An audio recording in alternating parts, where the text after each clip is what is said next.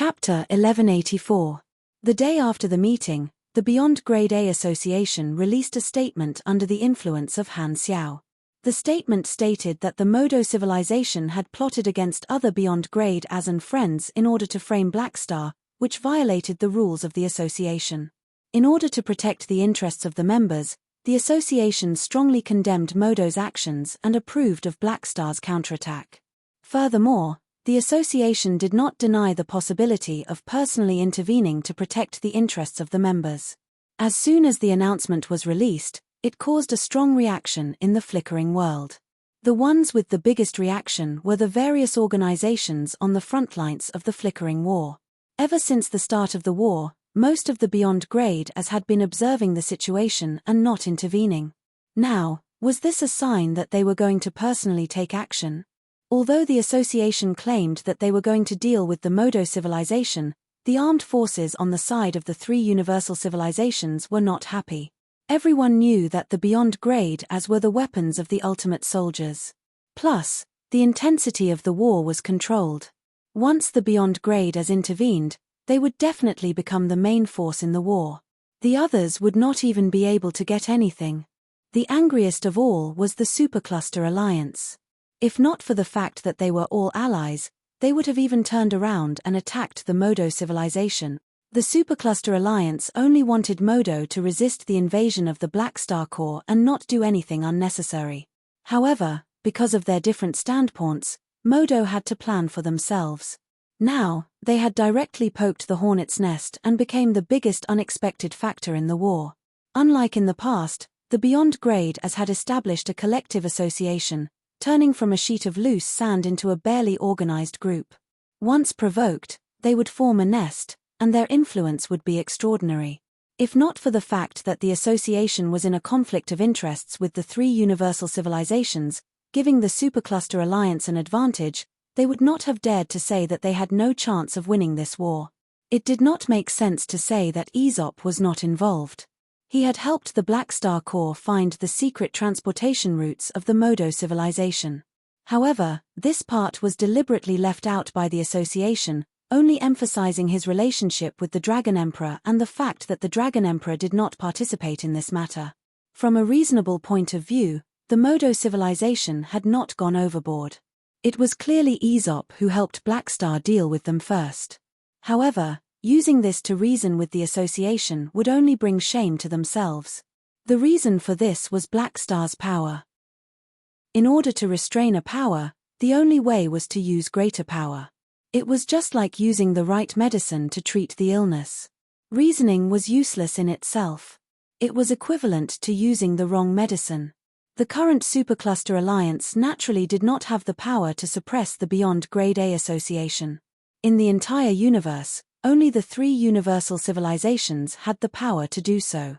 However, this matter was beneficial to them, so of course, they would not stand out to undermine the Beyond Grade A Association. Thus, they all remained silent and agreed.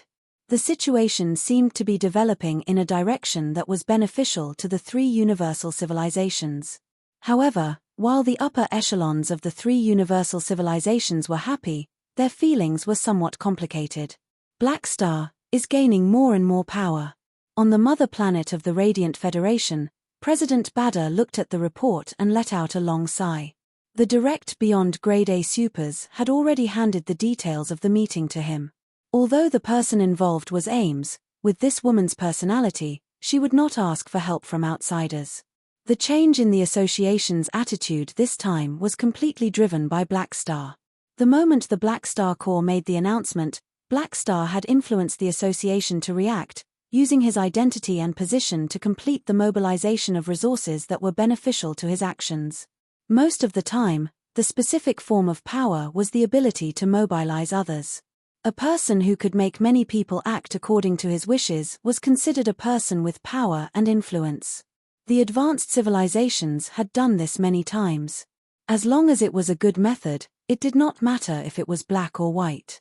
Before the establishment of the Beyond Grade A Association, if Blackstar wanted to borrow power, the only method he could use was to complain to the Red Empire.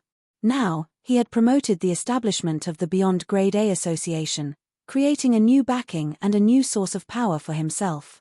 He had more resources and platforms in his hands than before, and his position in the galactic society was getting higher and higher.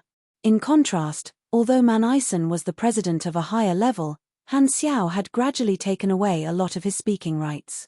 This was partly due to the three universal civilizations adding fuel to the fire, but the Mecha Empire was still an ally of the Radiant Federation in name after all, so Bada was somewhat unhappy. What made him feel the most conflicted was the unity shown by the association this time. The way Bada saw it, these beyond grade as were not speaking to the entire universe but telling the three universal civilizations that they were no longer a sheet of loose sand. This was an indirect demonstration. Although some beyond grade as still had different thoughts, they had a common goal. If they were left alone, it could be foreseen that the control of the three universal civilizations over the beyond grade A group would gradually weaken over time. Sigh. Bada rubbed his temples and felt a headache coming on. As the leader of an advanced civilization, there were too many layers to consider when it came to a single matter. Even though there were specialized medical personnel to take care of his body and keep him full of energy, his long career as a leader had exhausted too much of his mental and physical strength, causing damage to his mental state. However, the day of the leadership change was not far away, and his term was almost over. Not only the Radiance, but Uranril on the Red Empire's side was also about to step down. These problems could only be left to the future generations to worry about. Free Competition Zone, Emerald Star Cluster, Ferdinand Battle Zone. On this day, countless battleships of the Black Star Army gathered around a temporary space base. Almost 70 to 80% of the fleets that the Black Star Army had sent to the front lines were gathered here. There were countless normal army warriors and players. Such a gathering was usually for large-scale military operations, but today, it was just to welcome a few people. In one of the battleships, many players squeezed in front of the porthole and stared at the temporary blue stargate next to the base. The notice said that Black Star will be here today. Why isn't he here yet? Is there a traffic jam in the stargate? Everyone discussed softly. They were supposed to be fighting on the front lines and continue to fight with the enemy guild alliance, but not long ago, Philip gave a new order to most of the members to retreat and wait for Black Star's arrival in the base. The players' attention was mainly on the nation war. Recently, the conflict between Black Star and the Mecha Empire was also discussed on the forums, but it was not as popular as their own nation war for the time being. The reaction of the army players after knowing about this was almost the same. They basically shouted "Army Commander is awesome" and continued to chase after the enemy guild players. Regarding the news that Black Star was going to take action personally, some of the new foreign players were pleasantly surprised and looked forward to fighting alongside Han Xiao. However, the more experienced Chinese players felt extremely desperate, and their thoughts were shockingly similar. "Don't King come, we don't want to watch CG again, hum." At this time, a black conical ship protruded out of the blue vortex of the Stargate, followed by a black armored hull. A huge main ship sailed out of the Stargate, followed by a fleet of battleships. The scene seemed to be filtered out of the Stargate. In the command room at the front of the main ship, the viewing window switched to two-way transparency. The players present could clearly see Han Xiao and Ames standing in front of the porthole of the main ship. They're out. Black Star. Dragon Emperor. Seeing the long-legged big sister with my own eyes, I have no regrets in my life. Don't stop me, I'm going to lick her until she explodes today. Sigh. After watching the main character of Black Star's movie, Fu Ding, and seeing him in person, it turns out that this is called the distance between imagination and reality. Just the thought of Black Star being able to arrange his legs in any position, my heart breaks. Woo-woo, they're a perfect match. Who are you to object? Many people had not seen Han Xiao for a long time and were very excited. However, in terms of popularity, Ames completely crushed him. The players' cries and screams came from all the spaceships. In the command room of the main ship, Ames looked at the fleet outside the window and asked, "Are these enough people?" "With the two of us, of course, it's enough." Han Xiao nodded. After making the announcement, the two of them rushed to the front line to fulfill their promise, deciding to attack the Modo civilization personally. At this time, a remote projection appeared beside the two of them. It was the commander-in-chief of the frontline fleet, Hurlus. "Sirs, the troops have been assembled according to the instructions. What should we do next?" Han Xiao narrowed his eyes, curled his lips, and said, "Of course, we'll give the Modo civilization a gift first." Hearing this, a gleam flashed across Aim's eyes, and she was eager to try. This was the plan they had discussed on the way here. From the captives, they learned that the plan to ambush Aesop was first thought of by the commanders of the Modo Expeditionary Army. Therefore, the two of them made a decision: as soon as they arrived at the front line, they would go straight to the root of the problem and kill the culprit first. However, before we have fun with Modo, let's get rid of the people who are in the way first. Han Xiao's tone changed. "In the Ferdinand Theatre, have you found out all the organizations that followed behind the Black Star Corps?" "Yes." Hurlus nodded. The Black Star Corps target had always been the Modo civilization. Some of the affiliated organizations of the three universal civilizations took the opportunity when the Black Star Corps broke through the front line to attack from behind, constantly encroaching on Modo's territory, wanting to use this place as a breakthrough point in the war.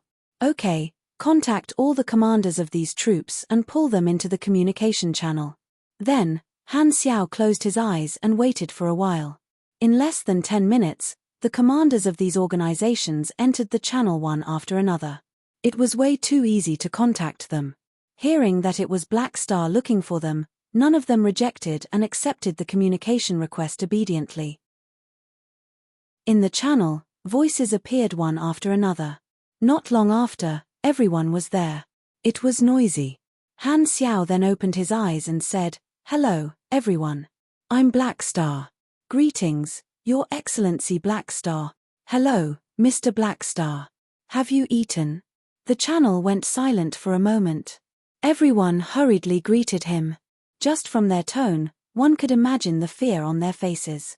Han Xiao nodded and went straight to the point. "Everyone, please give me some face and leave the Ferdinand Theatre. Don't waste your time here." Everyone was stunned and at a loss for words.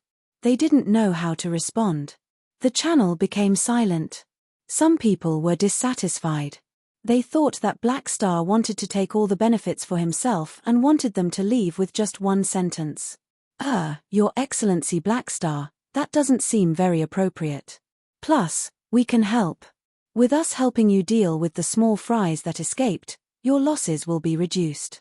Plus, we'll be moving around the periphery, eliminating the possibility of the Modo civilization or other enemies surrounding the Black Star Corps, someone argued. Yes. We all know that you're eager for revenge, but with our help, you can get rid of the Modo Civilization Expeditionary Army faster. There's strength in numbers, many people immediately agreed. Of course, I'm just afraid that you guys will beat Modo and give up too quickly. I can only torture them to my heart's content if they don't surrender. I don't want to emphasize it a second time. In short, I hope that everyone will leave the Ferdinand Theatre within 5 days.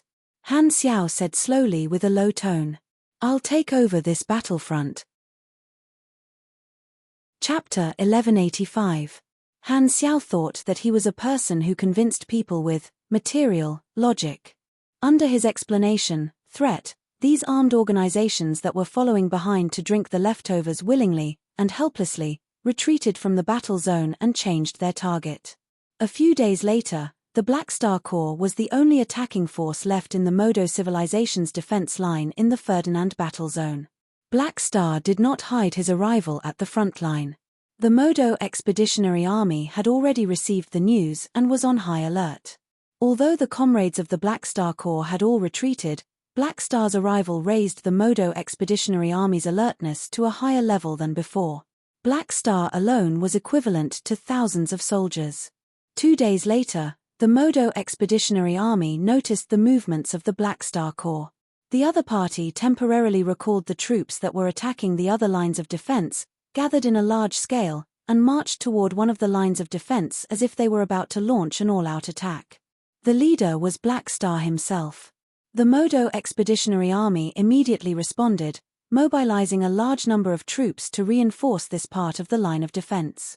The enormous fleet crossed the galaxy, dragging dense streams of light behind it.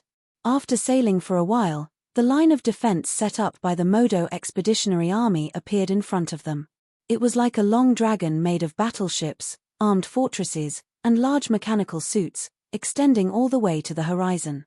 5 celestial bodies were transported over, forming a defensive formation around each other.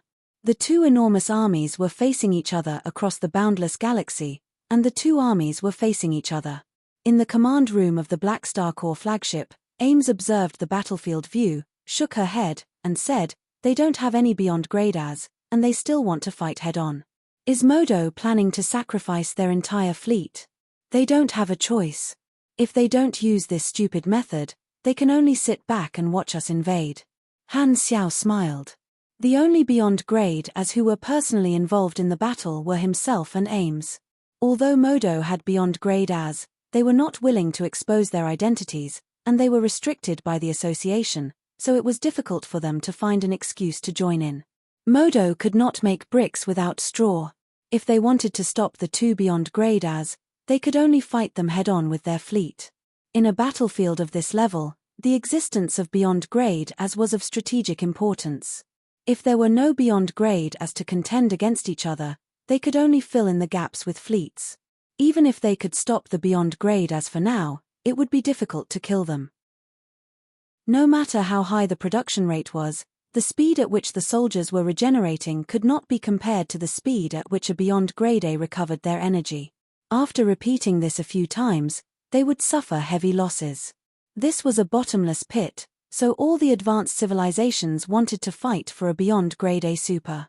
In high-intensity battlefields, the importance of beyond grade as would decrease. However, not all wars would require the use of strategic weapons of mass destruction. In the normal intensity flickering war, beyond grade as were more than enough to lead to victory. At this moment, the fleet commander Hurlus said, "Army commander, the troops have arrived at the target location. Please give us the next step." Han Xiao waved his hand. "There's no need to stare at them. Just fight." The order was passed down layer by layer and quickly spread to the entire army. The next moment, the Black Star Corps launched an attack. It was as if billions of stars suddenly lit up in the dark universe, all of which were the light of psionic cannons. The light beams that were so bright that they were almost pale poured down like a storm, hitting the protective shield of the Modo civilization's base and the shields of the spaceships, creating large amounts of electric arcs like splashing water. The combined shield of the Modo Expeditionary Army's fleets flashed. The energy reserves of the shields of many spaceships in the formation suddenly dropped below the warning line, and they started to sound alarms. The Modo Expeditionary Army immediately counterattacked. The assault fleets, and battleships of both sides were activated, charging toward each other and tearing at each other. A horrifying battlefield was formed in no time. The 2 sides were enemies with no room for compromise. There was no room for words. They fought as soon as they saw each other. The war broke out immediately. Ames glanced back. Seeing Han Xiao nod, she strode out of the hatch, turned into a meteor, and charged into the battlefield herself. The majestic force field condensed into countless dragon pythons, rolling in the enemy's fleet. Pulling, tearing, vibrating, and other forces worked at the same time. The enemy spaceships were shattered into balls of twisted metal by her force field, and their formation was messed up. Her Esper ability was known for being all-round. She was good at large-area AoE attacks, which was very practical in a galactic battlefield. Han Xiao did not stay idle. He snapped his fingers, and groups of mechanical soldiers walked out of the secondary dimensional army box and entered the battlefield. The large-scale mechanical army instantly gave the enemy an overwhelming advantage. A 10-man team of soldiers could easily tear apart a Modo heavy battleship. Meanwhile, there were at least 3 million mechanical soldiers on the battlefield, and the number was still increasing. The mechanical deity was powerful in a one-on-one battle, but the Mech Legion was still more efficient when dealing with large-scale enemies. As a peak beyond grade A and a mechanic who specialized in warfare, taking action personally on a battlefield of this level was like crushing noobs. Normally, Han Xiao might have saved some energy, but he had no intention of going easy on Modo. The 2 sides fought fiercely. The troops of the Modo faction were extremely passive and suffered heavy losses. Their troops were vaporized one after another. Every now and then, there would be agent organizations trying to escape from the battlefield, but most of them were targeted by the wandering mechanical army and blown into pieces. On the battlefield, the Galactic Business Alliance, Northern Battlefront, 5C Alliance, Plateau Eagle, and the other guild alliances that were on the supercluster side were hiding everywhere.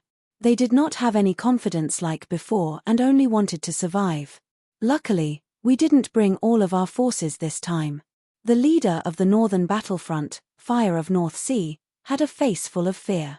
If I knew this would happen, I wouldn't have ignored the transfer order. The leader of Plateau Eagle had a troubled expression. Now is not the time to celebrate. The Modo Expeditionary Army won't be able to hold this line of defense. Let's think about how to protect the troops we have. Although it's not a lot, it still hurts my heart, the president of the Galactic Business Alliance said helplessly. Due to the attack of the Black Star Corps, the national war between the players was currently mainly concentrated in the Ferdinand battlefront. The player alliances of the supercluster side were temporarily under the command of the Modo civilization. When they learned that the Black Star Corps was about to launch an all-out attack, these important immortal allies also received the transfer order from Modo to guard this line of defense together. These guild alliances were not stupid. They knew that Black Star was coming from the forums, so they were careful and only brought a small number of troops to participate in the battle. Reality proved that this choice was wise. The other side had 2 beyond grade as, and Modo had none. Their chances of winning were less than 1%. If these guild alliances had brought all of their assets over, they would all be dead by now. Although the main focus of the national war was the players, fleets and equipment were equally important. The guild alliances of the supercluster side had accumulated a lot of capital, but if they all died, they would not be able to fight the national war anymore. They would definitely be trampled on by the players of the Black Star Corps. Speaking of which, these guild alliances also felt very helpless. Our national war was going well, but the Black Star Corps let their boss out again. Isn't this bullying? If Black Star likes to fight in person so much, how are we going to fight against the army players? This feeling was like 2 children fighting, but the adults in the other party's family joined in. Unreasonable. During this period of time, the guild alliances had been fighting in the free competition zone, and none of the NPC organizations they met were not afraid of them, the cancer of the universe. However, the guild alliances also knew that in front of a superboss like Black Star, they, the cancer of the universe, were also a weak group. They would not be able to survive even if they revived a few times. With the help of 2 beyond grade as, the battle became one-sided. Very soon, a gap was created in the defense line. The reinforcements could not even arrive in time, and the Modo garrison in this defense line showed signs of retreating. Han Xiao observed the situation, looked at the gap created in the defense line, and said, "It's about time. We can go in now." As he spoke, he looked back at Hurlus. "I'll leave a Lord's avatar to guard the fleet and some mechanical troops for you. Take the army and don't attack the center of Modo. Continue to attack the various outer defense lines and focus on killing the enemy's forces." Understood. Hurlus nodded with a serious expression. After many years of leading troops, he was still quite dignified when he was not addicted to playing cards. He said, "You and Her Excellency Dragon Emperor are going to attack the Modo Expeditionary Army's base alone. You must be careful. It's not me who should be careful, it's them." Han Xiao smiled, flew out of the battleship, and pulled Ames, who had been fighting the entire time. Surrounded by the mechanical army, they quickly passed through the dense artillery fire and crossed the battlefield. The Modo Expeditionary Army was defeated again and again, unable to organize an effective interception. The battleships in front of them were destroyed by the mechanical army one after another. The 2 of them charged into the defense line and left, disappearing in the direction of the center of Modo.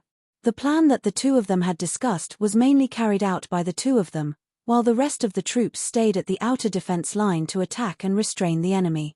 This was because the Modo Expeditionary Army would definitely set up an encirclement after they entered the center of Modo, and beyond grade as were smaller targets and more agile.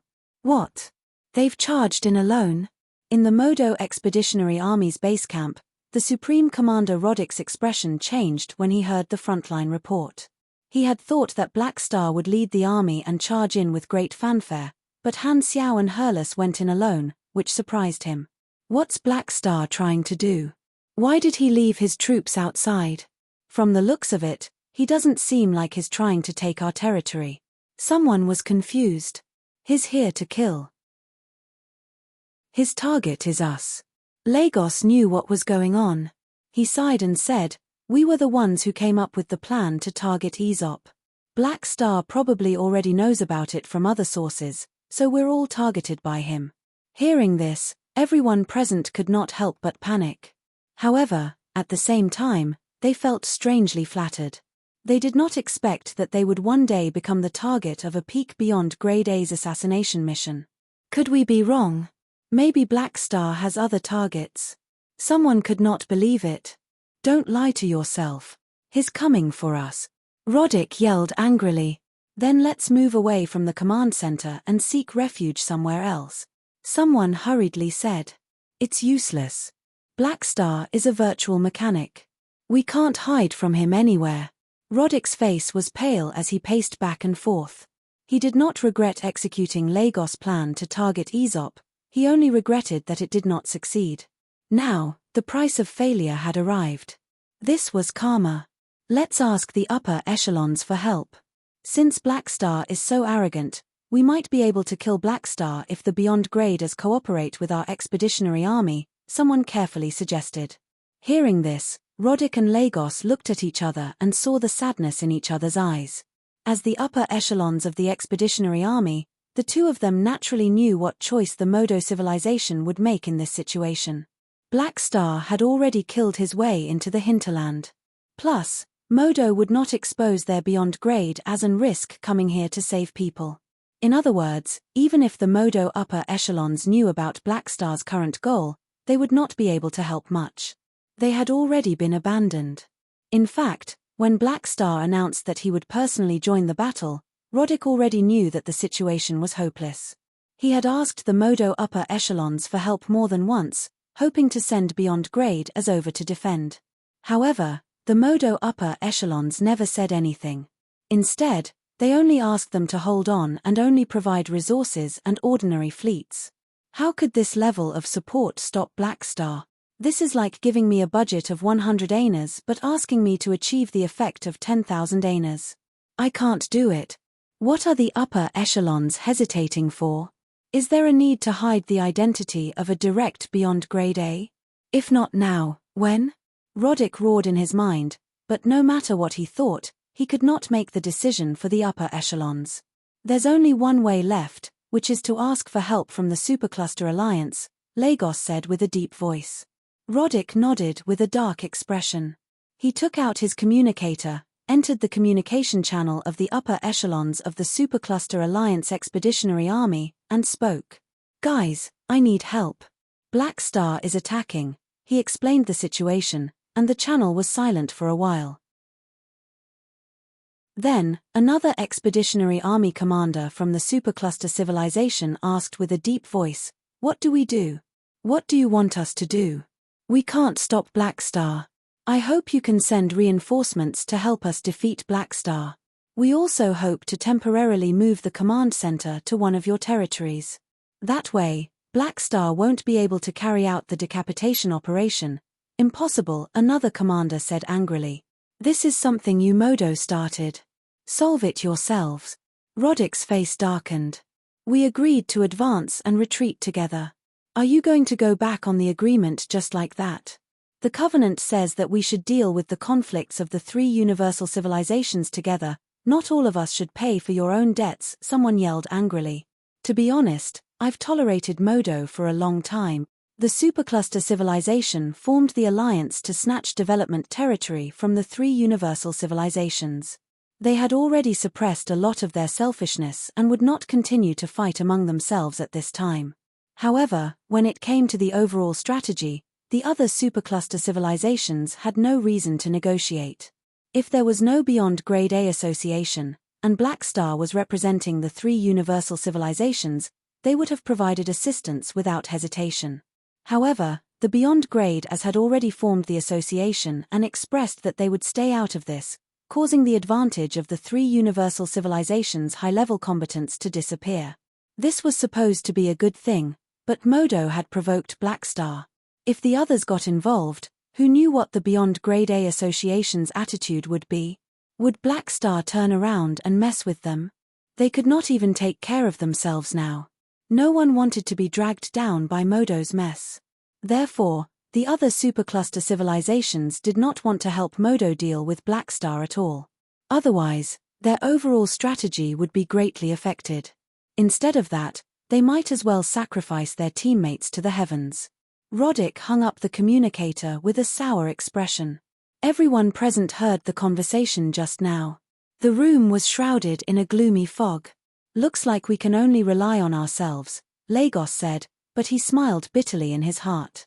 He knew that there was no hope unless a miracle happened. Thinking of how high-spirited he was when he took office and compared it to how desperate he was now, Lagos had mixed feelings. If not for the Modo civilization's scheme against the Kundi race, they would not have been forced to accept such a mess. Modo could have been like the other supercluster civilizations and not fallen into such a predicament. Although Lagos did not like to push the blame, at this moment, he could not help but hate the guy who suggested to the upper echelons to plot against the Kundi race. What AF * King Scammer. Chapter 1186. As soon as Han Xiao and Ames entered the Modo Expeditionary Army's territory, it was like adding water to a pot of oil. The Modo troops stationed in the middle ring and core of the Emerald immediately started moving, searching for the two of them everywhere. Some of the fleets at the front line were also called back to help with the operation. If it really had the defensive strength of a supercluster civilization's headquarters, any Beyond Grade A who snuck in would have a hard time. However, this was the flickering world, after all. Of course, the Modo Expeditionary Army's control of the territory was far from the level of their hometown. Many planets had not even completed their infrastructure. Not only Modo, but all the members of the Supercluster Alliance also had limited control over their territories in the free competition zone. The Expeditionary Army's military strength was not that high to begin with, and it had only been a few years since the fourth development phase. They had spent most of their time exploring, so there was not much room for operation. Furthermore, it was wartime now, so their territories were more or less defenseless. Therefore, due to all kinds of factors, Han Xiao and Ames were free and easy in the Modo Expeditionary Army's territory. They could go wherever they wanted, and the Modo fleet that was chasing after them could only eat their dust. A belt of meteorites drifted slowly in the universe like a black ribbon. On one of the meteorites sat two figures, Han Xiao and Ames. The location of the tracking still hasn't changed. The leaders of the Modo Expeditionary Army are still in the command center. TSK, if it were a lower-level civilization, they might have run around, hoping for a fluke. Dense streams of data flashed past Han Xiao's eyes. He retracted the data probes that had infiltrated the Modo Expeditionary Army's network, and his eyes turned back to black. Ames played with two pieces of high-density metal that she had dug out from the meteorites casually, raised her brows, and said, "We've been here for more than half a month. The Modo people all know that we're here, but they didn't even run. They've been staying in the command center all this time. Are they waiting for us? Perhaps they know that it's useless to run and have resigned themselves to their fate. Only advanced civilizations are so knowledgeable." Han Xiao shrugged and did not take this to heart. As he spoke, he opened the secondary dimensional army box and released batches of mechanical soldiers. With a slight nod, these mechanical soldiers turned into streams of light and left in different directions. Ames watched this from the side and said helplessly, "Black Star, we could have gone straight to the Modo Expeditionary Army's headquarters and saved a lot of time. You're the one who insisted on taking a detour. Otherwise, we would have taken care of the target long ago." Han Xiao sighed and pretended to get up. "So you don't want me to spend more time with you? Well, let's go and get it done quickly. Who said so? Sit down." Ames rolled her eyes and said nonchalantly, "You said you were going to plant a large number of sentries in the Modo Expeditionary Army's territory. We're already halfway through the plan. How can we give up halfway? Black Star was a busy man. The next time he went to the secondary dimension would be at least a decade later. However, now that he was taking time out of his busy schedule to accompany her, she naturally did not want it to end so early.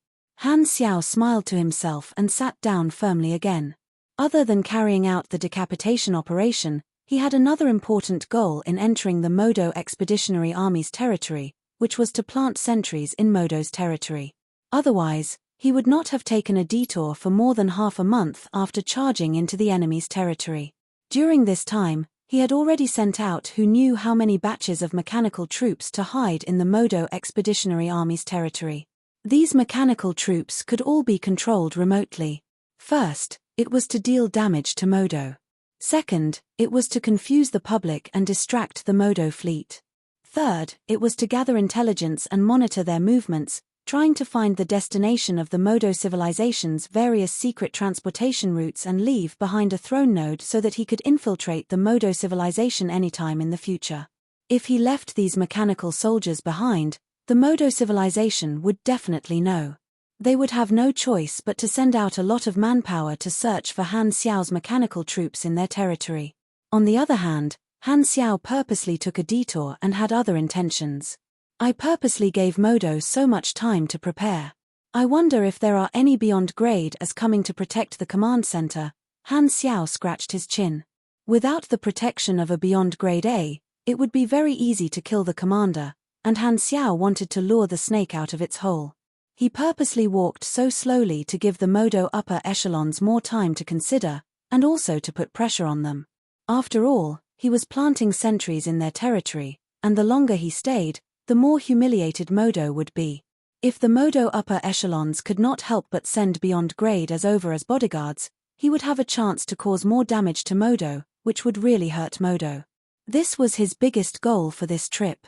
It looked like he was only targeting the commander of the Modo Expeditionary Army, but he was actually fighting with the upper echelons of the Modo civilization. With that in mind, he opened the forums and took a look. At this time, Hurlus was still attacking the outer defense line of the Modo Expeditionary Army with his troops. However, they only attacked and did not enter. Even if they broke through the enemy's formation, they would not cross the defense line. Instead, they would go back and rest for a while before continuing to attack the next location. If those armed organizations were still in the Ferdinand battle zone, they would definitely not let go of this opportunity and keep pushing forward. This was why the outer defense line of the Modo Expeditionary Army kept shrinking. However, now that those armed organizations were all chased away by Han Xiao, no one took advantage of the opening to attack the city. Therefore, Modo had time to mobilize troops to fill up the gap, but it made them feel even worse. The actions of the Black Star Corps drove the commanders of the Modo Expeditionary Army to the brink of insanity. They kept rubbing on the outside but refused to enter. This was torture. Furthermore, they had their duty, so they did not allow themselves to be attacked. They had to put up a futile resistance time and time again. On the other side, without Han Xiao at the front line, the Guild Alliance of the Supercluster faction felt that they could do it again. They continued to fight the national war with the army players and had a lot of fun. It was obviously a fight, but both sides were enjoying it. One was glad that the big boss was gone, and the other was glad that they did not have to watch the cinematics anymore. On the other side of the flickering world, on a planet occupied by a beyond grade A tall silhouette was pacing back and forth in the palace with a communicator in his hand. He looked rather anxious, as if he was waiting for someone to call. Beep beep. The communicator rang. This tall silhouette picked it up immediately. How's my application? Has it been approved? In the secret channel, an emissary whose face could not be seen said sternly, "No, the upper echelons don't allow you to reinforce the Modo Expeditionary Army. Don't act on your own." Black Star has been wandering around in Modo's territory for almost a month. We have so much time to prepare, but we still haven't sent any beyond grade as to reinforce him. This doesn't make sense. What will the other organizations think of Modo? Will our comrades in the Expeditionary Army be disappointed? The tall silhouette was enraged. If Han Xiao was here, He would recognize that this was the kid who started the fire at the Beyond Grade A Association meeting. He was a secret direct member of the Modo civilization. However, although he was a direct member, he did have his own temper and was quite courageous. Otherwise, he would not have dared to speak up when facing Black Star and the Mecha Empire, two pinnacle Beyond Grade As. Black Star had announced that he would personally join the battle. Almost all the organizations in the flickering world were watching his actions. They all knew that he had been in the Modo Expeditionary Army's territory for almost a month. If Modo did not do anything under such circumstances and let Black Star do whatever he wanted in his stomach, it would be a disgrace to the entire civilization. This Beyond Grade A could not help but be angry. What's the point of going? Can you beat Black Star? You're just going to die. Let's not talk about you. Even if all the hidden Beyond Grade As of Modo attack together, they won't be Black Star's match. Stay rational, the emissary said angrily. Every Beyond Grade A is hard to come by. We can't expose ourselves here. A moment of forbearance is just for the future eruption. The tall silhouette was unwilling, but he had to admit that Black Star was terrifyingly strong. He would only be delivering food if he went. If he sent a Beyond Grade A, Black Star would eat him. If he did not send a Beyond Grade A, the reputation and image of the Modo civilization would be damaged. Not only would it be embarrassing, but it would also make people think that they were heartless. The Expeditionary Army's morale would definitely plummet. Just purposely walking a little slower could achieve such an effect. This was Black Star's scheme. Thinking of how Black Star spoke so confidently during the meeting, this Beyond Grade A felt both resentment and fear. What kind of sin did Modo commit to have such an opponent? Time passed slowly. Another half a month passed in the blink of an eye. No matter how slow Han Xiao and Ames were along the way, they finally arrived at their destination. The densely packed Modo fleet spread out in front of them, surrounding the command center of the Modo Expeditionary Army. The crew members in the fleet all tensed up with solemn expressions. Although they had the advantage in numbers, they were the ones who were nervous. These two asterisk souls, they're finally here. In the command center, Roddick clenched his teeth. His eyes were bloodshot, and his hair was messy. He looked extremely haggard, but his face was burning with fury. You're finally here. Lagos, who was beside him, was not in a much better state, but he had a relieved expression on his face. The two of them knew that Black Star and Dragon Emperor were coming for them, but they were walking too slowly. The two of them went from nervousness to despair at the beginning to anxiety, and in the end, they were about to go crazy from waiting. Black Star and Dragon Emperor were like two knives chopping at their heads, making them feel like years. This feeling of watching the guillotine slowly chopping at their heads gave the two of them a mountainous pressure. It was a form of psychological torture. Originally, Roddick and Lagos did not want the enemy to come, but later, they were so anxious that their thoughts changed from better slow down to why aren't they *king here yet? Why are they still not here yet? They wished they could go on the battlefield and use their whips to urge the enemy to hurry up. Plus, the Modo civilization had not sent any Beyond Grade A reinforcements for 1.5 months, so Roddick and Lagos were even more certain that they were abandoned. They were sad and had already made up their minds to die. They just wanted to cut off their heads as soon as possible. Roddick turned on the wide area channel. His tone was fierce, as if he had decided to throw away all hope for the best. Black Star, aren't you here to kill us? Come on. Hearing the roar in the channel, the many Modo soldiers present did not feel good. They were all involved, so they naturally knew that Modo did not send any strong reinforcements, forcing them, the ordinary supers, to face Black Star, the god of the universe. It would be impossible for them not to feel resentful. However, as soldiers, they had to follow orders even if they knew that the path ahead was extremely dangerous. Han Xiao scanned the entire place and opened his senses to the maximum. He could not help but laugh and shake his head. Yoho, Modo is really patient. I've already knocked on their door and given them enough time, but in the end, they still didn't send a single Beyond Grade A. Are they that scared of me? Ames smiled. How many people in the universe are not scared of you now? Forget it. This also proves that Modo was beaten up enough by me and learned their lesson. Han Xiao shook his head. Although he did not manage to lure the enemy out, he did not mind. After all, he could still complete the decapitation and destroy Modo's image. He looked around and finally locked onto one of the locations in the Modo Expeditionary Army base. That was where the command center was, and the target he was going to take care of was there. Han Xiao turned around and asked, "So, are you going to kill the target yourself, or do you want me to do it?" In the beginning, Ames wanted to kill Lagos and the others personally, but thinking of what she had experienced with Han Xiao in the past few days, she shook her head indifferently. "It's the same whether you do it or I do it. Then let me do it. It's more efficient." "You're too slow." Seeing Ames roll her eyes, Han Xiao coughed, and the mechanical soldiers behind him all walked forward.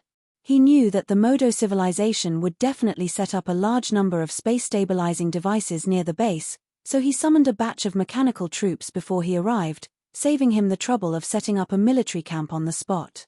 Seeing this, the Modo fleet reacted immediately.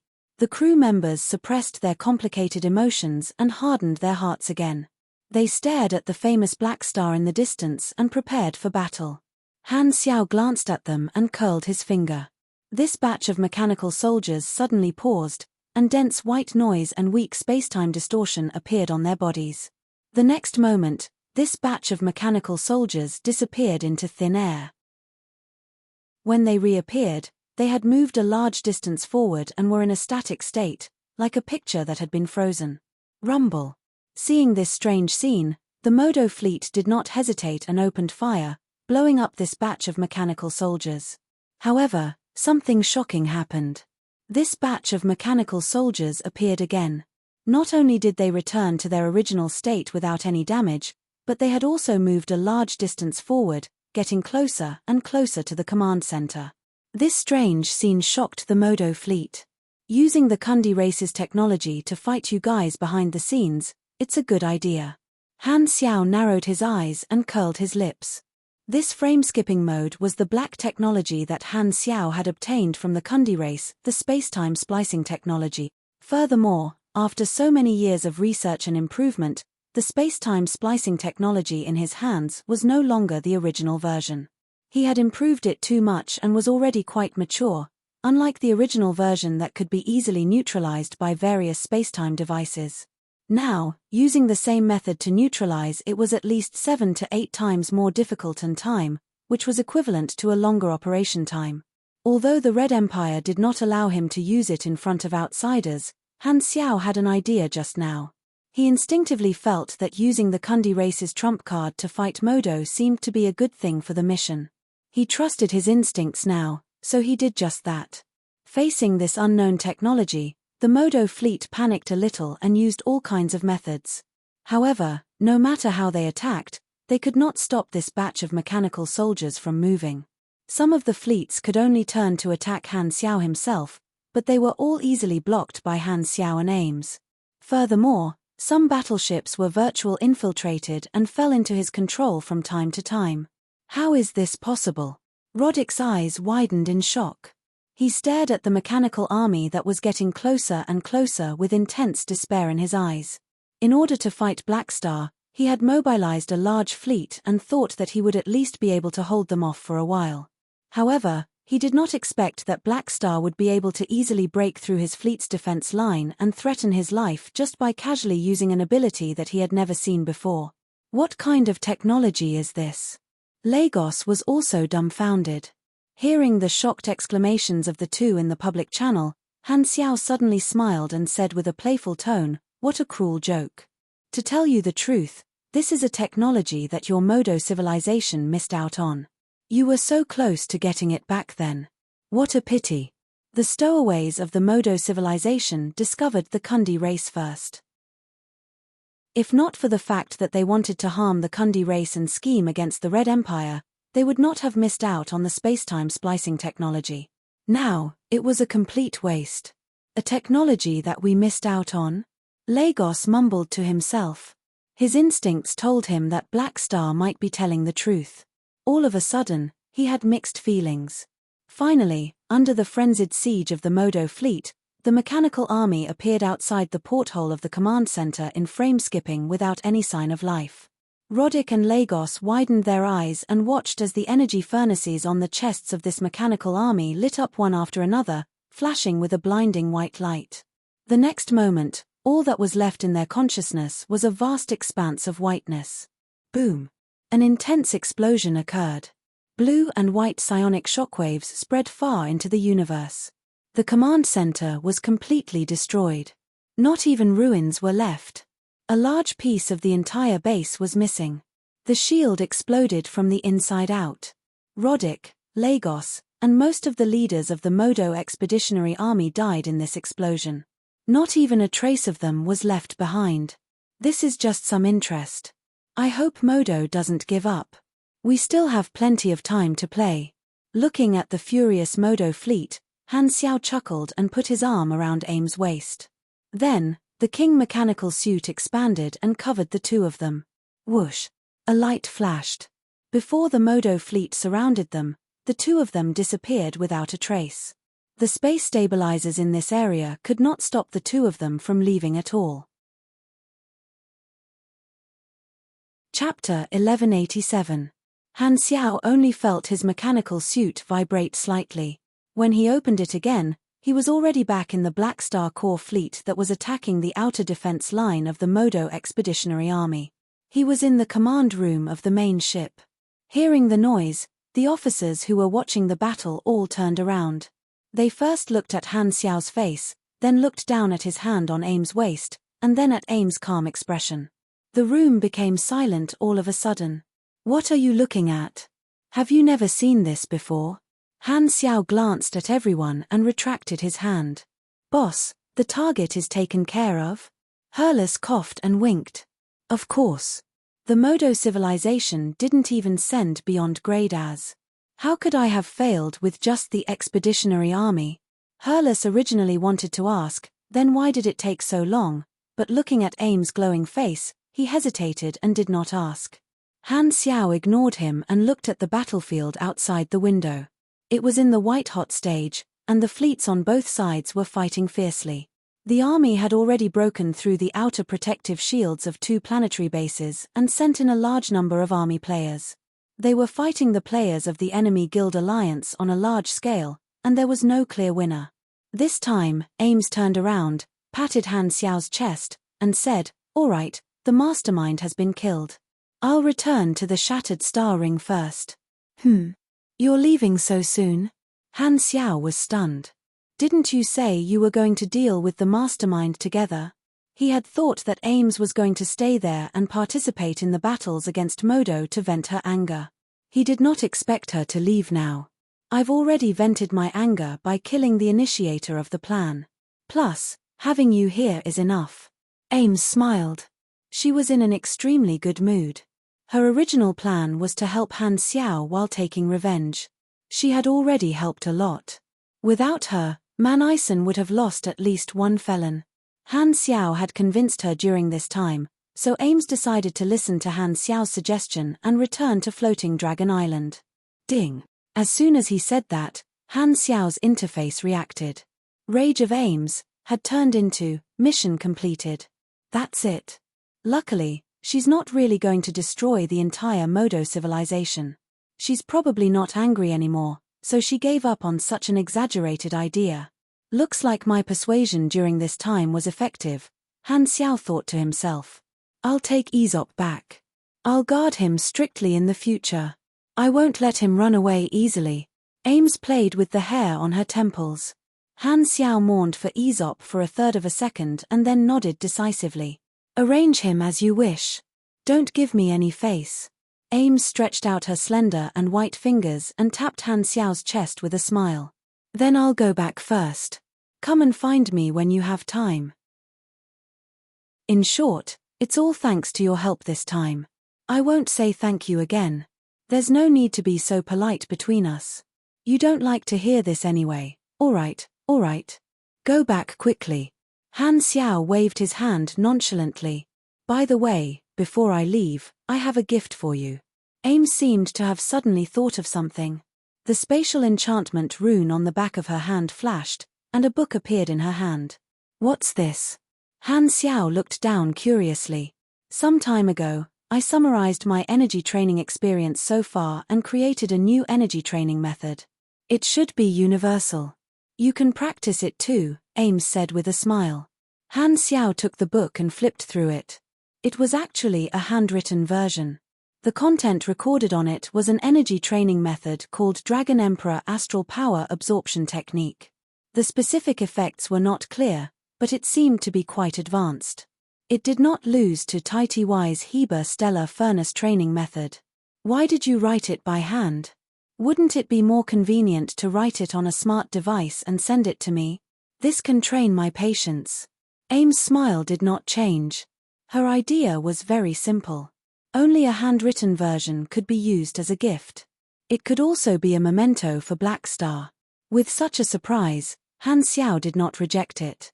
He put away the handwritten book, nodded, and said, "Okay, I'll find some time to practice it when I go back. Then, I'll be leaving." Ames smiled and did not waste time. She asked Han Xiao to send her back in another king suit. After she disappeared, Han Xiao opened the interface again and took a closer look at the reward.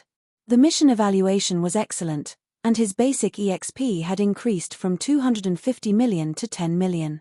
His floating dragon faction contribution points had increased by tens of thousands. Ames' favorability was full to begin with, so it could not increase. However, Aesop's favorability increased by a large amount.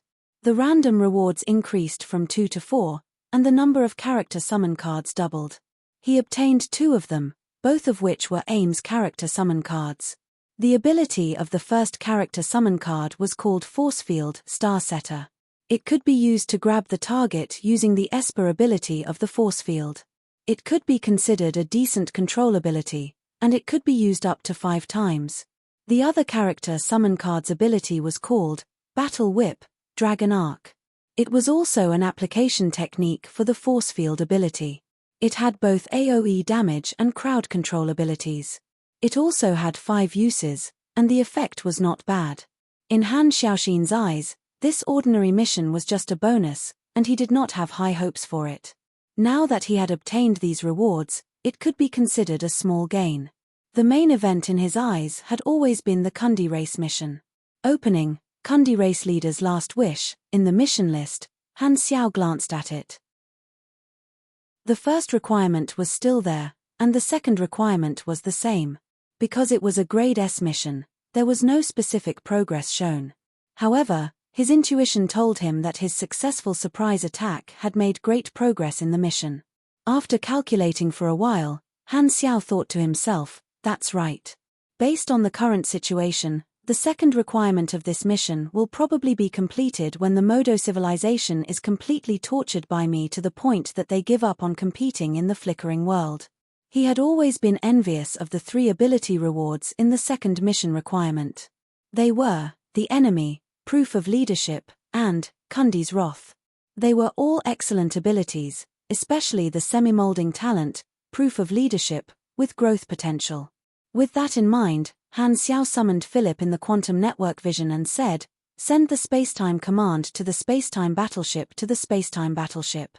Send the recording of me using the spacetime splicing technology to destroy the headquarters of the Modo Expeditionary Army to the Kundi race garrison. Have them play it on a loop in all settlements. Try to let every mantis shrimp, every Kundi race member see it." Understood. Han Xiao's battle with the Modo Expeditionary Army was very short, and Philip had recorded the entire process.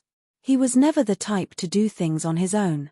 Since he had helped the Kundi race take revenge, he definitely had to use the recording to increase his reputation in the Kundi race and let the entire race know about his kindness. This would also increase the mission completion rate. After dealing with this matter, Han Xiao summoned Fu Ding, walked to the side, and asked softly, "Have you done what I asked you to do? In the past month and a half, I've already converted the souls of 15,420 Modo soldiers and mid-level officers. These are our spies in the Modo Expeditionary Army." Fu Ding nodded. He had received Han Xiao's secret order. When the Black Star Corps fleet attacked the Modo defense line, he used the Soul Swapper to convert some of the enemy soldiers, infiltrate the Modo Expeditionary Army, and plant spies. The Modo civilization had once used the Soul Swapper to deal with the army. Han Xiao told Fu Ding to give them a taste of their own medicine. With how strange the Soul Swapper was, even if Modo was prepared, they would not be able to avoid it. Not bad. Han Xiao nodded with satisfaction.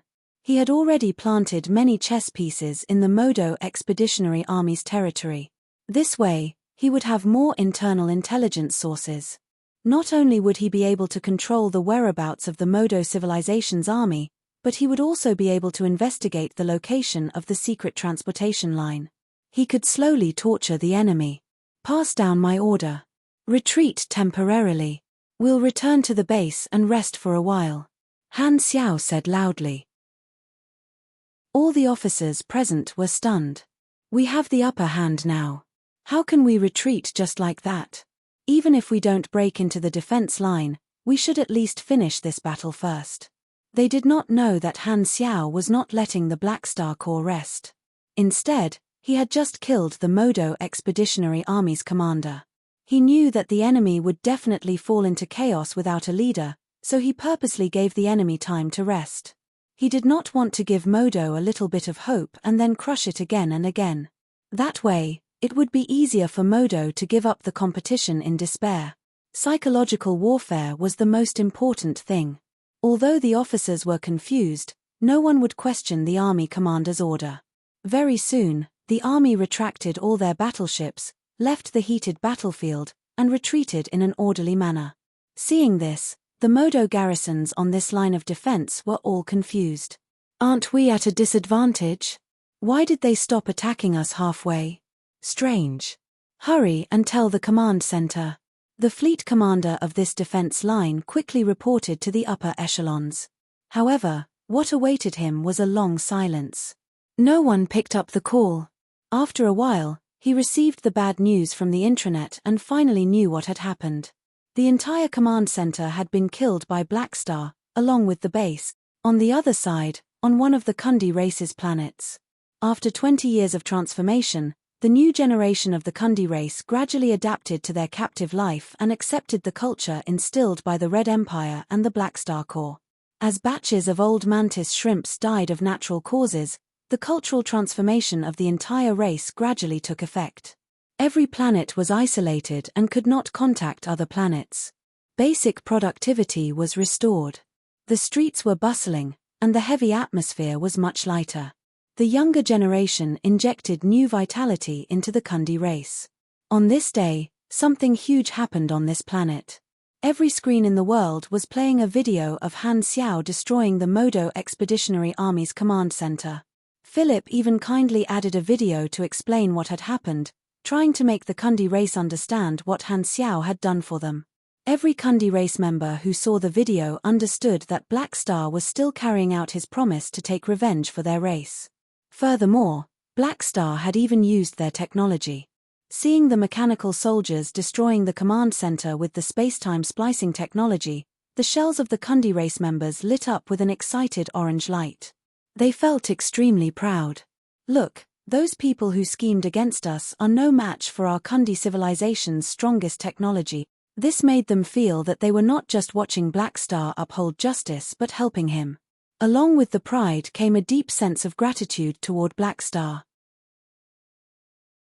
For so many years, not only had he protected them, but he had also kept his promise to seek justice for their race. Such a good person was now the only guardian of their race, which was a blessing in disguise. The same scene played out on every planet of the Kundi race. Countless Kundi race members respected Black Star even more. Chapter 1188. Sai, the Expeditionary Army's commander, was beheaded, but Black Star gave up on attacking. It's obvious that he wants to erode our army again and again. However, the three kings won't give up on the competition in the flickering world. What's the point of investing more troops? Not letting the Beyond Grade as participate is just suicide. Black Star has already proven that he has the ability to behead the commander anytime. In a small private meeting room, a few top officials with real power sat on the sofa and complained.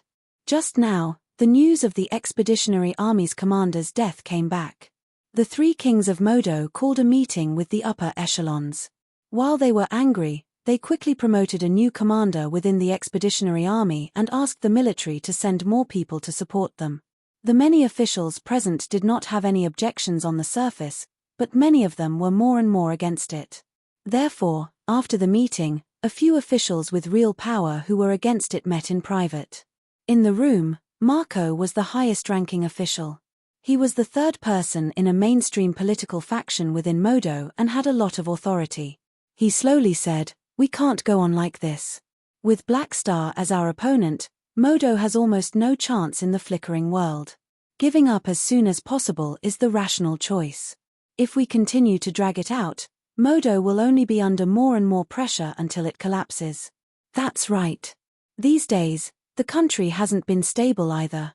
Many non-official organizations of the three universal civilizations have started so-called peace movements on many colonial planets, using armed demonstrations, organizing strikes, and so on to incite anti-war sentiment in society and force us to retreat. Many industries have been affected. There are also people with ulterior motives spreading the ideology of racial division, attacking the system, and promoting hatred. They can actually reverse our years of harmonious ethnic coexistence education and successfully inculcate discriminatory thoughts in some people. In time, it will definitely give birth to a new rebel army. Some important people from all walks of life have even been assassinated by mysterious forces. There are internal and external threats. Someone sighed and murmured. Marco shook his head. Modo has invested countless resources in the strategic layout of the flickering world decades ago. It makes sense that the three kings are unwilling to give up immediately. However, now that the situation has changed, adjusting our strategy is our first choice. Since we can't deal with Black Star's problem, continuing to invest resources in the flickering world is a meaningless waste. We should make up our minds to stop our losses. That's right. The Three Kings' idea is to hold on. If the Superstar Cluster Alliance succeeds, we'll be able to take a bite of the soup. However, if they wanted to hold on until the day the Supercluster Alliance took a turn for the better, the hope was too slim. It's impossible for Black Star to sit by and watch this happen. Don't look at how he's stalling with us right now. If we don't constantly send in reinforcements to feed him, he'll definitely launch an all-out attack and drive us out, another person said. Marco took a sip of the dark amber liquor and said in a low voice, "That's right. Actually, from the very beginning, I didn't think that the Supercluster Alliance would be able to complete the flickering world strategy, and there was an 80% chance that they would fail. We were just fighting with the other supercluster civilizations. In that case, it would be wiser for Modo to escape as soon as possible and get rid of the pressure of the three universal civilizations and the Black Star Core." That's right. Everyone in the room agreed with him. Marco narrowed his eyes. The greater the losses Modo suffers, the more opposition there will be. Maybe we should start preparing for the impeachment process now. Hearing this, the few of them were shocked. They were just complaining here. They did not expect Marco to actually have plans to take action.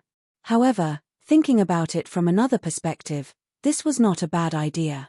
Modo was a civilization regime formed by the union of three civilizations. The Modo Three Kings each represented a race, but their ideology and political views were cross-racial. Therefore, Modo's political environment was very complicated, and there were also many factions. Due to the uniqueness of the regime, Modo naturally had to have a balance of power. The Three Kings could not do whatever they wanted.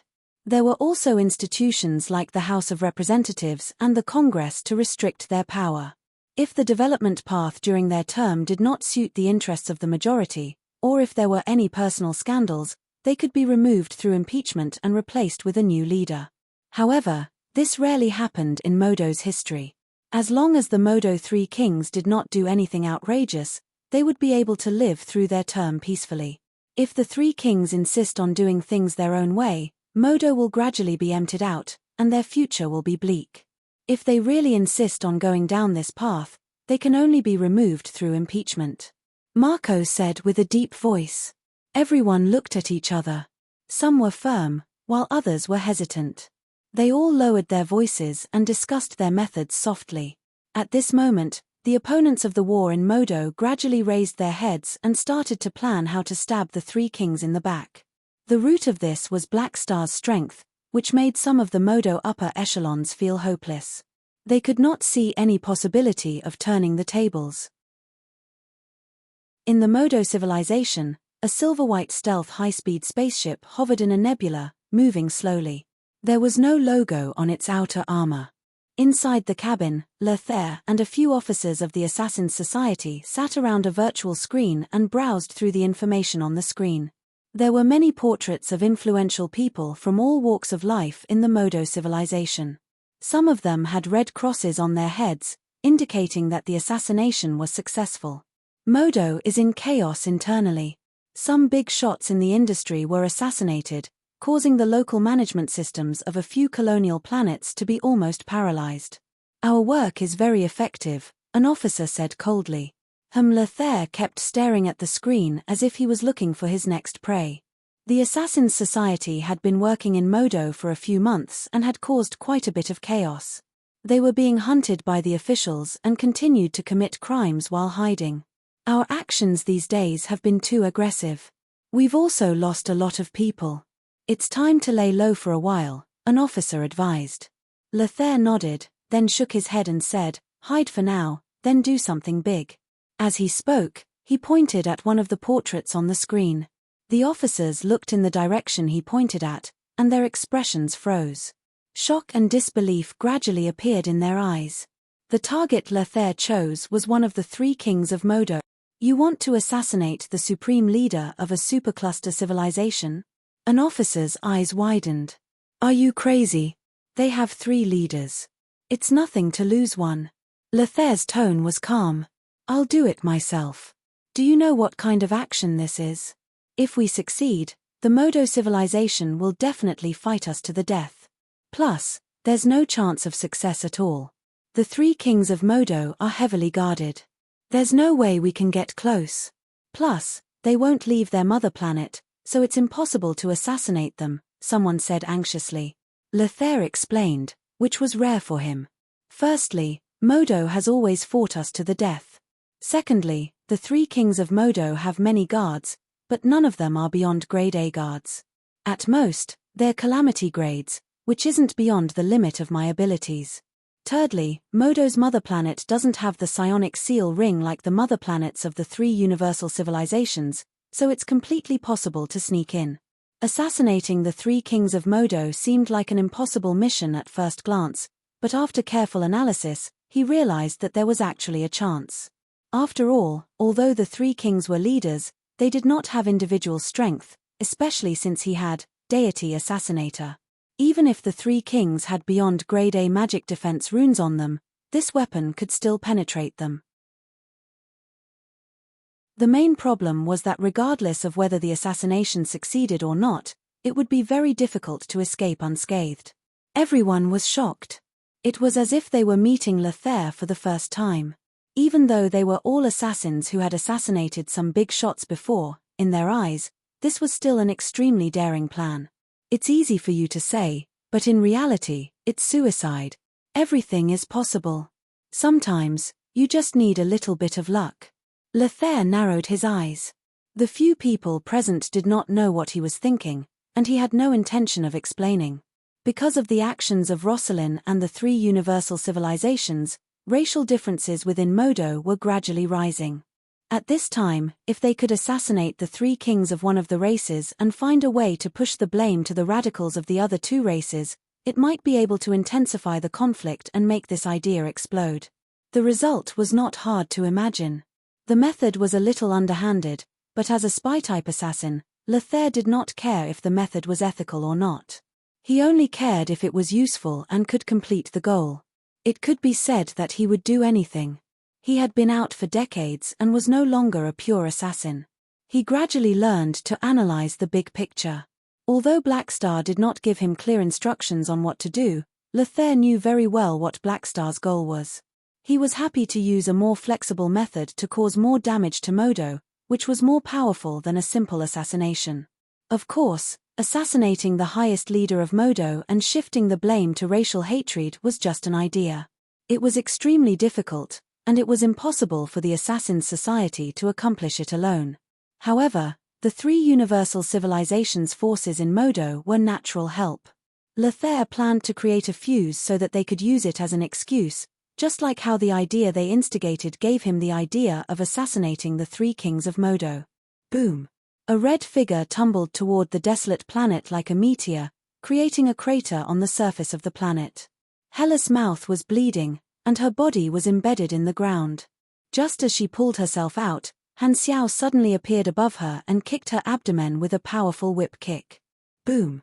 The little bit of death energy that she had just gathered was scattered by the kick, and a shockwave burst out, making an explosive sound. Hela was hit hard in the abdomen. She arched her body like a shrimp and shot out quickly. She was kicked dozens of kilometers away, creating a long trench. Are you still going to fight? I've been beating you for 11 hours. If I remember correctly, you've been on the brink of death 3 times and fainted 5 times. Han Xiao stood with his arms crossed, looking helpless. Humph, do you want me to praise you for being so strong? Forget it, let's call it a day. But don't forget, this is only the 3rd time. Hela wiped the blood from the corner of her mouth, rubbed her stomach, and stood up. Hearing this, Han Xiao's eyelids twitched. He was currently fulfilling the original agreement, which was to spar with Hela 30 times. There were 27 times left. Thinking of this number, Han Xiao felt his waist hurt a little. This was somewhere near Blackstar Palace. He had already returned from the free competition zone for a few days. Modo did not send a Beyond Grade A to deal with this decapitation operation, so they would most likely not take the risk later. Furthermore, Han Xiao had left behind enough mechanical troops and Lord's avatar, so he did not continue to stay at the front lines.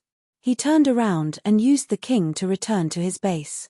Han Xiao originally wanted to focus on studying the felon and indestructible mechanical troops technology at home, but Hela was not satisfied and insisted on sparring with him. As there was an agreement, he could not go back on his word. Thus, he could only accompany Hyla and play with her for a few days. Although Hyla was a good punching bag and felt good to the touch, after a long time, Han Xiao could not stand it anymore.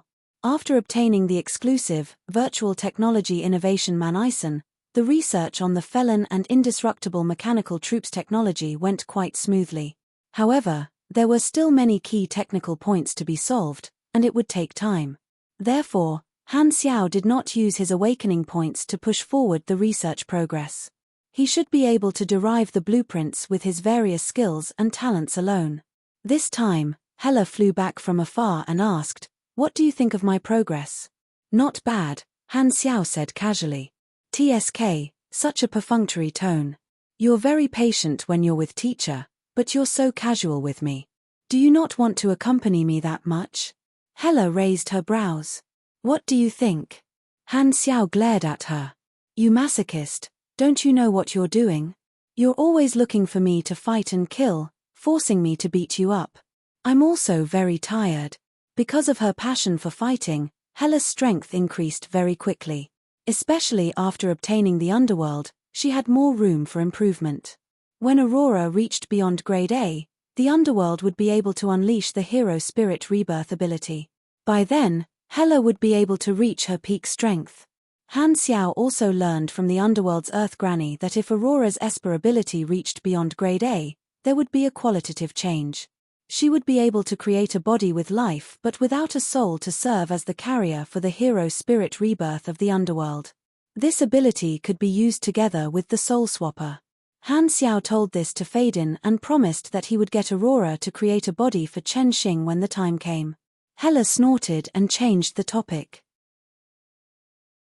"There are still 27 sparring sessions. I want one the day after tomorrow. Remember to make time. You're too hard to satisfy.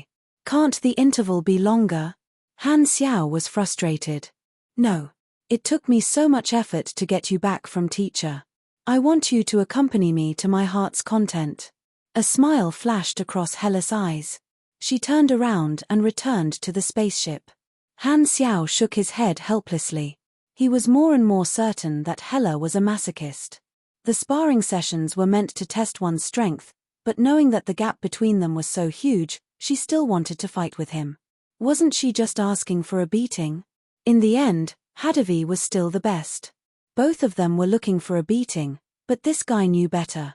Even after being beaten, he could still smile, unlike Hyla, who always had a cold expression as if he owed her money.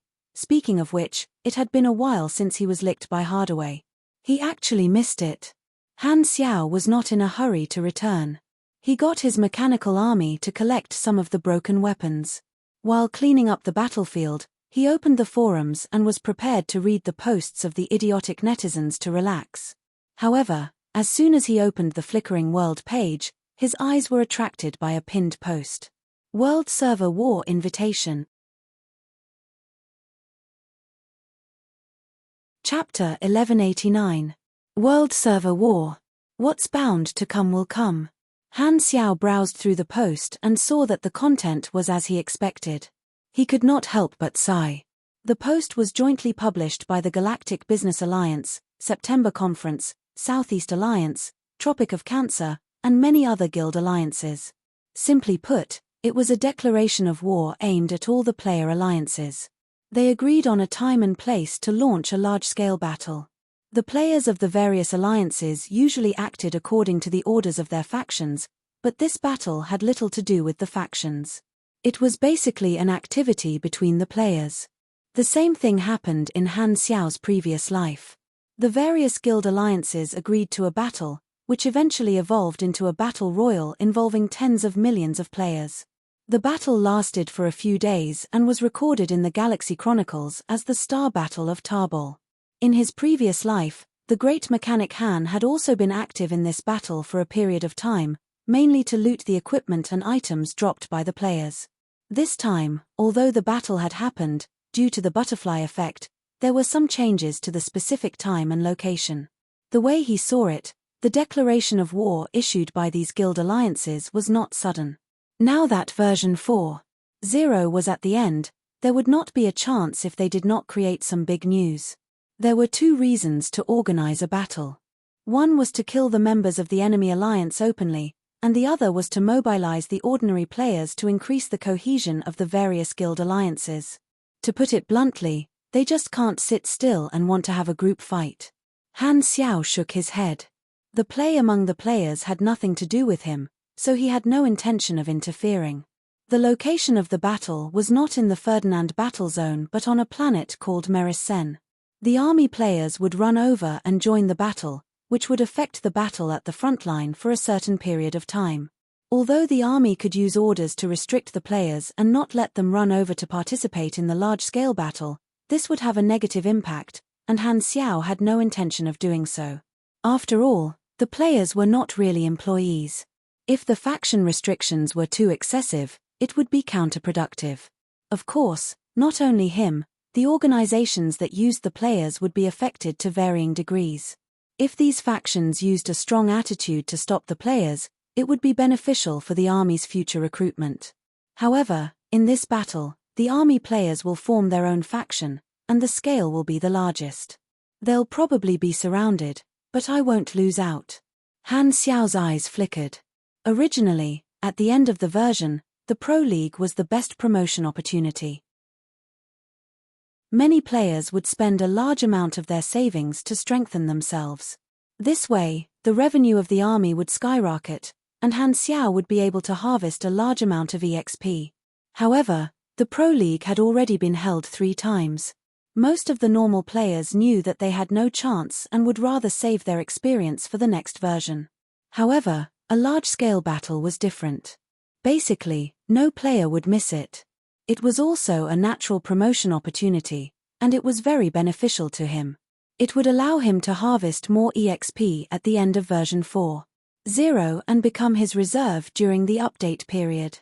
If I remember correctly, the interval between version 4.0 and version 5.0 should be 40 to 50 years, which is even longer than the previous update.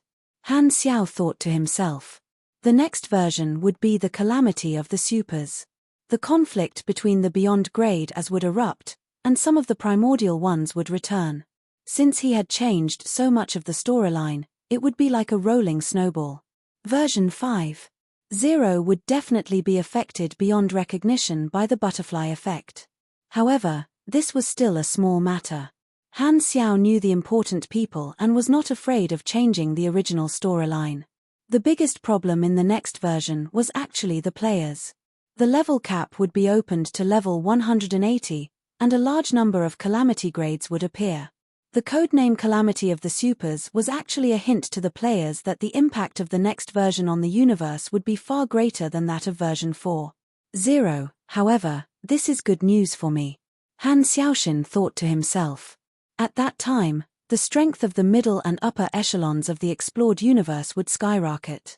Although the players would bring chaos, they would also become important helpers for the explored universe against the World Tree Civilization. In the World Tree Civilization version in his previous life, the importance of the players was basically irreplaceable. If there were not tens of millions or even hundreds of millions of calamity-grade players, the losses of the explored universe would only be greater. On the other hand, the army's strength would skyrocket because of this. The reason he had set up so many versions was to wait for the players to transform. There were still decades until the next version, so he had plenty of time to prepare. Furthermore, Old Manison's words made a lot of sense. The foundation of a mechanic was very important, and he planned to spend decades studying machinery technology while waiting for the effects of Key of Adeptus Mechanicus to grow. Now, the effects of this talent would strengthen itself every few days, continuously increasing his strength. This meant that more and more believers of Manison were joining his embrace. One could imagine the changes in faith within the machinery faith. Various thoughts flashed through his mind. Han Xiao suppressed his emotions and continued to browse the forums. After the troops finished cleaning up the battlefield, he boarded the spaceship and returned to Black Star Palace. He made up his mind to complete the remaining 27 sparring sessions within 2 months. Within the Red Empire, in a certain secret military training base, Gord, who was wearing the uniform of a high-level dynasty officer, was strolling around the training base. He was not in a good mood. Just a moment ago, Gord received a message from the dynasty's upper echelons, telling him to postpone the original plan indefinitely. They were going to borrow his Esper ability to try and analyze the core energy of the evolution cube. When they were planning this plan, there was no problem with the idea. However, the situation changed too quickly, and it disrupted the rhythm of many of the dynasty's hardliners. Now, Black Star's strength and status had reached a whole new level, so this plan became more and more risky.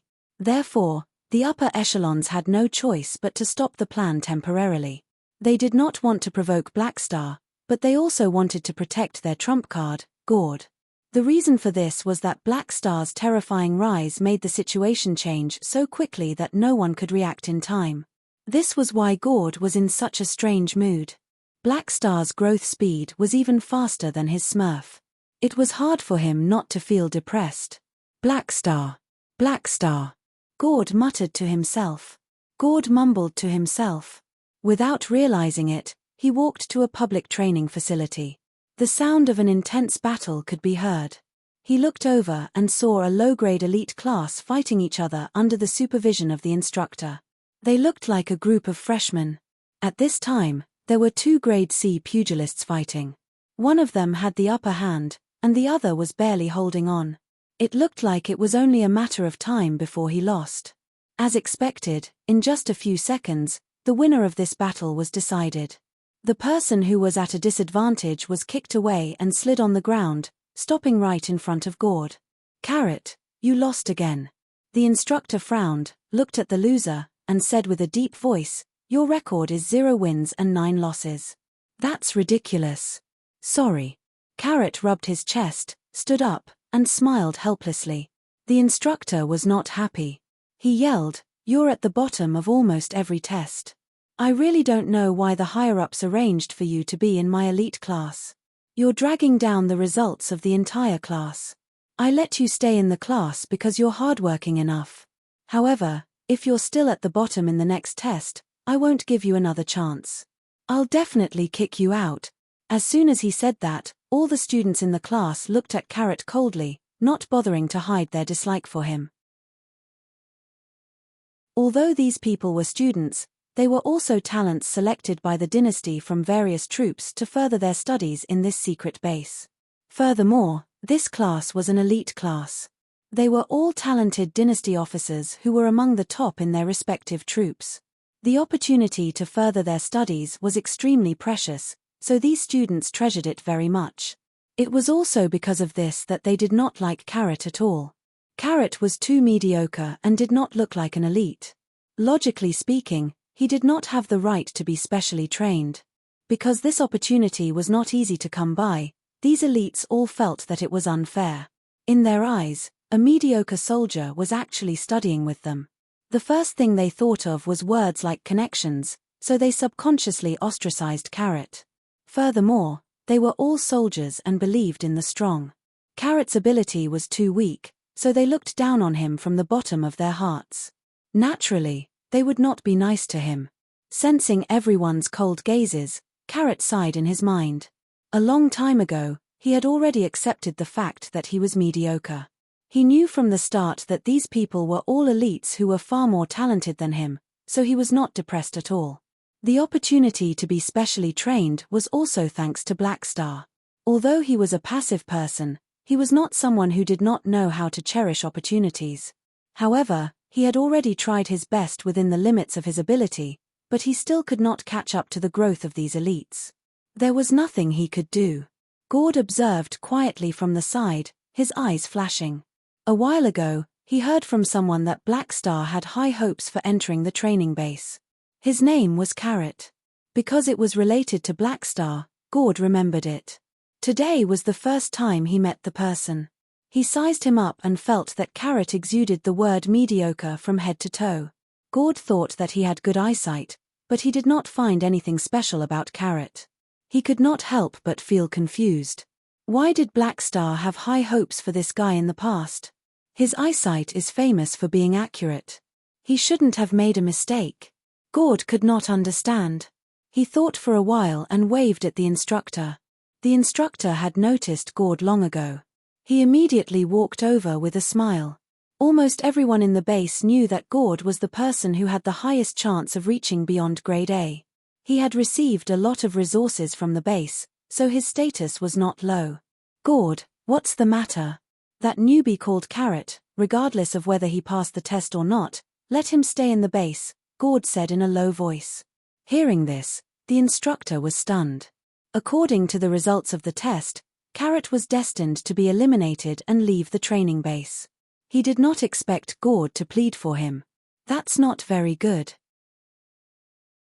This person has no value. Keeping him around will be a waste of teaching resources. Try to make an exception. Gord did not see anything special about Carrot, but because Blackstar had high hopes for him, he wanted to keep Carrot around to observe him more. Han Xiao stayed in Blackstar Palace and did not go to the front lines.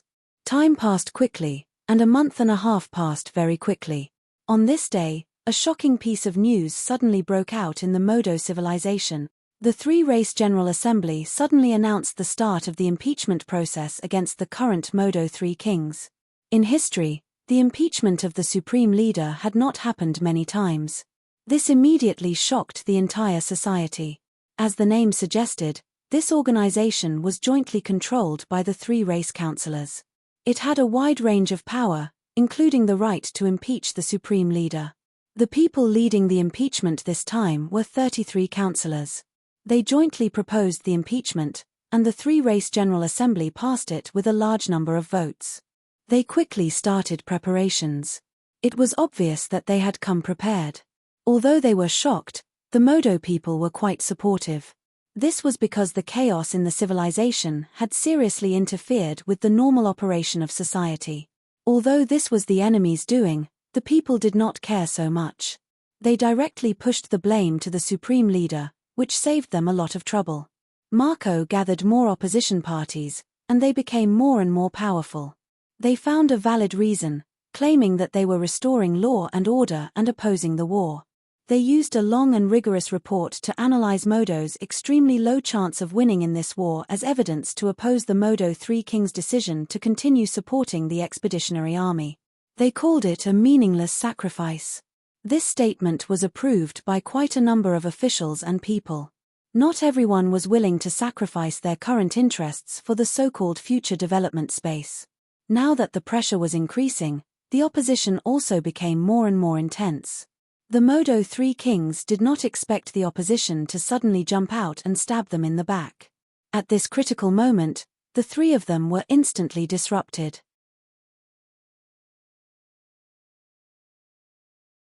Chapter 1190. As soon as the impeachment process started, the political world of the Modo civilization became lively. All the factions were dragged into it and forced to take sides. The Modo Three Kings had no choice but to turn their attention back to the country to deal with the impeachment of the opposition. The three of them had no choice but to mobilize the people under them to fight for power. Luckily, they had been in business for many years, and their positions were deeply rooted. It was not that easy to topple them.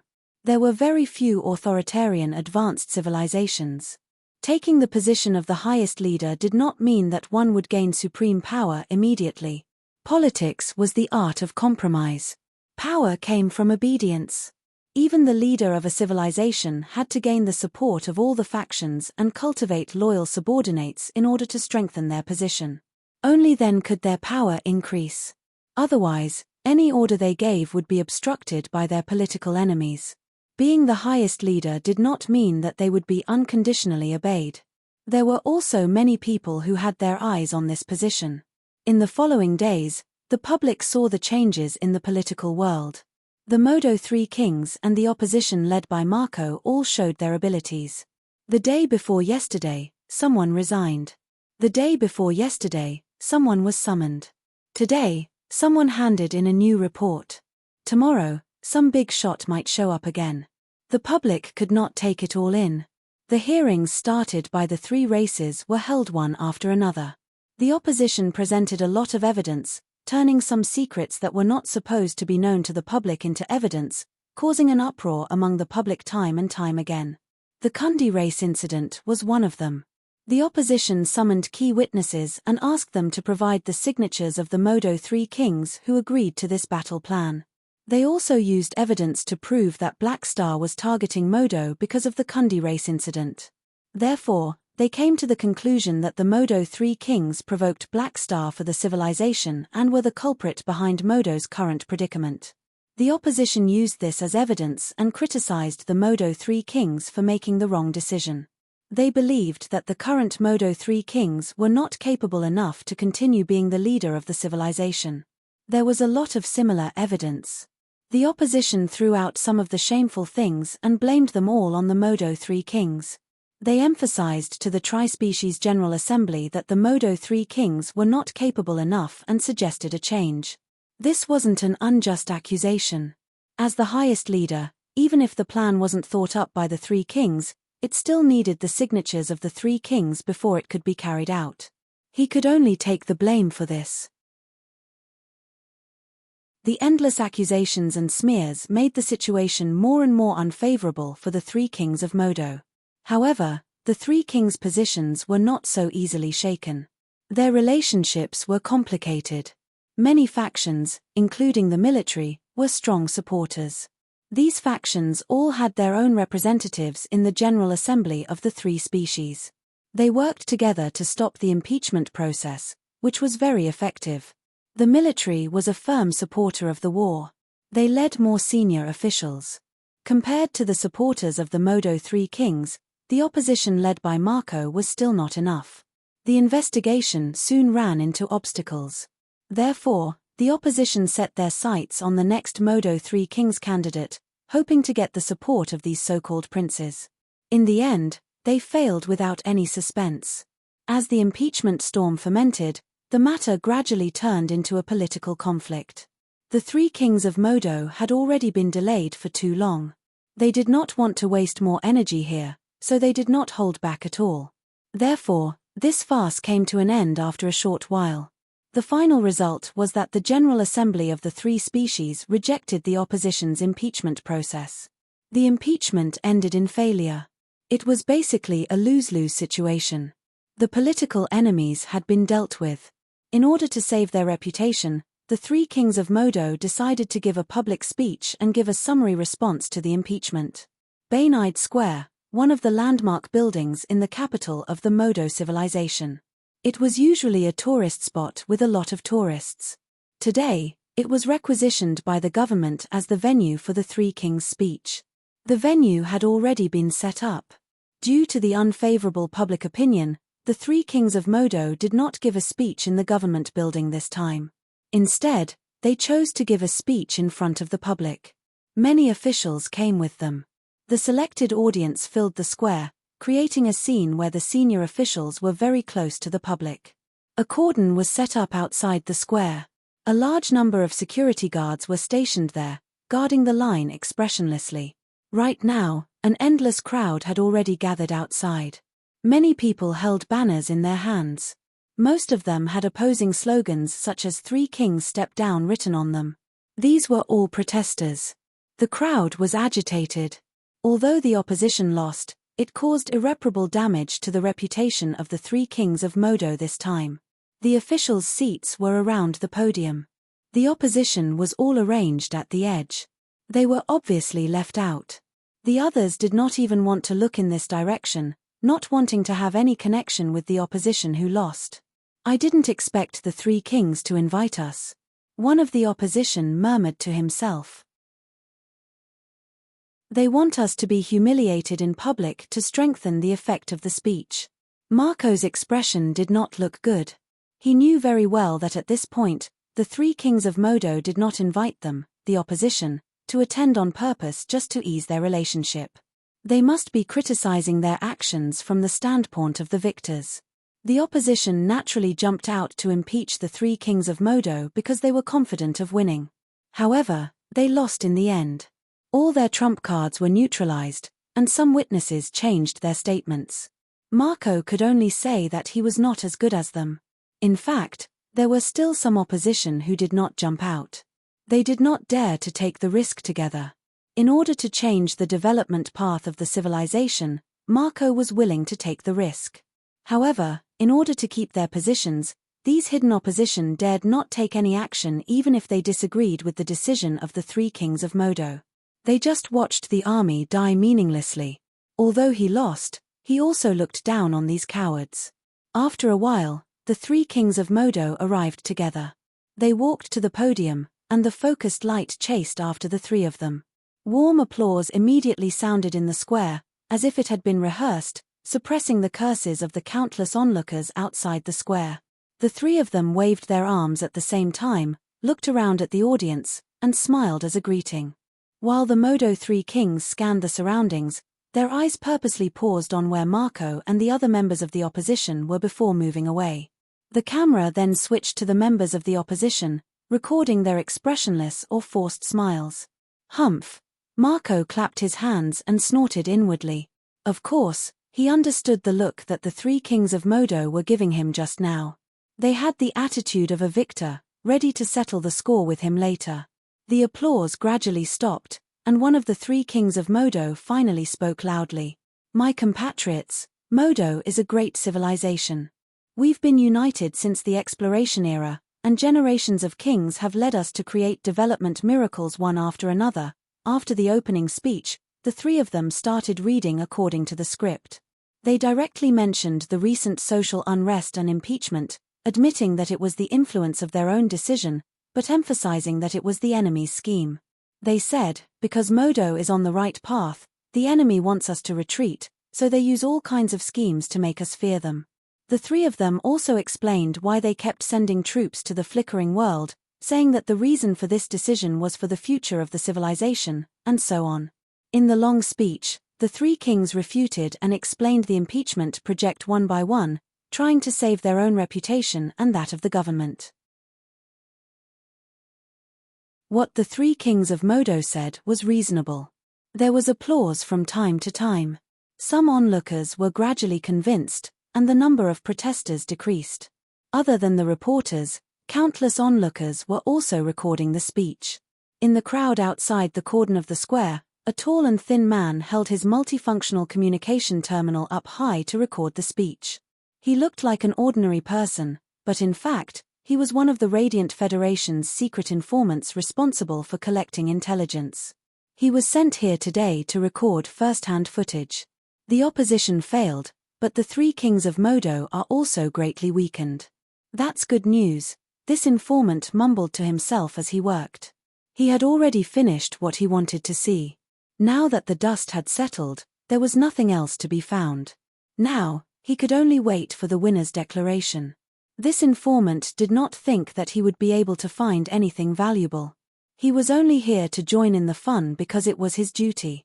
However, at this moment, a flash of light appeared in the corner of his eyes. This informant turned around subconsciously. He looked through the crowd and saw a faint light on the back of a hooded man's hand. It seemed like some mark was glowing. The next moment, a sharp golden light suddenly flashed across his vision and shot out like lightning. This informant turned around immediately and saw this light shoot toward one of the three kings of Modo who was giving a speech. Dang! A blue magic shield suddenly opened and blocked this light. The Beyond Grade, a defensive enchantment on the three kings of Modo, was activated. It could block many types of attacks. The speech was suddenly interrupted. The three kings of Modo realized what was happening and looked at the incoming attack in shock. It was a golden spear. It was Lethair's weapon, the deity assassinator. An assassin. The security guards around were shocked. The Calamity Grade bodyguards standing behind the three kings were shocked. They immediately used their abilities to protect the three kings. Although they reacted quickly, it was already too late. The Beyond Grade, a defensive enchantment with amazing resistance, only blocked the deity assassinator for a second before it was penetrated instantly. The spear nailed one of the three kings to the ground. His face was still filled with shock. This sudden turn of events stunned everyone present. Someone tried to assassinate the three kings? After their brains finished analyzing this information, countless faces were filled with fear at the same time. Run. Murder. Call a doctor. Lock down the square immediately. No, lock down the entire planet. The next moment, chaos broke out. Both the audience inside and outside the venue fled in panic. The security guards yelled, protecting the remaining two kings as they left the venue while searching the venue. The officials were shocked and fled in a hurry under the protection of their bodyguards. The lively speech venue turned into a mess in the blink of an eye. Who sent this assassin? Crazy. Marco fled in panic with a face full of shock. Assassinating the highest leader of a civilization on the mother planet of a supercluster civilization was suicidal. This had not happened for many years. Even the three universal civilizations would not do it. Who would have thought it would happen so suddenly? The three kings of Modo usually stayed in the central government building. Today, they were giving a public speech, so it became a perfect opportunity. The most unbelievable thing was that the assassin actually succeeded. The Beyond Grade, a defensive enchantments on the three kings were like paper. In the chaotic crowd, the intelligence agent of the Radiant Federation opened his eyes wide. He turned around, trying to find the hooded man, but the other party had already disappeared. Where did this fierce person come from? This is a completely suicidal attack. There's no way he can escape from the mother planet of Modo. The intelligence agent's face twitched. His eyes were filled with disbelief. He did not expect to see such a huge piece of information with his own eyes. Almost in an instant, his professionalism made him keenly aware of the opportunity to take advantage of the situation. Chapter 1191. The news of one of the three kings of the Modo civilization being assassinated quickly spread throughout the entire galactic society. That night, one of the three kings was announced to be dead. This sudden change shocked the entire universe. Be it the officials of the advanced civilizations or the ordinary people of the galactic society, their first reaction when they heard this news could be summed up in one word. What the F***ck? The one who died was not a nobody but the leader of a supercluster civilization, second only to the leaders of the three universal civilizations. For someone of this status to be assassinated, it seemed to be something from the previous era in the eyes of the galactic residents. Who knew how long it had been since such shocking news happened? In the minds of ordinary people, it was impossible for the leaders of advanced civilizations to be assassinated. Because of this, it was even more unbelievable when it happened. This fully demonstrated that everyone was equal in the face of death, and no one could escape death for sure. After the assassination incident broke out, the entire Modo mother planet entered the highest level of martial law. Countless soldiers searched for the culprit, even digging 3 feet into the ground to find the culprit. Many spies of other civilizations were implicated. Quite a number of these people were monitored by the Modo civilization, but Modo did not make a move. They were waiting to catch the big fish. Now, however, they could not care about anything else. They captured all these people and interrogated them. The Modo civilization immediately restricted the release of the video. At the same time, they quickly released an announcement, using extremely harsh words to emphasize that the assassination of the leader of the Modo civilization was a provocation and insult to the entire civilization. They expressed that they would investigate the cause and effect of this matter thoroughly. They also claimed that there was a high chance that this was done by an enemy. Once the identity of the culprit was found, they would not let the matter rest. The assassination incident shocked and confused the people. Under such circumstances, the announcement made by the Modo civilization immediately guided the thoughts of the people, causing them to be angry at a common enemy. They tried to focus this anger on the enemy. Under normal circumstances, this method was correct. It could make the people united against the enemy. However, the various organizations of the 3 universal civilizations hidden in the Modo civilization would not sit back and watch this happen. They kept fanning the flames, releasing all kinds of opinions to affect the effect of the Modo civilization's announcement, changing the thoughts of the people. The method was not fancy, but used more conspiracy theories to come up with all sorts of new speculations for the assassination case. It could be mainly divided into 2 directions. One was to lead the people's thoughts to the path of political assassination, claiming that the opposition had just failed to seize power and had the motive to take the risk to assassinate the 3 kings. It was to make it seem as if it was true. The other direction was to spread rumors that the assassins who claimed to have assassinated one of the 3 kings were actually radicals from the other 2 races that were born out of the racial divide recently. This was to catalyze the evolution of the racial divide. Both of these theories had loopholes, but conspiracy theories had always been popular. While the quantum network facilitated communication in the galactic society, it also became an important platform to set the pace. All kinds of real and fake information were too much for people to take in, weakening the judgment of the people. In addition, the assassination made it difficult for a large number of people to maintain their rationality, so these 2 theories were actually supported by many people. At the same time, dozens of foreign terrorist forces joined in the fun and announced that they would take responsibility for this matter. It was as if this had become an opportunity to establish their status in the grey world. All of a sudden, the racial divide and the people who angrily denounced the political assassination kept growing. The seeds of chaos gradually took root and sprouted. Countless voices of condemnation appeared on the internet. Until something big happened, one would never know what kind of strange opinions would appear. They could always break the worldview of the entire society time and time again. The Modo civilization was in a terrible state because of this assassination. They did not have the time to slowly deal with the public opinion. They could only take a tough approach and forbid the people from discussing these 2 possibilities. Although the upper echelons knew that this would cause a backlash, they could only choose the lesser of 2 evils and stop the rumors from spreading first. The assassination of the 3 kings had caused a huge uproar. Countless powers had turned their attention over, and a storm was brewing under everyone's watchful eyes. On the other hand, Han Xiao, who was far away in the flickering world, also received the news. What the F***ck, someone tried to assassinate the 3 kings of Modo. Whose cutie is this? Han Xiao's eyes widened in shock. He had similar thoughts before, but he did not put them into action in the end, nor did he order his subordinates to carry out the assassination. The reason he did not do it was mainly because of his identity. He was now a hero created by the world order, so it was impossible for him to assassinate the leader of an advanced civilization. However, if someone else carried out the assassination, Han Xiao would be happy to see it happen. To him, it was like a fisherman taking advantage of a sandpiper and a clam fighting. He could roughly guess the various consequences of this. Whether the Modo civilization caught the murderer or not, they would have to give the results of the investigation.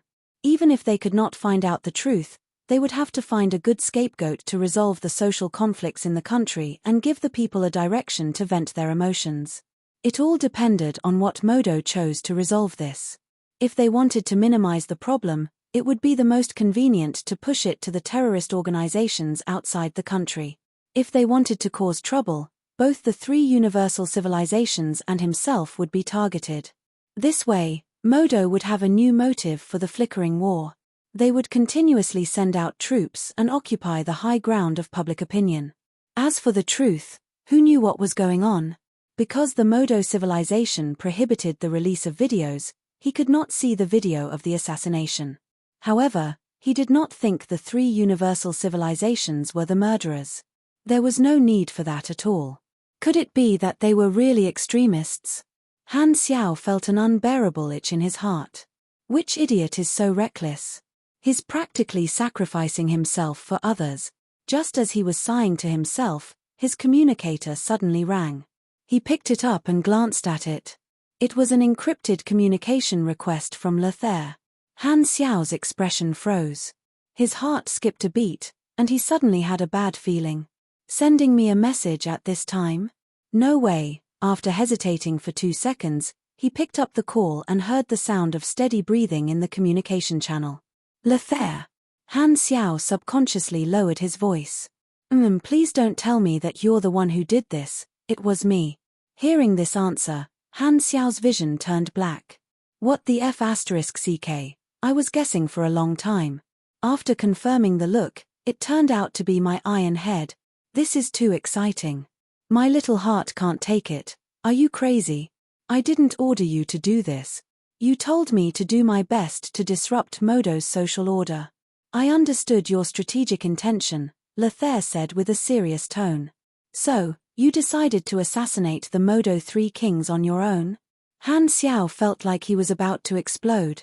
I did not disappoint you. You're really king genius. Han Xiao's mouth twitched.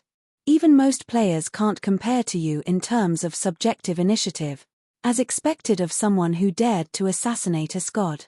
You're so reckless that my trigeminal nerve hurts. I'm clearly a stable man. Why do I have such an iron-headed subordinate? Taking 2 deep breaths, Han Xiao calmed himself down. At this point, he could only accept reality and clean up after him. Where are you? Have you escaped Modo's mother planet? I've already left. Otherwise, I wouldn't have contacted you. Lothair briefly described what happened to him. He was not really reckless. He had snuck into Modo's mother planet more than a month ago and left a few backup plans. He had been waiting for an opportunity. Because he could not get in touch with the 3 kings, he had been waiting patiently. A few days ago, when he saw the 3 kings' speech announcement, he knew that his chance had come. Thus, he made the necessary arrangements before taking action. After so many assassinations, Lothair had accumulated a lot of experience in running. He was already an expert. From the successful assassination to the Modo troops executing the lockdown order, there was a reaction process. He took advantage of this time to successfully escape. The whole process was orderly. However, he was only safe for now.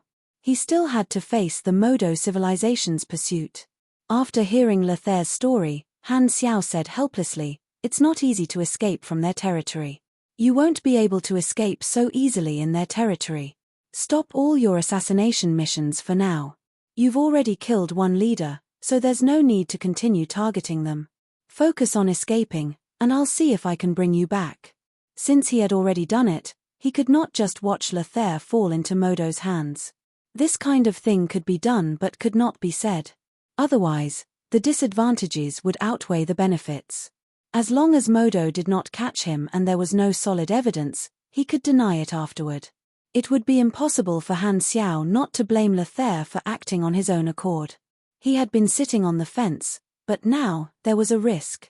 Assassinating the 3 kings was not part of his plan. However, there were also benefits in this. The assassin was one of them, which meant that the damage this incident caused to the Modo civilization was also part of the mission progress of Kundi race leader's last wish.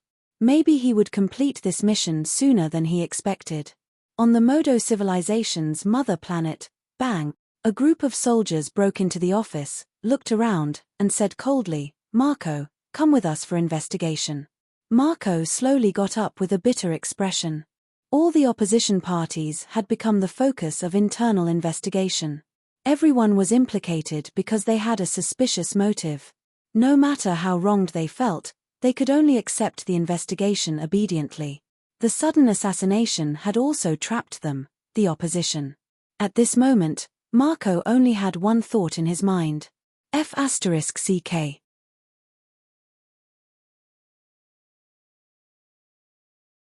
Chapter 1192. In the conference room with 3 times the security, the 2 kings of Modo and the upper echelons held an emergency meeting. Everyone present was someone who had seen the world, so they got over the shock very quickly. As soon as they recovered, they felt endless anger and fear. Did you find out who did it? The 2 kings of Modo were livid. Every time they thought back to that scene, they would feel fear. If it had not been their unlucky colleague who gave the speech, they might have been the ones who died. Who dared to openly assassinate them, the leaders of their civilization? This was a challenge to the entire Modo civilization. The 2 of them were furious. We haven't caught the culprit yet, but the intelligence department has submitted the analysis report of the video and found a match in the database. A senior intelligence officer operated on the table with a serious expression. The next moment, a green virtual screen rose from the table in front of every officer, displaying the same document. The weapon used by the culprit is a golden spear. According to the data, the owner of this weapon is a highly wanted criminal with the codename Secret Thorn. The earliest record was during the Kundi race incident. This person committed many assassination cases back then and disappeared for more than 10 years. Recently, he became active in the country again and killed some elites of various industries. According to the analysis, Secret Thorn has the strength of a top calamity grade and is suspected to be at the level of a beyond grade A seed. The golden spear he used is a powerful enchanted weapon, but because there are too few observation records, we don't have much information. However, from this assassination case, we can infer that Secret Thorn's weapon has extremely strong energy penetration and is extremely lethal to powerful targets. On the other hand, Secret Thorn might be a gang. It seems like many of the assassination cases committed by other people are related to him. We suspect that he formed an organization in the more than 10 years he disappeared. The assassinations targeting the Modo civilization were not all done by the Assassin's Society. There were other organizations that were active in the dark. There were many enemies of advanced civilizations. Seeing that Modo was in chaos, some of them took advantage of the situation. Some of them were black market assassination organizations, and some were foreign terrorist organizations. There were also racial radicals and criminals who pretended to be assassins to commit crimes. The law and order of society were unstable, and the police were having a hard time. After the 2 kings of Modo finished reading the report, one of them yelled, "I'm more concerned about who ordered this assassin. Which power does he belong to?" The appearance of the secret assassin is obviously related to the Kundi race incident. Back then, the main parties involved were the Red Empire and their allies. Although we don't know which organization the assassin belongs to, he definitely has something to do with the Red Empire. He might be a soldier of the dynasty secretly nurtured, or he might be an officer of one of the dynasty's beyond grade A allies. So, this operation might be ordered by the Red Empire? The 2 kings of Modo looked uncertain. That's not necessarily. The intelligence officer thought about it and said with a deep voice, the situation back then was different from now. More than 10 years ago, the Beyond Grade A Association had yet to be established, and the dynasty still had enough control over their Beyond Grade A allies. The assassination back then was indeed related to the dynasty, but the situation has changed now. We cannot rule out the possibility that this incident was a private action of the Beyond Grade As. Hearing this, everyone's expression changed. A figure subconsciously appeared in their minds. Could it be Black Star? The Modo two kings were shocked and furious.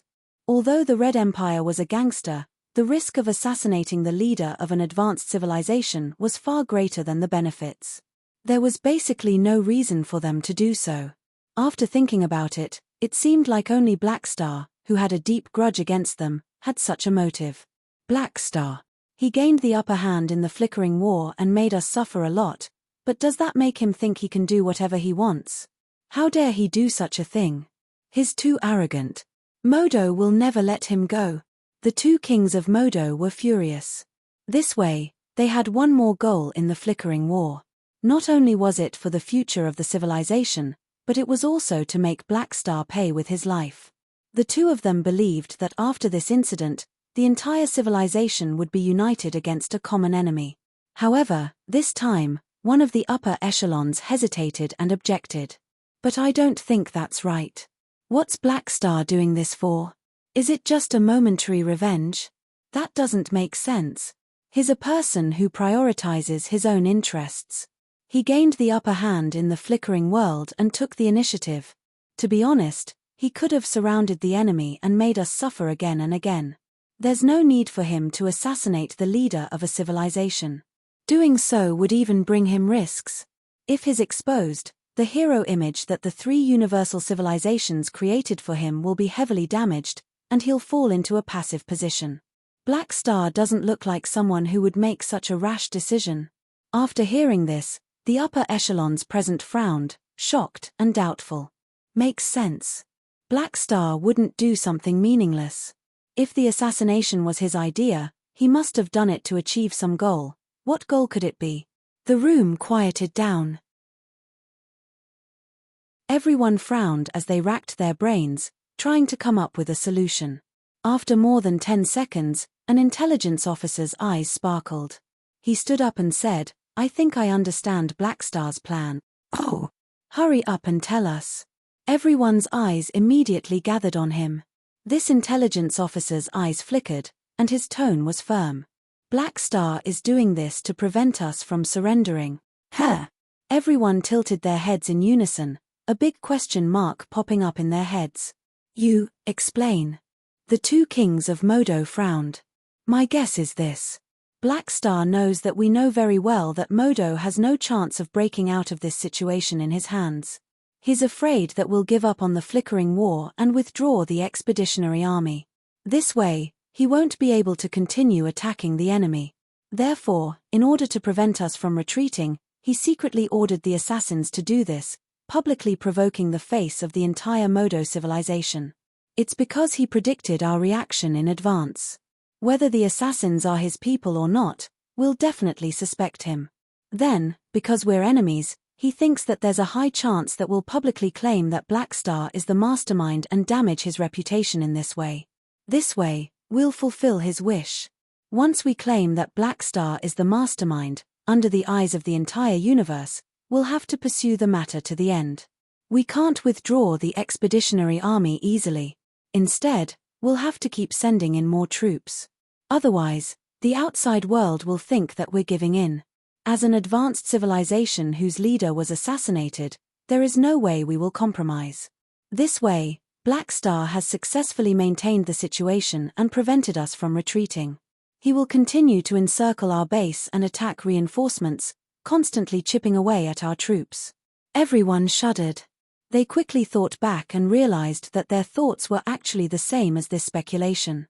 They could not help but feel chills down their spines. As expected, our reactions were all predicted by Blackstar. Luckily, we predicted Blackstar's prediction. One of the two kings of Modo shook his head and said, No, Blackstar knows that we'll accuse him. Isn't he afraid of losing his reputation? I think he might not be afraid. An official pondered and said, if we don't catch the culprit and have no evidence, with Blackstar's heroic image, who will the outside world believe? Even if we have evidence, Blackstar can still deny it and say that we're framing him. Plus, his heroic image was specially created by the three universal civilizations. Although Blackstar enjoys the benefits, he's also bound by his reputation. If he can get rid of it, Blackstar won't lose anything. The three universal civilizations might be more anxious than him. As soon as he said that, many people nodded and felt that it made sense. The two kings of Modo suppressed their anger and said, "Then, if Black Star really did it, not only will we not pursue the matter, but we'll even help him cover it up." Impossible. Don't even think about it. The two of them admitted that this inference made sense, but in order to not fall for Black Star's scheme, they, as an advanced civilization, would not pursue the culprit but instead hide the culprit and suffer such a huge loss for nothing. This is ridiculous. Do you think I don't care about my reputation? We're a supercluster civilization.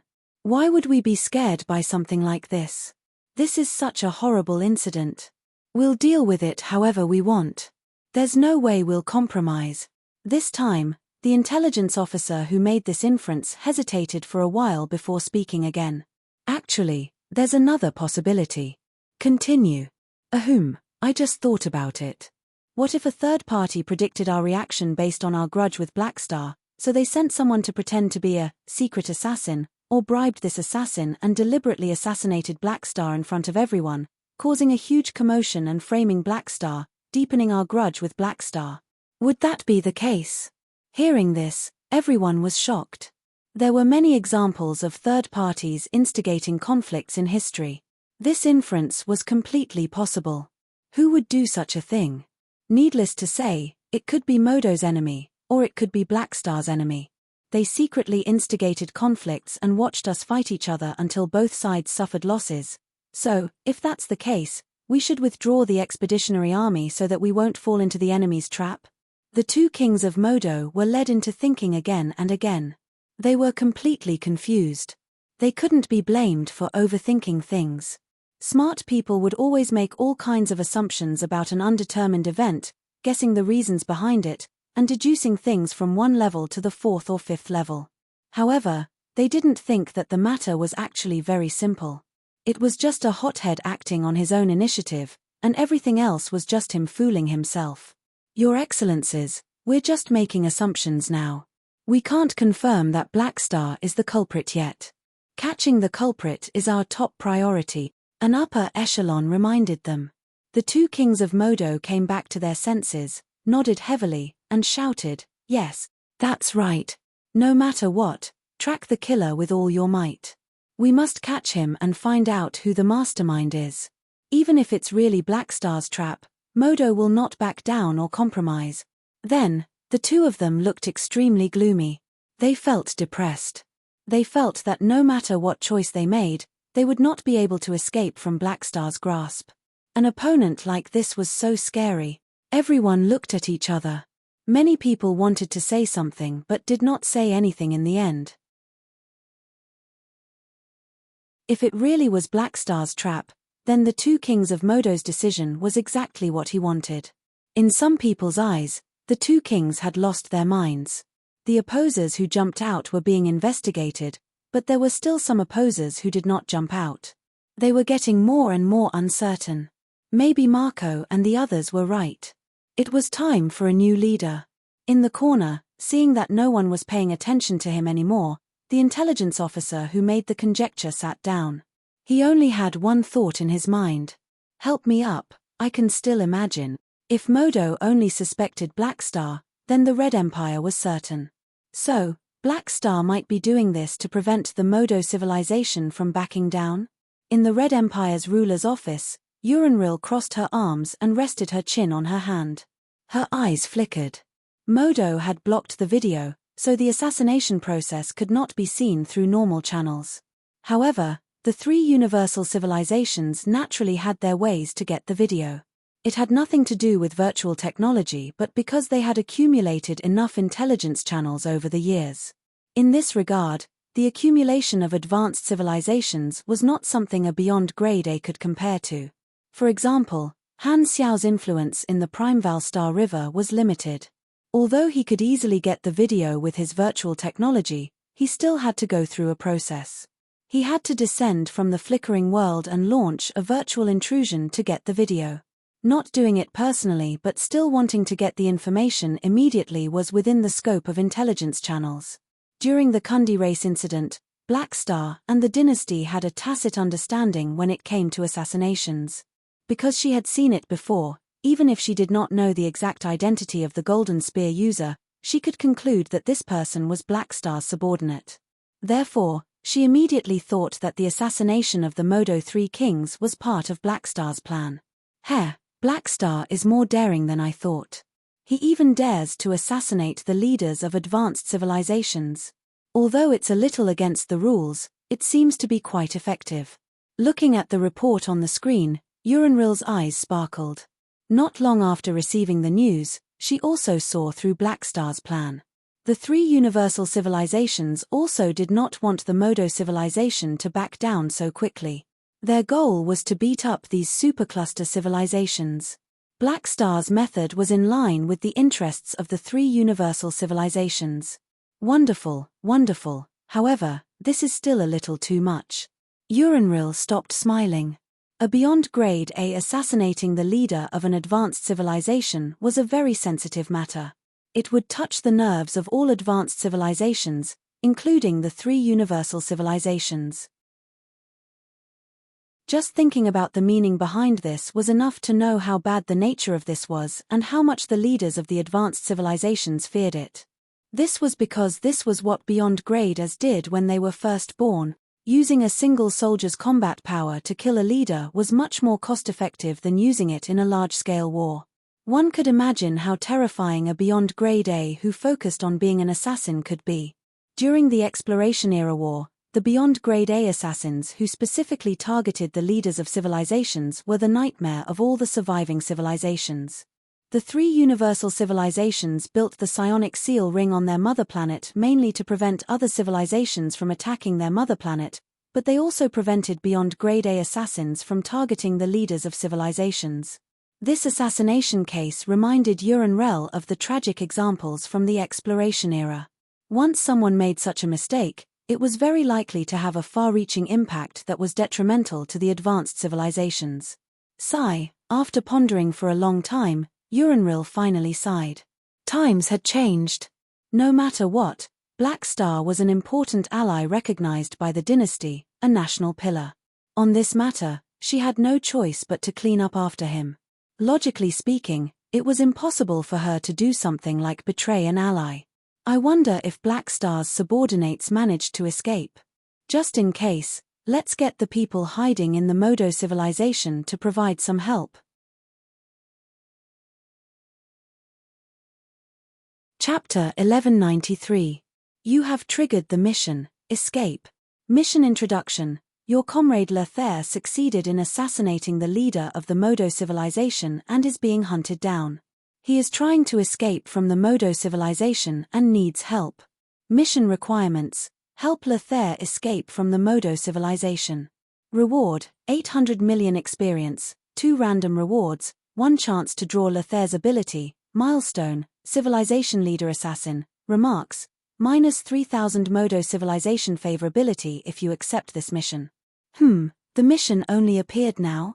On the other side, Han Xiao, who was in Blackstar Palace, suddenly received a notification on the interface, which surprised and confused him. Glancing at the mission introduction, Han Xiao accepted it without hesitation. His favorability with the Modo civilization had already reached the core of the planet, so there was no room for it to go any lower. Saving Lothair was something he was destined to do, so it was naturally a good thing to have an additional reward. He was just curious as to why the mission did not appear when he was chatting with Lothair and only triggered when he made the necessary arrangements. I've made all the necessary arrangements. I wonder if I can save Lothair. Han Xiao shook his head. He was not 100% confident. Pessimistically, the success rate was only about 95%. Ever since he became the consultant of the three universal civilizations, the Blackstar core branch construction had become much more convenient. They even had a branch in the Primeval Star River. Although he could not build an intelligence network in the supercluster civilization in that star field, their armed forces were not bad. Han Xiao also left a lot of mechanical soldiers there and even a king mechanical suit as insurance. After receiving Lothair's news, he immediately ordered his troops to sneak into Modo with the king and rescue Lothair. As long as they could connect, Lothair could use the king to get out of danger. As for the others in the Assassin's Society, They could only work hard on their own. However, these people were not the main target, and they did not know that the boss behind this was Blackstar, so there was not much information that could be leaked. The King mechanical suit was the universal treasure and equipment that Han Xiao had built the most. Although it was expensive to build, ever since he obtained Billion Mecha Empire, Man, the success rate of building gold equipment had greatly increased. He had to admit that the exclusive ability of the Mecha Empire was really useful. But the main reason was still money. Thinking back to when he had just entered the universe, he could not wait to spend 1 aners. Now, he could not even be bothered to look at a business that was less than 50 million aners. Perhaps this is growth, Han Xiao thought to himself. Although saving Lothair was important, he did not plan to go there personally. The journey was long, and it was enough to let the local branch's mechanical army bring along the Lord's avatar. He had already made all the arrangements, and there was nothing else he could help with. At this moment, Han Xiao was sitting cross-legged 5 meters above the ground on the rooftop of the Blackstar Palace's main base. There were dozens of circular mechanical devices of various sizes floating around him. From Han Xiao's point of view, every ring had 1 to hundreds of stars in it. Hazy light rays rose from the rings like a layer of energy filter, sifting out specks of light from nothingness and landing on the surface of Han Xiao's body. They melted and were absorbed by his skin. He had created this scene because he was practicing the Dragon Emperor star power absorption technique that Ames had given him. The circular devices beside him were training aids that he had created. They were called star power converters, and they could increase the effect of a single training session. Exhaling a breath that contained starlight, Han Xiao felt the energy flow in his body. His cells seemed to be wrapped in a layer of hazy starlight. He could not help but smack his lips in admiration. TSK, the effect of this energy training technique is even better than Heber's stellar furnace training technique. Ames' creative ability is not bad. She really gave me a surprise. No super would complain about having too much energy. Even the beyond grade, as with unlimited energy recovery, would not stop training their energy. Every increase in the upper limit was a widening of their limits. Han Xiao was no exception. He had always paid attention to this aspect and often searched for various energy training techniques. Originally, among all the energy training techniques, the one with the best effect was the Heber's stellar furnace training technique, which increased the upper limit of his energy by 16,750 points. However, its position was now replaced by the Dragon Emperor star power absorption technique. This energy training technique increased one's energy by 800 points, and the upper limit was 800 times. The effect of a single training session could increase one's energy by 30 points. In the most ideal situation, it could increase one's upper limit by close to 25,000 points. Such a good effect could definitely increase one's energy level by another level and obtain a new layer of attribute bonuses. The increase was huge. Even with radiation absorption, which could increase one's energy by just hacking, after 30 years of accumulation, it only increased one's energy by about 16,000 points. It did not exceed the Dragon Emperor star power absorption technique. However, the increase in his basic attributes was quite significant. So far, radiation absorption had accumulated a large amount of strength, agility, and endurance. Old Man Ison had once said that the strength of a mechanic came from their foundation. The longer they lived, the stronger they would be. This talent was the perfect interpretation of this sentence. After the single training session ended, Han Xiao put away the star power converter. As he went downstairs to his office, he opened the forums to take a look. There was still some time before the date of the battle, but almost all the guild alliances had responded. The impact was obvious. The sales of the army's faction store soared, and a bunch of army players finally stopped saving money and started buying to increase their strength. Han Xiao's efficiency of receiving experience in the past few days had skyrocketed. On the other hand, the preparations for the 4th Pro League had already begun. It had attracted a lot of attention and indirectly strengthened the player's desire to shop, giving him an assist before the end of the version. At this rate, not only will I be able to save enough experience to advance to level 340 by the end of version 4.0, But I'll also have quite a lot left. Han Xiao was quite satisfied. This time, a blonde figure walked out from the corner in front of him. When she saw Han Xiao, she was stunned for a second. Then, she went from jogging to sprinting, dribbling the ball into Han Xiao's arms like a swallow returning to the forest. Uncle Tilda Aurora buried her head in Han Xiao's arms. How old are you already, and you're still acting like a spoiled child in front of me? Han Xiao ruffled Aurora's hair and pushed her away. In front of you, I'll always be a child. Aurora giggled. She did have the right to say that. The abundant life energy allowed her to maintain the youthful feeling of a young girl. Han Xiao covered her head with his large hand and asked, "How's your progress?" "I think it's pretty fast." Aurora raised her hand and released a ball of life energy. The light seemed to be a little brighter. "Let me check." Nanoparticles surged on Han Xiao's fingertips, forming a metal needle. He pierced it into Aurora's arm, revealing her combat information. Her attributes were displayed. After taking a look, Han Xiao nodded with satisfaction. Ever since Aurora became the host of the Holy Light Particle, Han Xiao had hired a large number of employees to be in charge of cultivating the Holy Light Seeds for Aurora to absorb and increase her strength. The effect was very obvious. The unique characteristic of the Life Esper ability allowed Aurora to have no bottlenecks. As long as she accumulated enough, she would be able to advance naturally. Thus, the method of harvesting leaks with the Holy Light Particle was extremely suitable for her, allowing her to improve at a godly speed. With her current growth speed, Aurora would not need hundreds or thousands of years to advance to the beyond Grade A realm. This time would probably be shortened by %. Not bad, not bad. I'm very satisfied with your progress. Keep up the good work. Now go and play. Han Xiao smiled. Humph, I'm doing serious things in the army, not playing. Don't always treat me like a child. Aurora wrinkled her nose unhappily, turned around, and ran away. Han Xiao. Just now, you said you'll always be a child, and now you're blaming me for treating you like a child. What's going on? Women's hearts are really fickle. It's even harder to understand than Manison's felon technology. Han Xiao shook his head and could not be bothered to chase after her.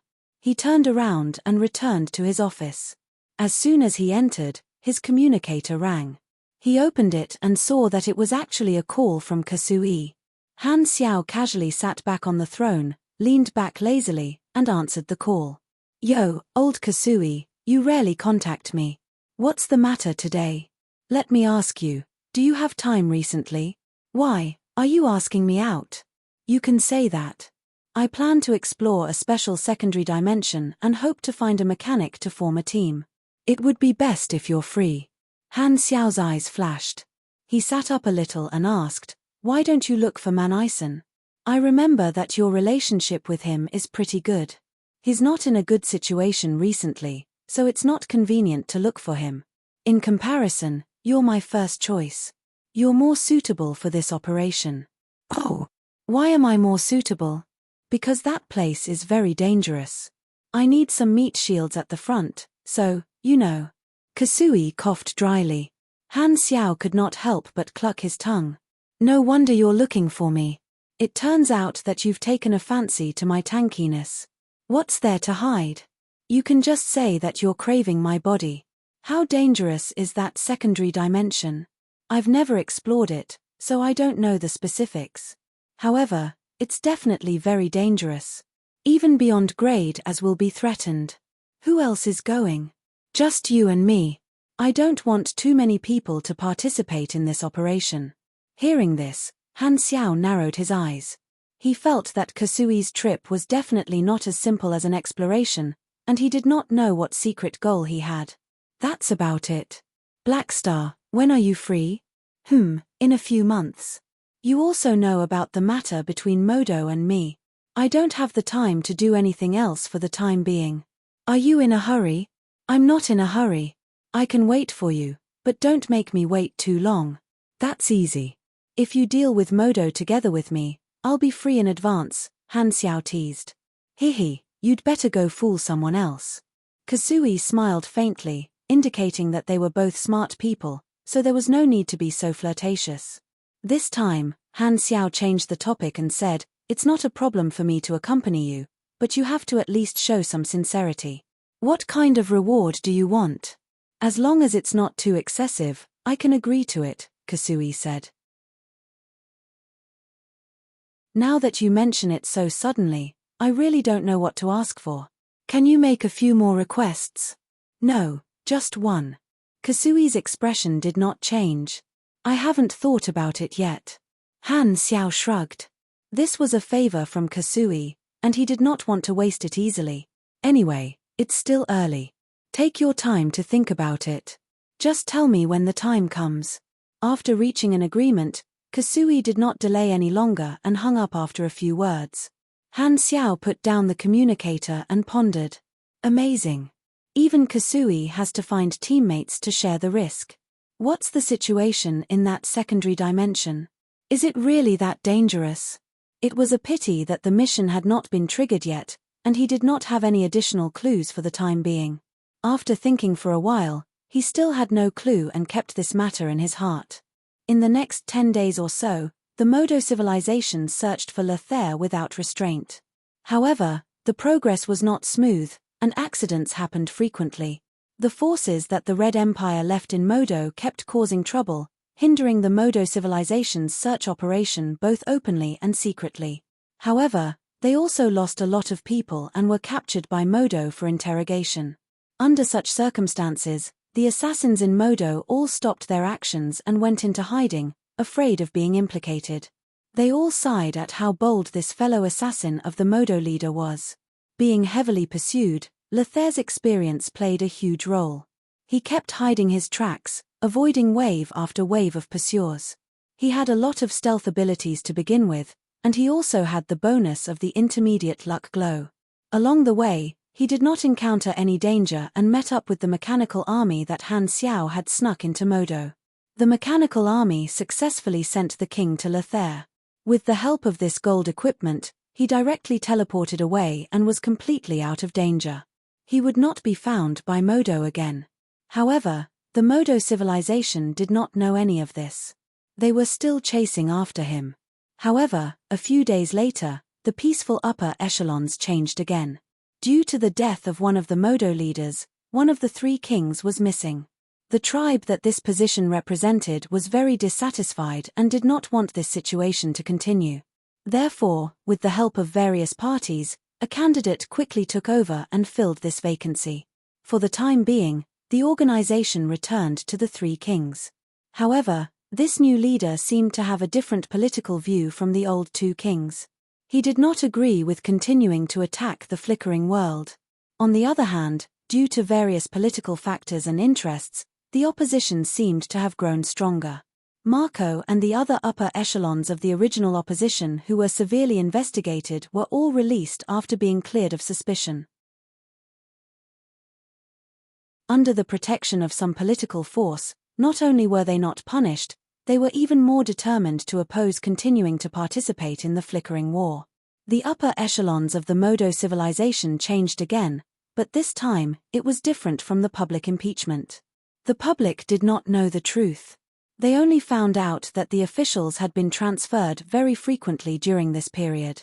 No outsiders knew what kind of political conflicts and compromises the upper echelons of the Modo civilization had. They only knew that half a month after the assassination, the Modo civilization publicly released the current investigation report. The report did not mention the names of the 3 universal civilizations and the Black Star Corps. It only said that many suspects had been caught and that there had been some progress. However, it did not go into detail about what the progress was. At the end of the report, the Modo civilization changed the topic and said that they would suppress all the foreign terrorist organizations that claimed to be responsible for the assassination. They said that these organizations were provoking Modo's reputation and were very suspicious. Under the Modo civilization's manipulation, the public opinion in the country was vented toward these foreign terrorist organizations. The hatred was transferred to them. On the other hand, the spies and mechanical troops that Han Xiao left in the Modo Expeditionary Army's territory noticed the other party's movements. Expeditionary army fleets sailed away one after another and disappeared from their territory. Very soon, not only the Black Star Corps, but the three universal civilizations and the Supercluster Alliance also noticed this situation. Although it was not explicitly stated, everyone could guess what happened to the Modo civilization. The Modo Expeditionary Army was retreating. The opposition forced the emperor to abdicate, the domestic situation was unstable, and there might be all kinds of traps behind the assassination. In the end, the opposition gained the upper hand and forced the two kings of Modo to compromise. They ordered the withdrawal of the expeditionary army and decided to give up on participating in the flickering war. Another, simpler way to put it could be summarized: the Modo civilization had been eliminated by Black Star. Chapter 1194.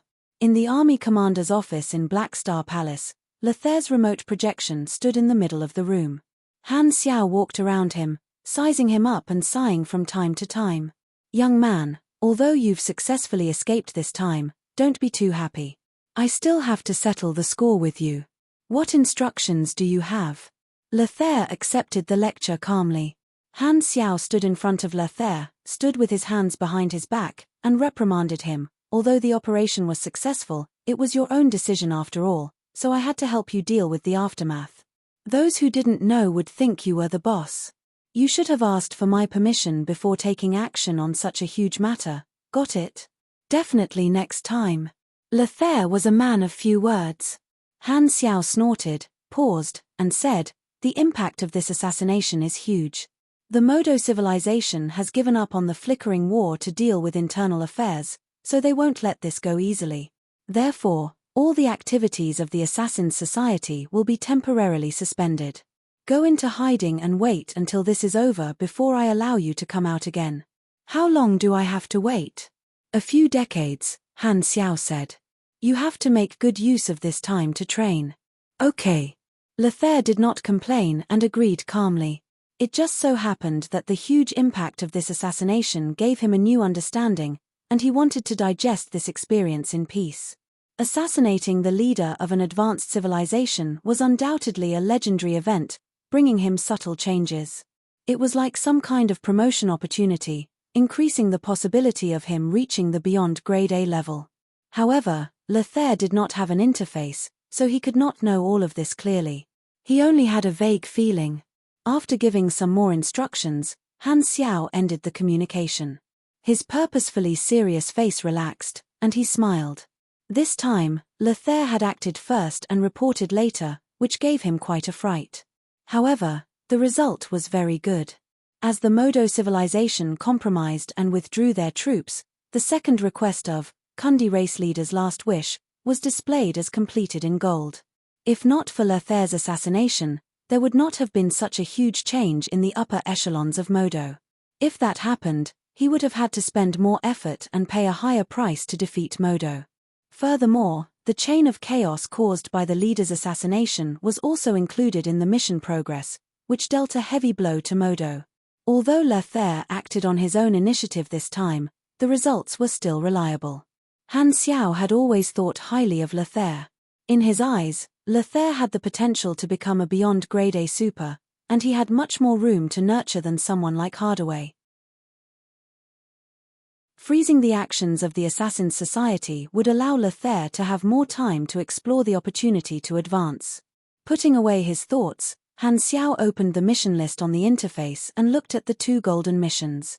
Escape, and Kundi leader's last wish, were both unlockable.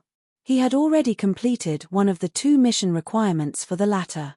The enemy, proof of leadership, and Kundi wrath, could now be extracted. Han Xiao thought about it and temporarily suppressed the desire to complete Kundi leader's last wish. This was because the first mission requirement was to provide protection to the Kundi race during the transformation period, which had not been completed yet. This Grade S mission was a complete mission, not a chain mission. Therefore, once he completed the mission, all the mission requirements would be calculated together. If he completed the mission now, he would not be able to obtain the reward for the first requirement. He really wanted the 4 political asset reward for the first requirement. Anyway, he had the initiative to complete the mission, and he could obtain the 3 abilities at any time, so he was not in a hurry. Let's get Lothair's mission reward first. Escape, completed. Minus 3000 Modo civilization favorability. Current relationship, mortal enemy, you have received 800 million EXP, 2 random rewards, and milestone, civilization leader assassin. Civilization leader assassin, minus 10 favorability of all civilization leaders. Your declaration will be more likely to be taken seriously by the various civilizations. This milestone is for the wanted criminals of the evil faction, right? Han Xiao's eyelids twitched. To a wanted criminal, the favorability of a civilization leader was nothing. However, he was someone with status, and the favorability of a civilization leader was still useful. However, he did not care too much. The only advanced civilization leader that he had a good relationship with was Uranril. The other advanced civilization leaders were the President of Radiance and the Pope of Ethereal. All of them had negative favorability, but they still chose to cooperate with him. As long as the benefits were there, the influence of the favorability of a leader would be negligible. Furthermore, the value of the 10 favorability of a civilization leader could not be compared to the effect of the milestone at all. Although the range was not high, the range of the effect was extremely exaggerated. It covered an entire civilization and could weaken the resistance of all the armies of an enemy civilization. Han Xiao immediately realized that this ability could give the entire explored universe an innate advantage when facing the World Tree civilization. Compared to that, the loss of favorable impression points was nothing. This is what they mean by if I don't go to hell, who will? I'm so great. Han Xiao was almost touched by himself. He calmed himself down and continued to look at the ability extraction interface. You have received, draw one of Lothair's abilities, ability talent. Tip, Lothair's class is a pugilist. Some of his abilities do not match your class. Some of the abilities have been adjusted. Randomizing.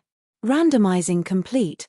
Please select one from the following 5 options as the reward. 1. Concealment Master, talent.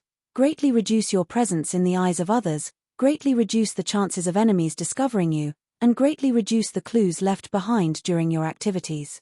You can easily find all the elements in an area that could expose you, including but not limited to all kinds of surveillance devices and detection spells. 2. Assassination Mark, ability, mark a target. Your next attack on the target will increase damage by %, critical rate by 45%, and critical damage by 100%. Cost, 150 energy. Cooldown, 48. 3. Lethal Strike, ability. When your next attack successfully hits the target, immediately perform an instant death judgment. The judgment basis is the target's HP, END, instant death resistance, LUK, and the level difference between the two sides. If the judgment passes, the target will die immediately. If the judgment fails, an additional 280% damage will be dealt. Cost, 500 energy. Cooldown, 1200. 4. The Way of the Assassin Understanding, ability. Inject energy into the next attack, accumulating an additional attack bonus. 10 energy conversion, 1% attack bonus, up to a maximum of 300% attack bonus. Cooldown, 150s. Wow. This young man. Han Xiao's eyes lit up. What is a master assassin? This is a master assassin. All these years, Lothair was not around, so Han Xiao had not looked at his interface for a long time. He still remembered that among the 5 options, other than the second one, the other 4 were abilities that Lothair did not have back then. Looks like this kid has not been idle for the past 20 years. He has learned quite a few new skills. Han Xiao was pleasantly surprised. With such a strong learning ability, he felt that he could compete with Nero. He had really picked up a treasure. After browsing through it carefully, he would not choose the second or third option. Although the instant death judgment of death in one hit was quite tempting, Han Xiao eliminated this ability without hesitation when he saw that there was a luck attribute in the judgment. Even his nickname had the word black in it, so how could he not know? The fourth option, the Way of the Assassin Understanding, was quite powerful, but after some consideration, Han Xiao also eliminated it. This ability could only provide an additional bonus for the next attack. Mechanics played with fire coverage, and attack frequency was the way to go. Although the Iron Head Doll charge that he had obtained from Yin Ying could be used together with this ability, the path it took was too different, and there were not many opportunities to use it. Han Xiao was mainly hesitating between the first and the fifth option. Stealth Master was a functional talent that greatly strengthened one's stealth ability. It would be of great use in espionage operations, hiding behind enemy lines, stealing intelligence, and so on. Although it would not increase one's combat strength, it would provide another type of support. However, the bonus from Fearless Heart was too great. This was not a single attack bonus but a passive ability. Any attack from him and his mechanical army would be able to enjoy the bonus effect of this talent. Furthermore, it was not an external bonus but an increase in basic attack. This meant that the percentage increase could be directly used to increase the actual damage dealt. Right now, those who are qualified to be my opponents are all peak beyond grade as. This talent is most suitable for people of my level. Han Xiaoxin's emotions surged. Fearless Heart would become stronger when facing a strong opponent. However, to Lothair, the buffs from the third level and above were useless because it was impossible for him to defeat a Beyond Grade A with his current strength. Only a Beyond Grade A could fully utilize the power of this talent. You have received the talent, Fearless Heart. Feels good. Han Xiao exhaled. He felt a warm current being released from his brain and quickly spread throughout his body. After tasting it for a while, his expression suddenly became strange. He suddenly realized something. This talent lived up to its name and brought him a strong sense of confidence. Han Xiao felt that the respect he had for the strong instantly disappeared by more than half, replaced by disdain. Manison. Crispy skin. Kill him. 3 universal civilizations. Stinky brother. Kill him. World tree civilization. What the hell? Kill him. He wanted to kill whoever came to his mind. His heart was filled with the fearlessness of I'm second in line to the heavens and I won't submit to anyone. He had the illusion that he could go through everything recklessly. He quickly suppressed his emotions and took a few deep breaths. Only then did he calm down and come to a realization. No wonder Lothair dared to assassinate the Modo 3 kings. So, it's the side effect of this talent. Case solved. Han Xiao rolled his eyes. What Fearless Heart? Bullsh *T, it's clearly the Reckless Heart.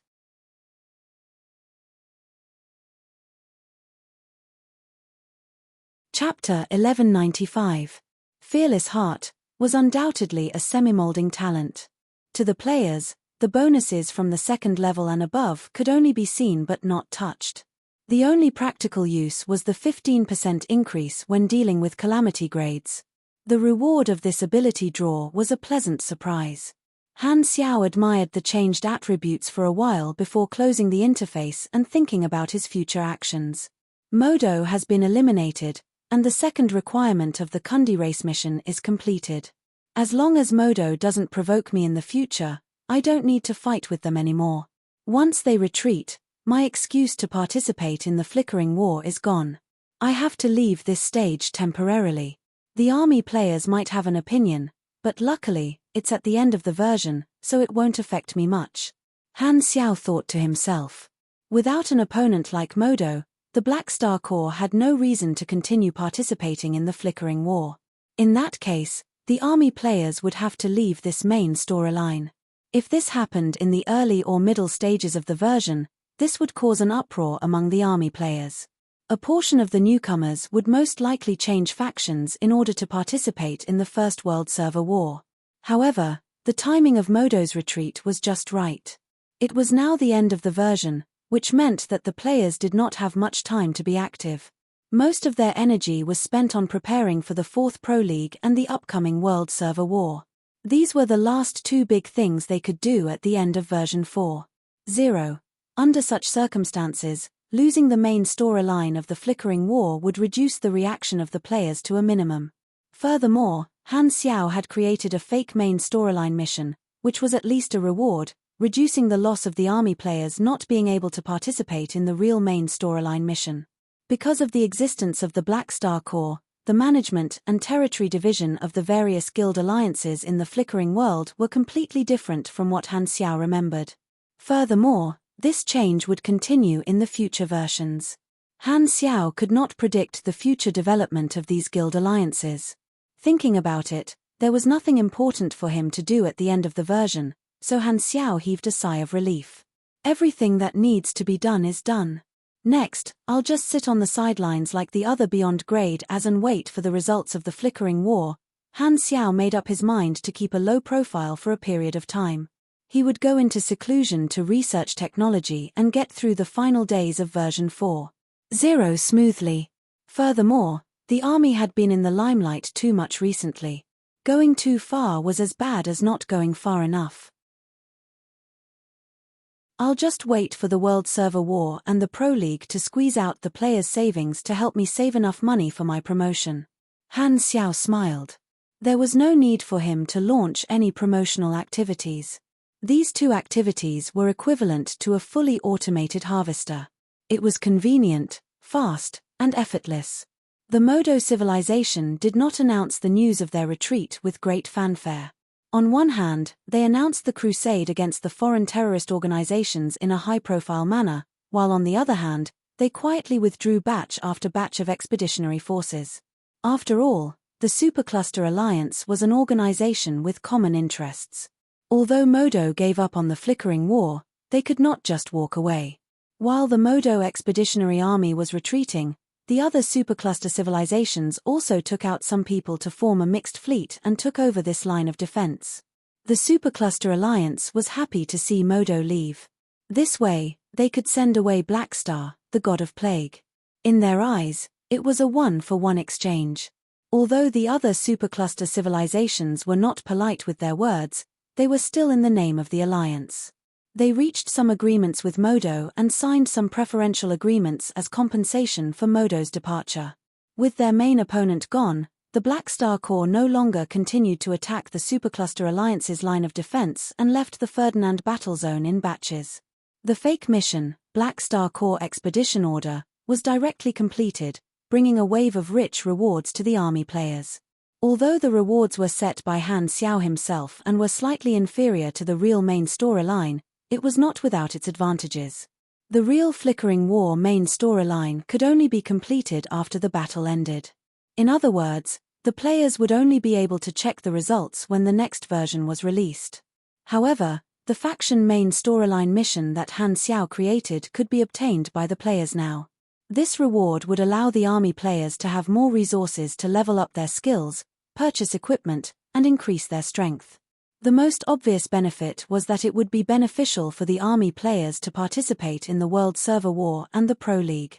Just as Han Xiao expected, leaving the main storyline early did not bother the army players. If the war against Modo continued, this incident would make it very difficult for the army to order the players around. Now, the players could take a break and focus on the World Server War. Planet Milton was a desolate planet located in the outer ring of the Emerald Star Cluster. Over the past few months, batches of fleets with the symbols of different guild alliances had arrived and built bases, fortresses, and lines of defense on the planet. Many of these guild alliances were enemies, but they tacitly ignored each other and built their own strongholds, not attacking each other. The reason for this was one of the rules stated in the invitation to the war. Before the war started, all the professional guilds and player alliances that came to Planet Milton could build their own strongholds and fortresses. There was no limit to the number of strongholds, and they could not officially attack each other. Those who violated the rules would be kicked out of this battle. This was similar to the protection period, a preparation period for all the participating guild alliances and giving all the players enough time to travel. Therefore, over the past few months, these guilds had mobilized batches of spaceships, delivered countless materials, and built a large number of temporary strongholds. The stronghold locations were not randomly chosen. Some guild alliances had established offensive and defensive alliance agreements, and their strongholds were basically next to each other, helping each other out. There was a rule that the war could not be started in advance, and snatching the stronghold locations was not allowed. It could only be first come, first served. Therefore, the preparation period of the stronghold construction was already an open struggle. Setting up strongholds was like playing chess. Not only did they have to connect their own strongholds, but they also had to set up their positions in advance to destroy the enemy's stronghold formation. They had to constantly arrange their troops and counter each other's moves. Now, about 70% of the players in the entire galaxy had come, and the quiet planet Milton became very lively. In the Yang Huang Alliance's base number 1, the upper echelons of China's 4 biggest guilds and many first-tier professional guilds gathered together. In the center of the room was a 3-dimensional virtual projection of planet Milton. The surface was divided into areas of different colors, representing the territories of the different guild alliances. The Yang Huang Alliance was a guild alliance led by the professional clubs of China, which basically included all the first-tier guilds. It could be seen as the representative of the Chinese players, and almost all of them were army players. The term army players was a general term. They were not an official guild alliance, and there were different factions within them. Some foreign players who joined the army in version 4.0 formed different guild alliances, and the same faction was the link, making these guild alliances natural allies. Under normal circumstances, these guild alliances could be seen as a whole, collectively known as the army players, but they still had to be separated in terms of guild wars. At this time, the many guild alliances on planet Milton could be roughly divided into 4 camps. One was the Black Star Corps faction led by the Yang Huang Alliance, the second was the Anti-Black Star Front led by the Galactic Business Alliance, the third was the 3 Universal Civilizations faction led by the September Meeting, and the fourth was the Scattered Forces. The mainstream was the other Beyond Grade A factions and the neutral faction guilds. They could be considered as scattered sand, fighting their own battles without a unified commander. As you can see, the Galactic Business Alliance, Northern Battlefront, 5C, and other forces have been targeting us. They've placed their strongholds around each of our strongholds, preventing us from expanding our bases. They obviously want to surround us as soon as the war starts. Morning Snow Twilight Frost stood beside the 3-dimensional projection of the planet, gesturing with his fingers. He was the president of the official guild of the Dynasty Club, as well as the first leader of the Yang Huang Alliance. Hey, these foreigners are playing Go here? Don't they know who's the ancestor of Go? The president of the Temple of God, Jupiter, crossed his legs and said with disdain, "Our allies are not to be trifled with. Some of them are in position in advance, making it impossible for the enemy to surround us. Some of them are in strategic locations, so it's not that easy for the enemy to attack us," the president of the Long Sky Guild, Jade Green Sky, said with a deep voice.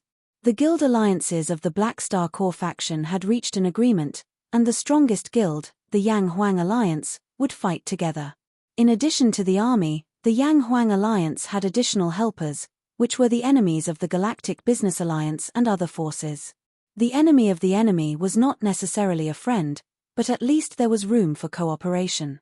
In terms of materials, fleets, and weapons, we have the advantage.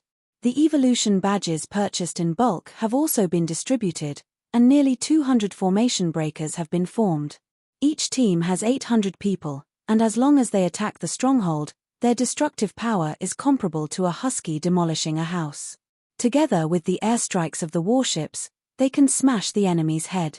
A guild president waved his fist excitedly.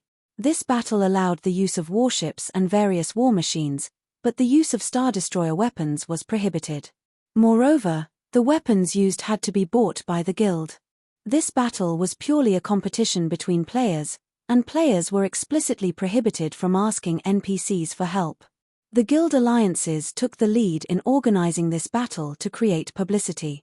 The national war was in line with the interests of the major clubs. As long as they could perform well in this battle, or even become the final winner, then the guild could attract more ordinary players to join, increase their popularity, and earn traffic. This was where the interests of the professional clubs lay. As for the victory conditions, they were very simple and crude. There were mainly 2 types.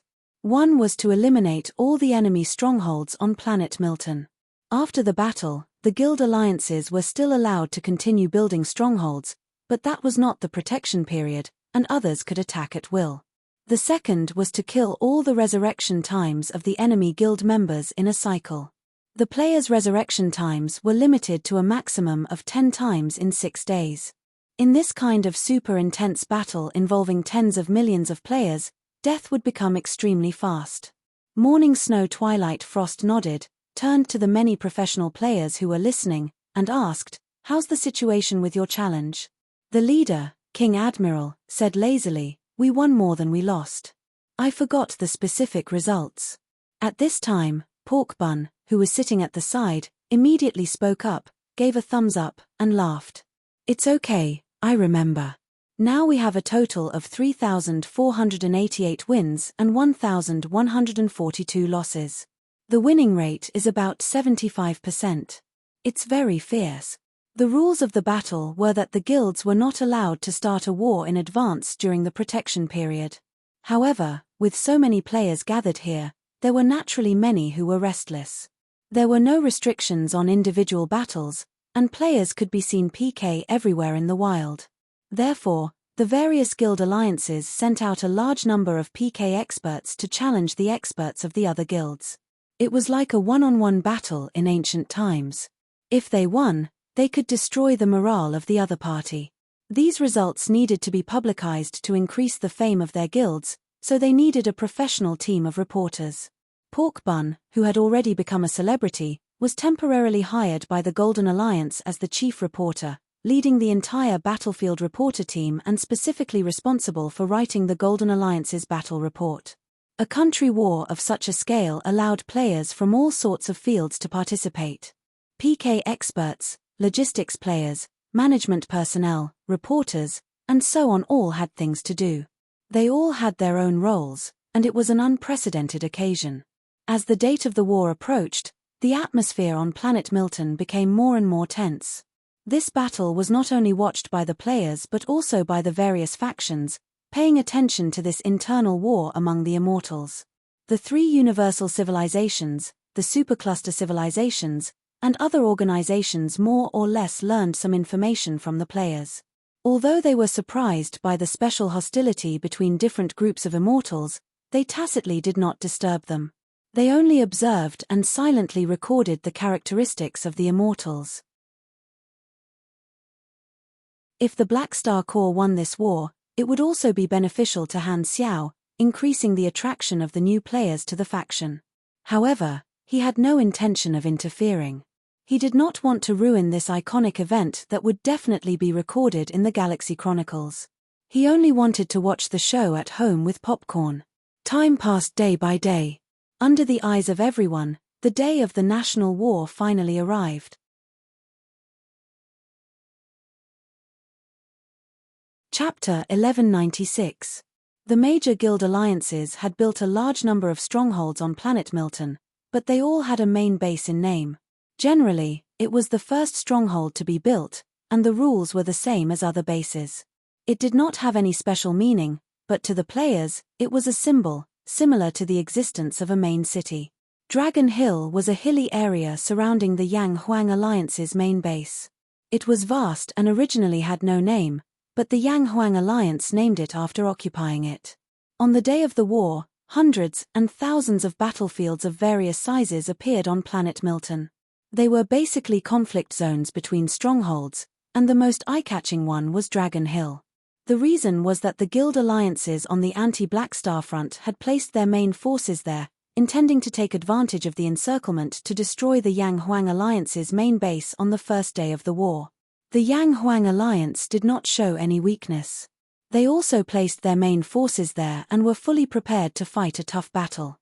At this moment, close to 10 million players from both factions were gathered at Dragon Hill, rubbing their fists and rubbing their palms, ready to take action. The large-scale military formation turned the hills into a colorful sea. The player troops were constantly adjusting their positions, and the scene was like rolling waves. It was a daunting sight. The chaotic colors came from the troops on the anti-Black Star front, and the equipment on them was different. The Yang Huang Alliance's troops wore army standard mechanical suits, which were black and silver. They were very neat, and their appearance was the difference between a mixed army and a regular army. The forces of the Galactic Business Alliance and other guilds were arranged in the east, south, and northwest, ready to attack from three sides. The Yang Huang Alliance's troops were in a circular formation, surrounding and protecting the main base. There was a wide buffer zone between the two armies, like the boundary between the Chu River and the Han River. In the combat monitoring room of the main base, the three-dimensional satellite map of the battlefield was suspended in the middle of the room. Morning Snow Twilight Frost, who was the chief commander of the battle, stared at the map, constantly issuing orders. The dozen or so strategists around him occasionally gave suggestions, and the group of assistants next to him were responsible for passing the orders to the subordinate commanders. The scale of the battlefield was huge, and large army battles were definitely the main means of combat. Rushing up in a wave would definitely be a suicide mission, so the command system was especially important. In order to prevent electromagnetic interference, virtual interference, and other factors from causing the frontline troops to be unable to receive orders, both sides unanimously chose the chat channel on the panel as the channel to issue orders and maintain communication. The chief commander planned the overall situation and was responsible for analyzing the situation with the military advisor group. The orders were sent point to point by the heralds in the command room. The higher-level commanders would adjust the specific tactics according to the instructions and the situation at the front line and send them to the middle-level commanders under their command. The intermediate commander relayed the orders to the basic squad leader under him through the team channel. Finally, the basic squad leader at the front line directly shouted in the team channel and led the members to carry out the tactical orders. The command system was divided into different levels. There were more than 100,000 commanders on both sides, and the majority of them were the bottom-level captains. This set of procedures seemed cumbersome, but because the chat channel was not restricted by distance and everyone had their own duties, the whole process was completed very quickly. If all the troops were to be treated as a body, then the commander and the higher-ups would be the brain, responsible for giving orders, while the middle-level and basic-level commanders would be the neural network, responsible for making the body move according to the instructions of the brain. Such a neural network was quite sensitive, and it gave the body a remarkable reflexes. The arrangements are basically done. How much time do we have before the battle starts? Chao Shui Twilight Frost issued a series of orders and watched as his troops began to adjust their positions on the real-time map. He sighed softly and turned to look at Jade Green Sky, who was the military advisor group. 6 minutes and 11 seconds. It's about time. Inform all troops to preheat their weapons. Raise your shields at the base and at the front line. In 3 minutes, let the mags of the enchantment school cast their buffs. Those who have hormones and strengthening potions, take them. The order was quickly issued. A thick light blue energy shield rose around them and enveloped the main base.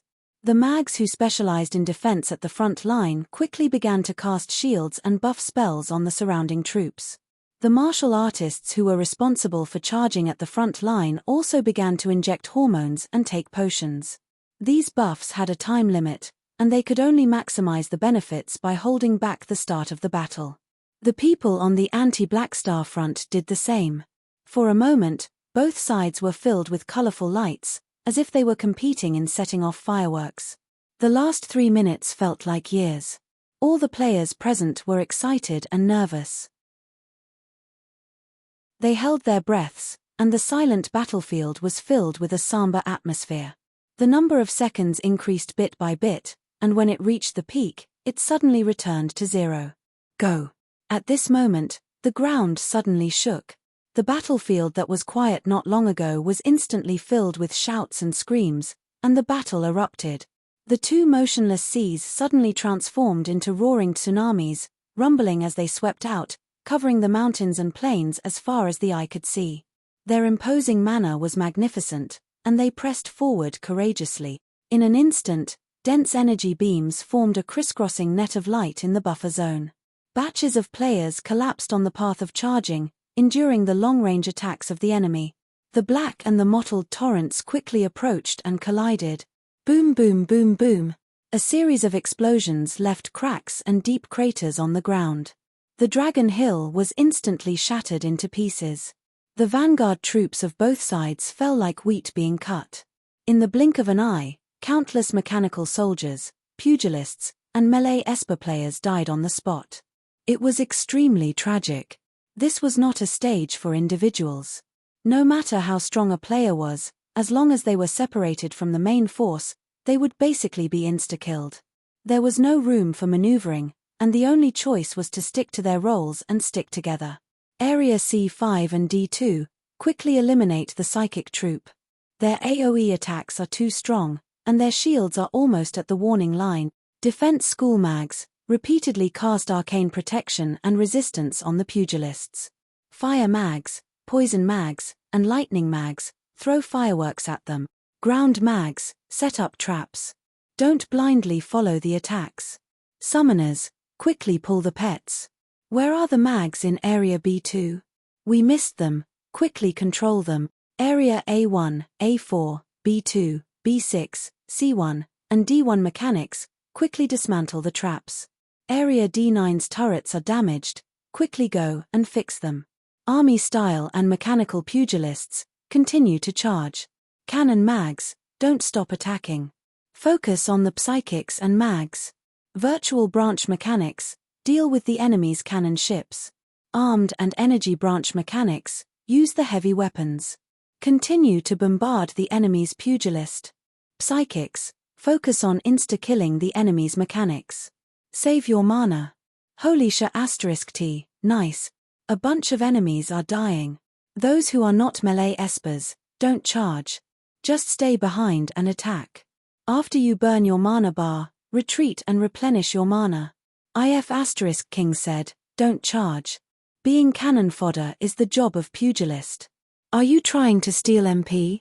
Pugilists in Area C2, slow down. If you revive, go back and hold the line. What are you waiting for? The battle instantly reached its climax. The chat channel was filled with passion, and the commanders of all levels were shouting until their necks were red. The players of the 5 classes had their own roles. Psychics were responsible for AoE and applying mental debuffs, Espers were responsible for different intelligence based on their own abilities, and Mags were responsible for buffing, melee, ranged, and so on according to the school they majored in. The most miserable ones were the pugilists. They could only charge at the front and be cannon fodder, using their bodies to hold the line. As the saying went, every dog has its day. The stronger the pugilists were in the early stages, the weaker they were now. After all, the pugilists were a civilian class. The advantage was that they were easy to learn, and they were not bad in one-on-one battles. However, on such a large battlefield, everyone wanted to kill the pugilists. They all wanted to clear out the resurrection count of the pugilists so that the enemy would lose their line of defense. In such a situation, the death rate of the pugilists was much higher than the other 4 classes. Even the cool facade was useless. It was simply a competition to see whose death was more flashy. Moreover, the pugilists did not have any side jobs. Even if they were to carry bricks, no one would want them. The efficiency was even worse than the various kinds of construction machinery. At this moment, the thoughts that appeared in the minds of the pugilists were shockingly similar. Damn it, how can this class be played? However, the mechanics, who were weak in the early stages, shone brightly in the battle. They were known as the busiest class on the battlefield. They were able to hold the line, deal damage, kill at a single point, kill at a single point, kill at a single point, and kill at a single point. Because of the strategic importance of the mechanics, the Yang Huang Alliance had an advantage. Because of the faction benefits, the most elite mechanics in the player group were in the Black Star Corps. They were basically all members of the Yang Huang Alliance. The troops of the 2 sides fought in 3 directions. The Black and the Motley Army intersected, killing each other endlessly. As the battle went on, the situation gradually changed. The Yang Huang Alliance had a slight advantage and was gradually expanding their advantage. The high-end professional players all had the treatment of the club's resources, so the difference was not too obvious. However, in terms of the overall strength of the players, the Yang Huang Alliance had pulled away from the anti-Black Star battlefront. The Black Star Corps had long unified the Chinese players, saving the players from wasting resources by constantly changing factions. Furthermore, They would also give out faction benefits from time to time. Their development was more planned, completely surpassing the wild players who mixed in with different factions in the previous 3 versions. After 3 to 4 versions, the Yang Huang Alliance's players as a whole were clearly better in terms of skills and equipment. Furthermore, Han Xiao's fake main storyline ending in advance gave the army players an extra sum of money and experience. 1 or 2 people would not be able to see much, but in a battlefield like this where there were tens of millions of players, many little drops made a mickle, and their advantage increased. The death count is out. In the command room of the main base, Morning Snow Twilight Frost, who was giving orders, received the statistics from the artificial intelligence, and his eyes instantly lit up.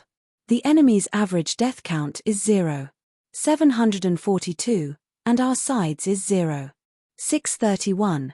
Beautiful. All the strategists present were overjoyed. The meaning of this data was the average death count of a single player. Although the difference was only 0.111, in a battlefield like this where there were tens of millions of players, it was equivalent to 500,000 deaths less than the enemy. We can only revive 10 times in 6 days, and if we use it up early, we'll be out. Today is the first day of the war, and the enemy's bottom line is estimated to be between 1.8 and 2.2. Their vanguard's death count is even higher than the overall average, reaching 1.2. They won't be able to hold on much longer. Morning Snow Twilight Frost narrowed his eyes and said in a deep voice, "Throw in 50 formation breaker, listen to my orders and charge." Because they were not fighting NPCs, both sides did not engage in large-scale suicide attacks. Everyone could revive multiple times, and if they were not used well, they might suffer a loss. The Yang Huang Alliance had accumulated a large number of evolution badges when they were preparing for war. 50 formation breaker amounted to a total of 40,000 people, which was equivalent to an average death count of 0.01. Now that they had a huge advantage, they had the capital to charge. Not to kill the enemy, but to use the high tankiness and high melee bonuses of the aberrations to cut up the enemy's vanguard, allowing the DPS at the back to focus fire on them and disrupt the enemy's formation. The order was passed down, and a special force charged into the front lines under the protection of the left and right sides. With a flash of light, their bodies expanded, turning into aberrations one after another, ferociously charging into the enemy's formation. Like a hot knife cutting through butter, they were unstoppable. 40,000 monsters buffed with defense and buffs rampaged through the enemy's ranks, instantly splitting up areas. Groups of enemy pugilists were isolated, and were killed or crippled by the DPS the Yang Huang Alliance tossed over, dying on the spot. The violence of the evolution badges had long been recognized by all players. With 40,000 aberrations charging together, the command of the anti-Blackstar front was disrupted for a moment. It took them quite some time to kill these aberrations, and the chaos they caused directly increased the average number of deaths on the anti-Blackstar battlefront by 0.018. Around 100,000 lives were lost, and the gap was further widened. This was especially so for the pugilists. If this continues, we can win. The morale of the Yang Huang Alliance players at the front lines was greatly boosted, while the morale of the Galactic Business Alliance players was significantly lower. It was not so easy to turn the tables in a battle between large armies. As long as they had the upper hand, the situation would snowball. With the decline in morale and the rise in morale, the situation continued to develop in the Yang Huang Alliance's favor. Just as the Battle of Dragon Hill was in full swing, Han Xiao, who was far away in the Blackstar Palace, was holding popcorn and a can of Coca-Cola, excitedly watching pork buns broadcast on the forums. However, his focus was not on the battle situation. Wonderful, I used 40,000 evolution badges in one wave, and the subsequent recharges will bring me another sum of money. I can use it a few more times. Haha, another 100 mechanical troops were destroyed, and the repair fees are in hand. Han Xiao was jubilant, not feeling sorry for the Yang Huang Alliance's losses at all. He even wanted to laugh out loud. In his eyes, every wave of resources lost by the Yang Huang Alliance represented a new achievement.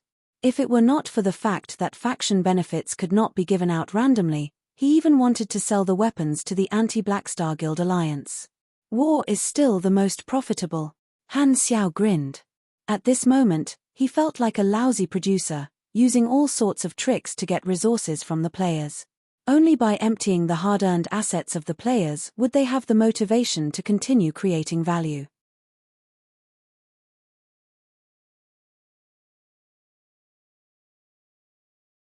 Chapter 1197. The Battle of Dragon Hill seemed to have become a signal. In the next 2 days, fire beacons were lit all over planet Milton. The players of the various guild alliances fought endlessly, and the battlefields changed from one place to another. There were hundreds of thousands of battlefields all over the strongholds at every moment. Planet Milton seemed to have been bombarded for 2 days in a row, and the surface was devastated by tens of millions of players. There were no other topics on the forums. There were basically only 2 kinds of posts. One was the enthusiastic greetings from the opposing players to each other's ancestors, and the other was the battle reports from the Galaxy Times and the various war reporters. Because there were too many battlefields, Han Xiao could not read all of them. He only paid attention to the Golden Alliance's results on the first day. After seeing that the Golden Alliance had won the Battle of Dragon Hill and made a good start, he did not follow closely. Basically, he only looked at the battle reports from Pork Bun and the Galaxy Times every few hours to understand the overall changes in the world server war. Overall, the Golden Alliance currently had the biggest advantage. The Galactic Business Alliance and the other guild alliances had suffered heavy losses on the first day of the battle, so they had obviously become much more cautious. They did not dare to act recklessly anymore and started to use dirty tactics to attack the various strongholds of the Golden Alliance. The Golden Alliance and the 3 Universal Civilizations battlefront led by the September meeting did not organize any large-scale battles in the past 2 days. At most, there were small skirmishes. The ones who had the most fun in the past 2 days were the neutral casual players. The neutral casual players had the most players. Many casual guilds formed temporary small alliances. Not only did they kill each other crazily, but there were also some fierce players who formed teams to attack the strongholds of the 3 major factions, such as the Black Star Corps. Most of them were repelled, but a small number of them succeeded in taking down some strongholds from the 3 mainstream factions. In similar activities, cleaning up the casual players was the first thing to do. The big fish would eat the small fish before killing each other to prevent others from sneaking up on them. However, the situation here was special. The intensity of the war was extremely high, and the resurrection count, which players usually did not care about, had become the most important strategic resource. The 3 main factions had the ability to eliminate any unaffiliated forces, but it was impossible for them to come out unscathed. The players were not afraid of death and would not give up resisting, so they would definitely cause them some losses. In their eyes, it was a complete waste to use their precious resurrection times on unaffiliated forces. They would not use battle to sustain battle, and their forces would only become more and more damaged. They would be at an innate disadvantage in battle. Furthermore, if they were to wipe out the scattered players on a large scale, there was an 80% chance that the scattered players would band together to resist. At that time, they might end up shooting themselves in the foot and be beaten up by the scattered players instead. Although there was no time limit in the war's rules, everyone had a tacit understanding that a victor had to be decided within 6 days. Otherwise, the respawn count would be refreshed, and the Guild Alliance would suffer a huge loss. After all, even if players could revive, their resources would decrease as the battle progressed. If another round of battles occurred, the Guild Alliance's treasury would suffer a massive loss. Moreover, ordinary players would not be willing to accept the death penalty too many times. In the exclusive workshop of the Black Star Palace, Han Xiao put away a freshly made King mechanical suit, opened the forum, and roughly browsed through today's battle report. Golden Alliance's 8-hour battle report, victory rate continues to rise. By Pork Bun Beating Dog, the Golden Alliance has conducted a total of 41 battles in the past 8 hours, including 4 million level battles, 11 500,000 level local battles, 22 100,000 level local battles, 4 small-scale team battles, and no 10 million level battles. Among them, they won 29 battles and lost 12 battles. Victory rate percent, an increase of 3. 16% compared to yesterday. The overall average death rate has increased from 2,375 to 2,814, continuing to lead the guild's average survival ranking. The gap between them and the second place continues to widen. Currently, the gap is 0,703. Victory at the Flying Stone Cliff, by Galaxy Times, Huaxiao region today. The Galactic Business Alliance and the northern battlefront's stronghold in the Haywood Valley was raided by the September Council and Denland. Due to the interference of the teleportation portal, the Galactic Business Alliance and the northern battlefront deployed troops nearby to reinforce the Haywood Valley stronghold. However, they were ambushed by the Golden Alliance when they passed by the Flying Stone Cliff and suffered heavy losses. It is reported that the Golden Alliance secretly sent a troop to log off here yesterday and used the strategy of going online to catch the enemy off guard and achieve a great victory with a loss ratio of less than 0.61. A daily drama, by Yang Huang Alliance War Reporters. Today, another tragedy has occurred that was caused by external factors. A boss of the Gorehowl Headshot cult bribed a high-level mage player in the Scythe Empire's main stronghold.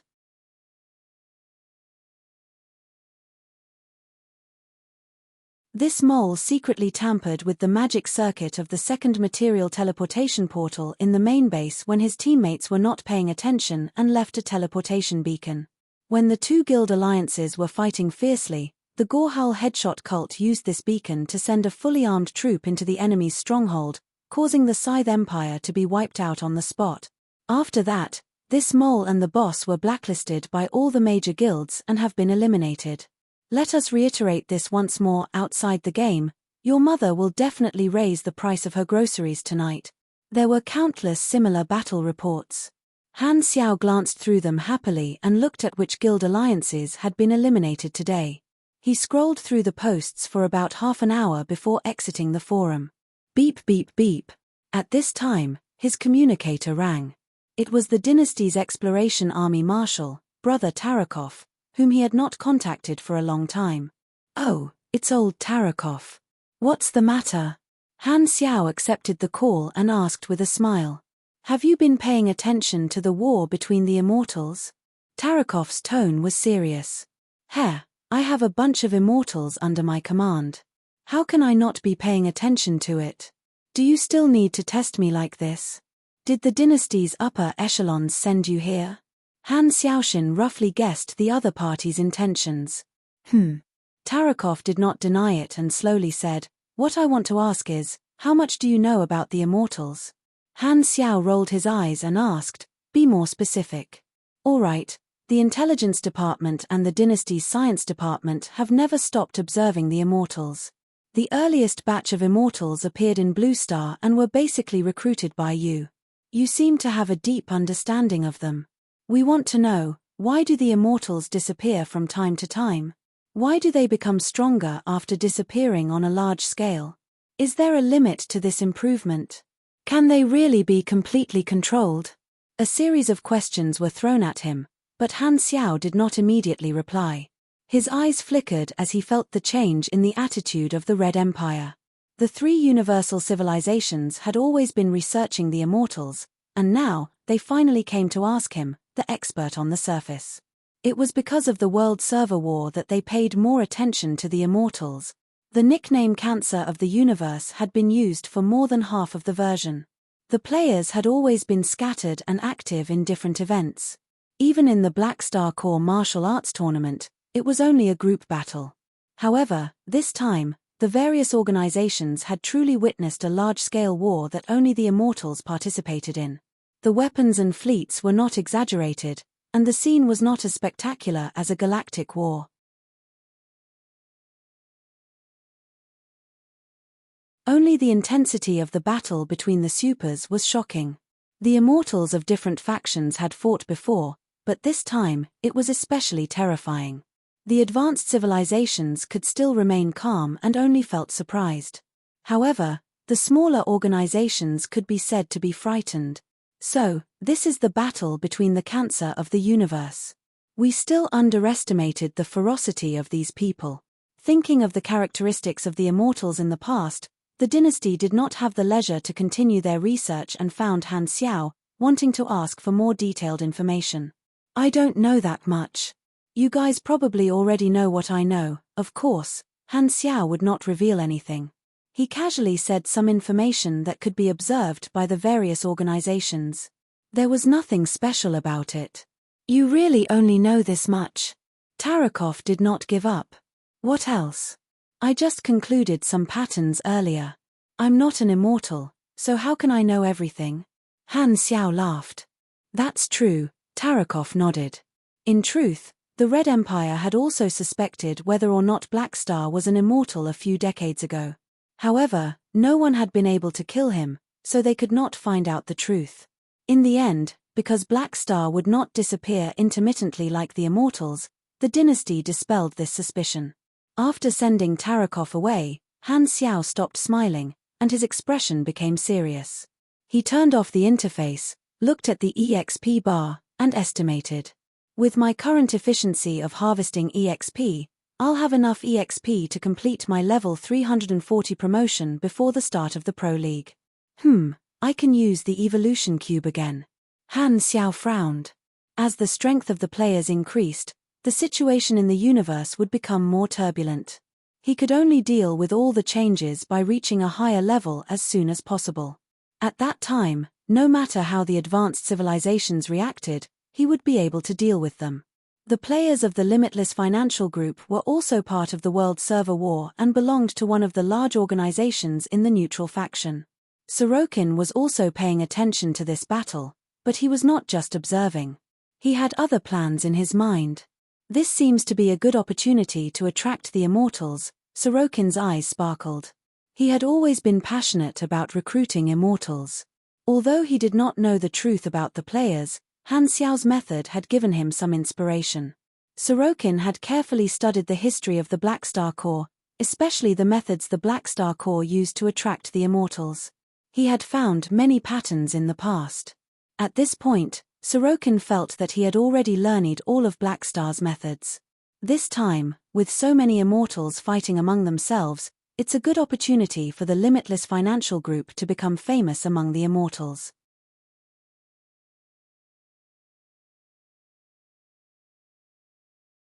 If the immortals of the Limitless Financial Group win in the end, they should be able to attract some immortals to join the financial group. Under normal circumstances, the immortals of the Limitless Financial Group would not have any advantage. If he wanted them to win, he would have to interfere. After all, he was not like the other Beyond Grade as who were affected by reputation. Even if news of a Beyond Grade are shamelessly interfering in a fight between Grade B supers spread, it would not affect his reputation. As a Beyond Grade A, even if he did not reveal his true strength, he would be able to determine the outcome of a battle of this level. Furthermore, his ability was extremely well hidden, and he believed that these Grade B immortals would not be able to discover anything. Looks like it's worth a try. Let's do it. Sorokin secretly made up his mind. His guess was actually not far from the truth, but he could not see the forums, so he lacked the most crucial information. He did not know the reason for the players fighting at all, nor did he know that NPCs were not allowed to interfere in the rules. The players of the Limitless Financial Group did not dare break the rules and invested a lot of resources to fight the national war, diligently maintaining their current good results. However, what they did not expect was that their own faction leader was preparing to take them all away.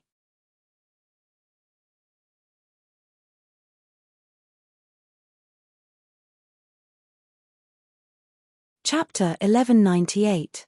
In Mount Huangjin, a large base was embedded in the belly of the mountain. Battleships and teams of mechanical guards hovered in the sky, and the defense was tight. This was the main base of the Apocalypse Foundation, the largest guild alliance of the Limitless Financial Group. 60 to 70% of the mountain had been transformed into mechanical defense facilities. They relied on the main base to constantly clean up the surrounding small strongholds and expand their territory. They had become one of the two major forces in this area.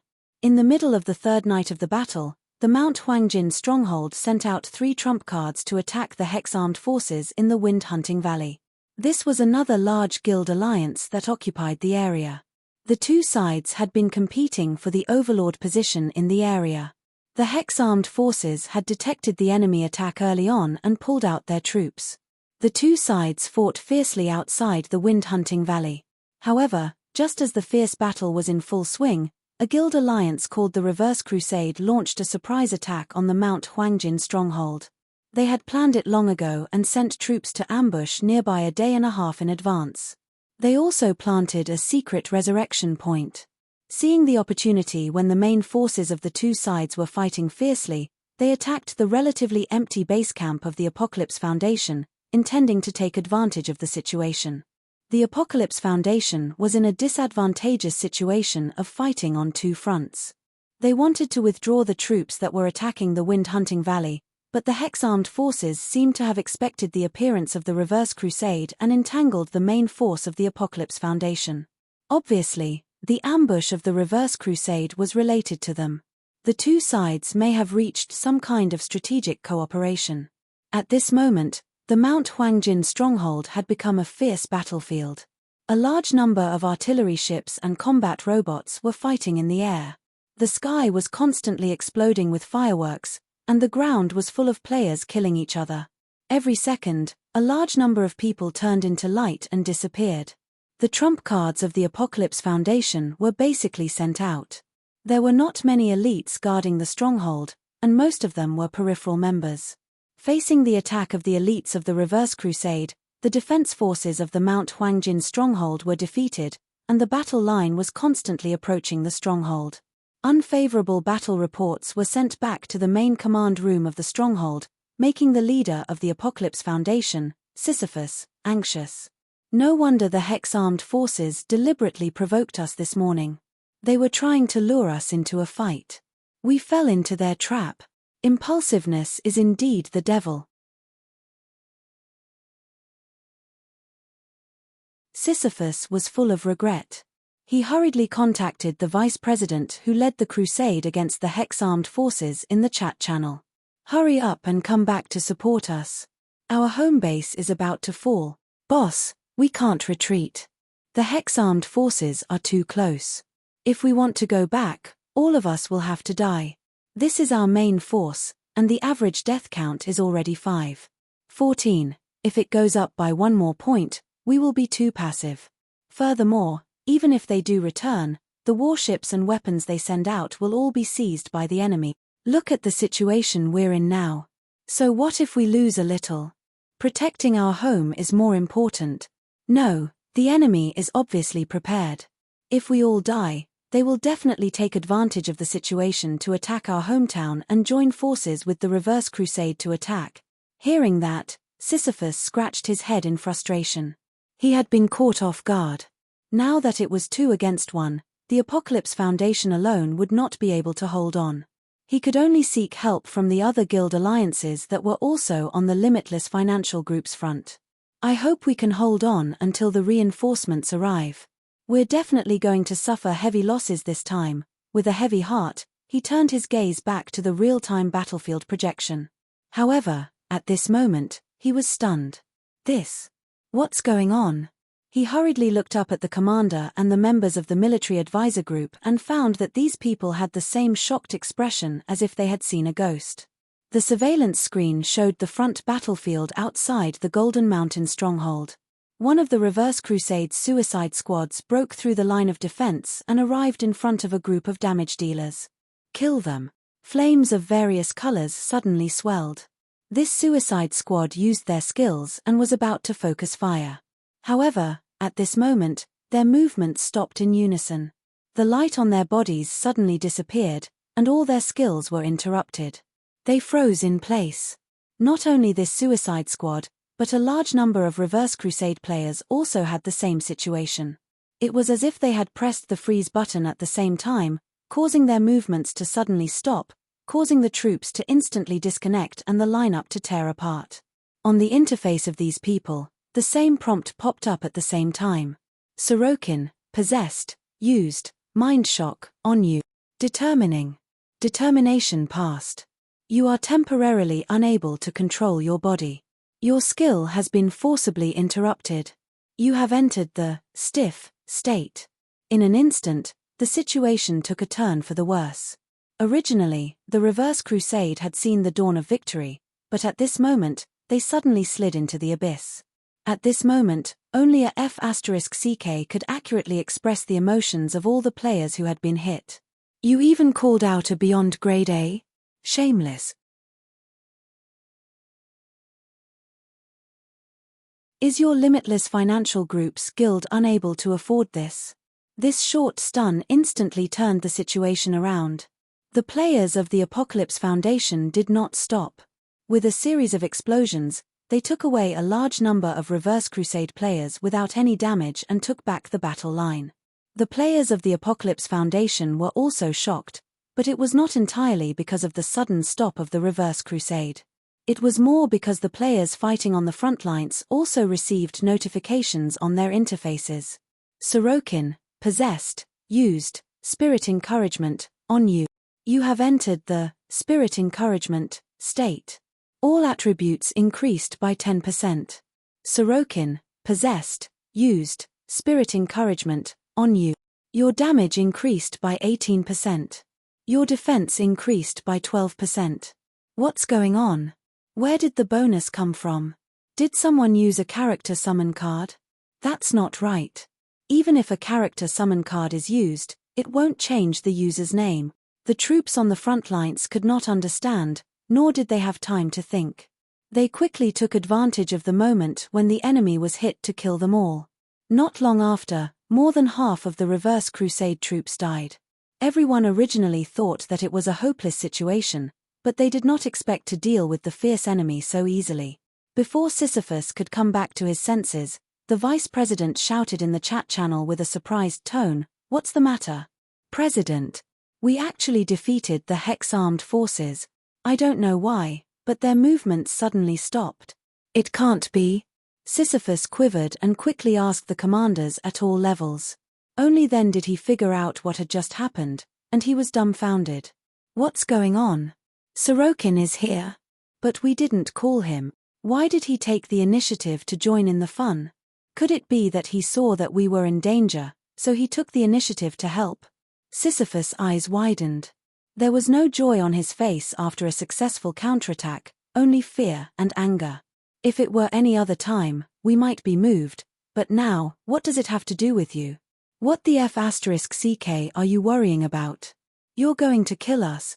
The next day, look at the clattering of iron hooves trampling over thousands of miles of rivers and mountains I'm standing at the heart of the storm, holding tightly the sun and moon rotating Han Xiao hummed softly as he walked out of the bathroom. The towel was wrapped around his waist, revealing his strong and slender upper body.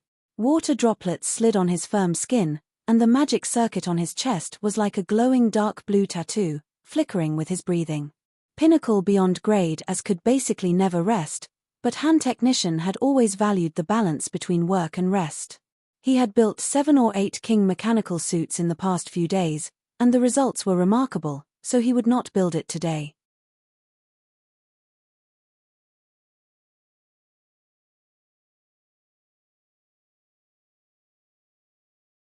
Level 180 Psychic, all core skills above level 7, please accept me. Sorokin's actions had completely frightened the players of the Limitless Financial Group. Some of them even wanted to change factions in order to continue participating in the national war, not daring to stay in this organization that could explode at any time. After reading the post, Han Xiao finally understood what was going on. This guild shouldn't be lying. All of this was most likely done by Sorokin on his own accord. As for his goal, I remember that he's always been passionate about recruiting players. Could it be that he concluded the pattern from my actions and wants to increase the attractiveness of his faction? After understanding the cause and effect, Han Xiao tried to guess Sorokin's logic and almost laughed out loud. So that's how it is. This guy thought that his actions were very secretive and only used some support-type mental abilities to make others think that it was the Limitless Financial Group's players who went berserk or used some special mental weapon. Under normal circumstances, it would not be so easy to link it to him, but the combat information has already sold you out, stinky little brother. Han Xiao secretly smiled. Little Sorrowless, oh little Sorrowless, you've shot yourself in the foot this time. You've used the wrong method. Originally, you wanted to farm reputation, but now it has the opposite effect. Instead, you've ruined your reputation among the players. The worst thing was that this guy could not see the forums, so he was still in the dark and did not know that he was being scolded by the players. This is the advantage of having poor information, Han Xiaoshan thought. Sorokin's actions would definitely lose some of the Limitless Financial Group's players. Just nice, when these players were feeling empty and lonely, he could use his thick chest to warm them up and recruit them into the army. No matter how many he recruited, it would be a profit. Sorokin, I didn't mean to snatch your leeks. This time, you're the one who delivered them to me, Han Xiao chuckled. This feeling of sitting at home and not doing anything, just watching the enemy play themselves to death, was really a little comfortable. Ever since he intervened yesterday, Sorokin had been paying attention to the subsequent developments. However, he did not see the situation he expected, and he could not help but feel puzzled. Logically speaking, the Apocalypse Foundation turning the tables with his help should have more or less caused the other immortals to be amazed by the strength of the Limitless Financial Group's camp, but why did these people not react? It was not until the next day that he saw the Apocalypse Foundation's reaction. It was not the pursuit of victory that he expected but the abandonment of the base, leaving the planet in a battleship, and withdrawing from the battlefield. Strange, what kind of reaction is this? In the office, Sorokin watched the live broadcast of the frontline news media, feeling a little incredulous.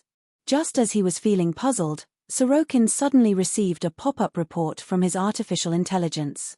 With just a glance, his heart skipped a beat. The report was full of resignation notices from the immortals, and the number was still increasing rapidly. What's going on? Why are they withdrawing from the Limitless Financial Group? Sorokin was stunned. Suddenly thinking of something, he quickly turned to look at the interface of the news broadcast. On the screen, batches of immortals belonging to the Limitless Financial Group flew out of the stronghold and scattered in all directions. Some went to visit other neutral factions, but more went directly to the three mainstream factions, such as the Black Star Army faction. The rules did not restrict the players from changing factions on the spot, and the major guild alliances guaranteed the freedom of choice for the players. As long as there were no external factors, the rules allowed for the players to fight today and join tomorrow. The nature of the Limitless Financial Group was a galactic financial group. To the players, there was not much faction cohesion. Those who joined were all for the high benefits, so there was nothing to be reluctant about changing factions. And now, the First World Server War was destined to be recorded in the Galaxy Chronicles. If they missed this opportunity, they would not have another chance. In order to not be inexplicably disqualified, some of the Limitless Financial Group players did not hesitate to betray the faction on the spot. Seeing this scene, Sorokin was a little dumbfounded. The method I used, the principle is clearly the same as Black Star's, so why did it have the opposite effect? No, this is not how the script is written.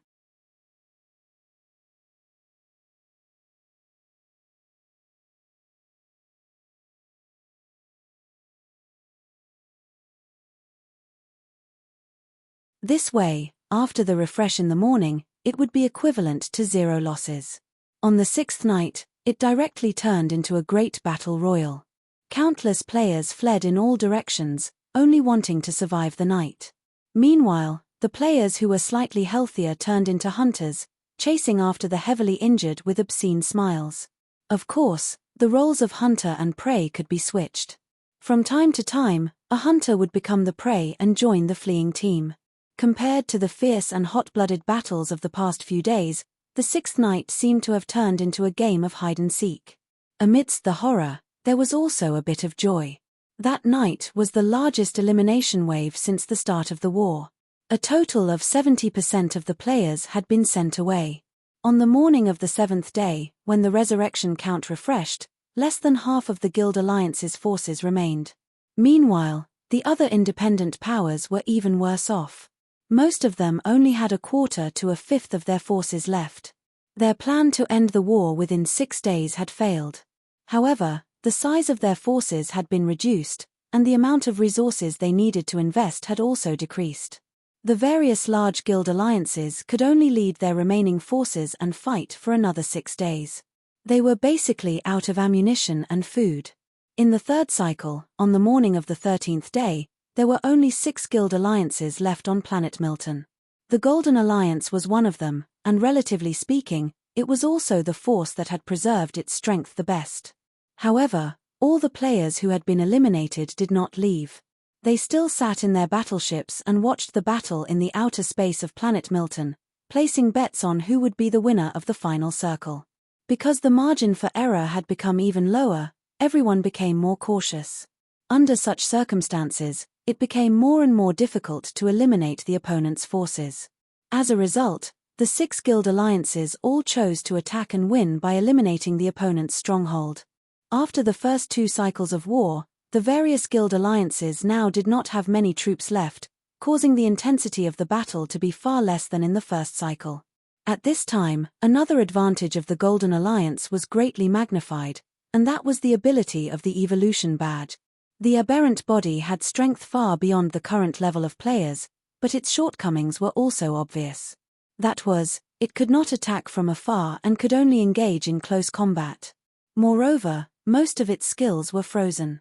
As a result, in large-scale army battles, the aberrant body's advantage could not be fully utilized. This was because the focus fire was too fierce, and the aberrant body could not hold on for too long. However, in small and medium-sized battles, the enemy's focus firepower would decrease, and the aberrant body's time on the field would increase, increasing the tactical effect of the aberrant body. At this point, the Golden Alliance no longer deliberately pursued the advantage of battle losses. It was not a loss to use the number of resurrections to destroy strongholds. They relied on the aberrant body's powerful attack power to attack strongholds one after another. On the 15th day, 2 guild alliances had been eliminated by them. On the 17th day, there were finally only 2 survivors left, namely the Golden Alliance and the Galactic Business Alliance. The 2 sides reached an agreement not to attack strongholds, but to fight head-on until there was no one left. They hoped that the First National War would end in a way that left no regrets. The 2 sides decided to finish what they started, and the battlefield was chosen to be the Dragon Hill, which had now become the Dragon Canyon. The 2 sides fought from morning to night, and in the end, the Golden Alliance won with a narrow advantage, killing everyone in the Galactic Business Alliance. In the end, only less than 2,000 core players of the Chinese guilds were left on the field. The nation war came to an end with such a result. As soon as it ended, the forums were filled with the celebration of the Chinese players. Even the players who were eliminated politely sent congratulatory messages, congratulating the Yang Huang Alliance for being the final winner of the First Nation War. The Galaxy Times and the reporters from all over the world also published reports. Especially the war reporters led by Bun Hitdog, they were full of praises and praised the Yang Huang Alliance from the start. They started from the era of the 3 sovereigns and 5 emperors. It was so corny that even the Chinese players felt numb when they read it. The Galaxy Chronicles was updated in real time, naming the First National War as the Battle of Milton, and all the battles, big and small, were recorded in it. Because the chronicles were compiled by all players, such a huge project was not a problem at all. As long as everyone recorded the battles they had experienced, the entire process of the National War could be completely restored. After the National War ended, the players did not leave immediately. Many people reluctantly returned to planet Milton to clean up the environment. They did not demolish the strongholds built by the various guilds, but instead used engineering machines to transform them into cities. Because it was rare for people from all sides to gather together, some players set up stalls, and soon others joined in. It was as if this place had become a trading area. Many PK players were itching to fight, and they looked for people to spar with. Planet Milton became lively again, and many players seemed to treat this place as a new main city. In the office of the Black Star Palace, Han Xiao closed the forum interface with a smile on his face. After more than half a month, it's finally over. It took much longer than in my previous life. He did not provide any help during the whole process, and he was quite happy to see the Yang Huang Alliance win. The Chinese players achieved a good result, proving that his efforts in the past 4 versions were fruitful. The First National War in his previous life had a far-reaching impact, and it was one of the symbols of the Galaxy Chronicles. The rules of the battlefield had been passed down and became a tradition recognized by the players. If there were any national wars in the future, these rules would be followed. The victory of the Yang Huang alliance would definitely increase the attractiveness of the faction, which was equivalent to endless free advertising. In the future, when new players chose a faction, they would first consider the army, and if old players opened Smurf accounts, they would most likely join the Black Star Corps, which had huge potential benefits. Most importantly, the national war had been fought for so long, and it had brought him far more benefits than he expected. Han Xiao opened the interface and looked at the value of the EXP bar, and he could not help but smile. There are still about 2 months before the Pro League. I thought it would take a while to get enough EXP, but I didn't expect to get enough EXP this time. According to his calculations, he should have accumulated enough EXP to level up from level 331 to level 340, which was earlier than expected. A large portion of the EXP was contributed by the former Limitless Financial Group player who had changed his backer midway. Little Sorrow, thank you for your help. Half of the military medal is yours. Han Xiaoxin was elated. Finally, he had accumulated enough EXP. Without any hesitation, he directly put all the EXP into leveling up. Divine Throne Mechanic, leveled up to LV32. Plus 500 energy, plus 5 SDR, plus 5 DEX, plus 18 END, plus 25 INT. You have received 20 free attribute points and 1 awakening point. Divine Throne Mechanic, leveled up to LV40. Plus 500 energy, plus 5 SDR, plus 5 DEX, plus 18 END, plus 25 INT. You have received 20 free attribute points and 1 awakening point. You have received the LV340 promotion mission. LV340 promotion mission, one of the God's Trait Transformation, has reached level 10. Han Xiao's eyes sparkled. His God's Trait Transformation machinery had already reached level 9, and he only needed to build 1 more universal treasure to reach level 10.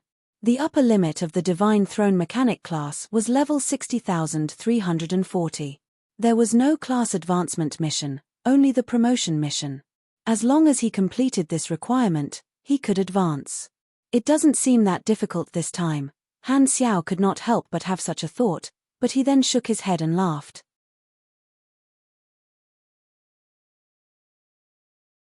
It's not that the mission is not difficult, but I'm just too good. He originally wanted to throw a mission completion card, but seeing this, he gave up on the idea. Anyway, he would definitely level up his God's Trait Transformation, so there was no need to waste a mission completion card. After the Intelligent Plague incident, the dynasty had already opened up the exchange channel for gold-grade blueprints, and he had enough contribution points. He could directly exchange for a blueprint and build it at home. It would not take long, and he still had the patience. Furthermore, the effect of the evolution cube depended on his energy level. Now that he had the Dragon Emperor Star energy absorption technique, Han Xiao planned to raise his energy level to a higher level and obtain an additional bonus from the evolution cube. This would not take much time because his current energy level was not far from the standard for the next level. Han Xiao directly took out his communicator and contacted the people of the Red Empire. After expressing his needs in this regard, he soon received a list of blueprints that could be exchanged from the Red Empire. He browsed through it carefully, selected one, and sent out an exchange request. Next, he only needed to wait for the upper echelons of the dynasty to complete the approval, and he would be able to obtain the blueprint. Gold-grade blueprints were extremely precious to mechanics, and they could not be bought even if they had the money. However, at the height that Han Technician was at, such a rare resource could be easily obtained. Having power in his hands was truly satisfying. Han Xiaoxin was in a good mood. Playing with the communicator while waiting for the dynasty's reply, he casually glanced at the lively scene on Planet Milton on the monitor and suddenly had an idea. In his previous life, the location of the First National War was like Planet Milton now, one of the main cities with commemorative significance. Unfortunately, After the last version update, that planet was requisitioned and was no longer open to the public. It had always been a place that many players regretted. When the 3 universal civilizations and the Supercluster Alliance are done fighting, the 4th exploration phase will officially be included in the explored universe. I might as well buy Planet Milton and the surrounding few planets and give them to the Yang Huang Alliance. Han Xiao's eyes sparkled. This move would not only deepen the army's presence among the players but also reward the Yang Huang Alliance. The excellent results of the Yang Huang Alliance had brought him huge benefits. Although this was an internal matter among the players, he could not be too stingy.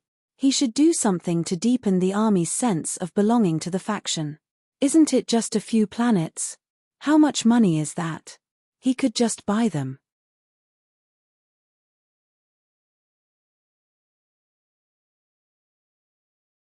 Chapter 1200. Super Godly Mechanic will be updated at midnight. Please wait for a moment. After the content is updated, please refresh the page to get the latest update.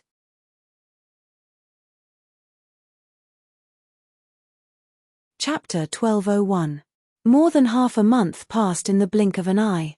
Because the Battle of Milton was over, the Pro League, which was still in its preparation period, became more and more popular. Most players preferred to pay attention to new events, and analysis posts about the strength of the professional players of the various clubs began to flood the forums. The various teams also began to promote and mobilize.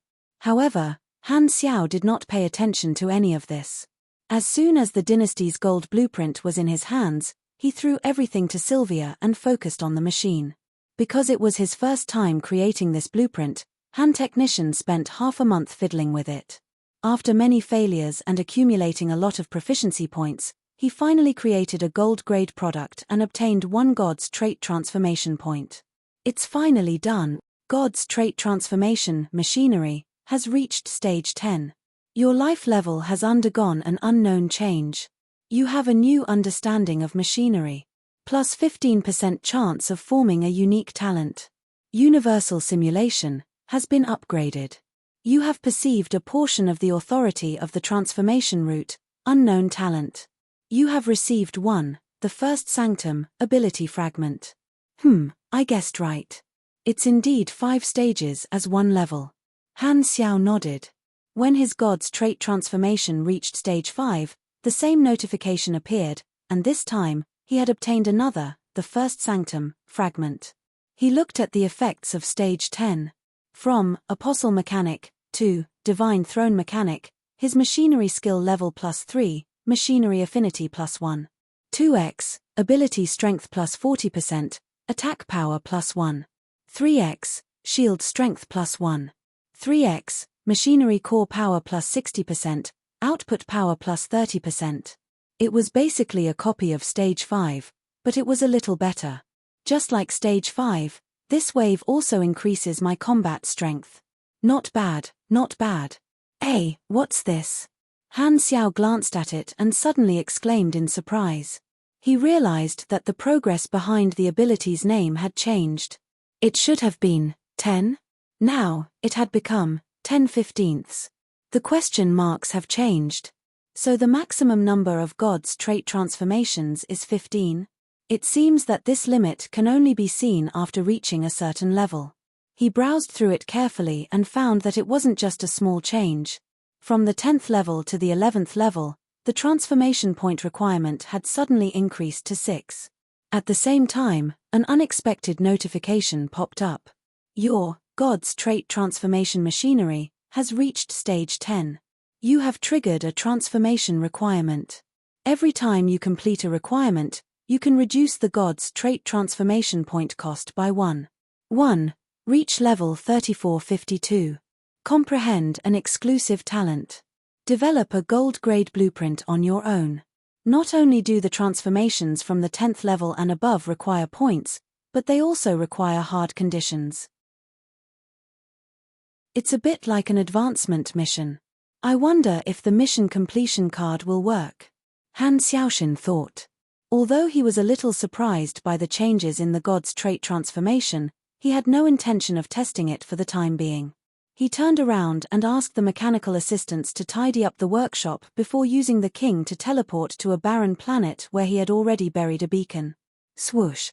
His vision changed, and he was already in a desolate underground canyon. Looking up, the cliff extended all the way to the sky, forming a line of sight. This was a planet located in the center of the Black Star Core territory. He had chosen to advance here because he did not want to cause too much of a commotion.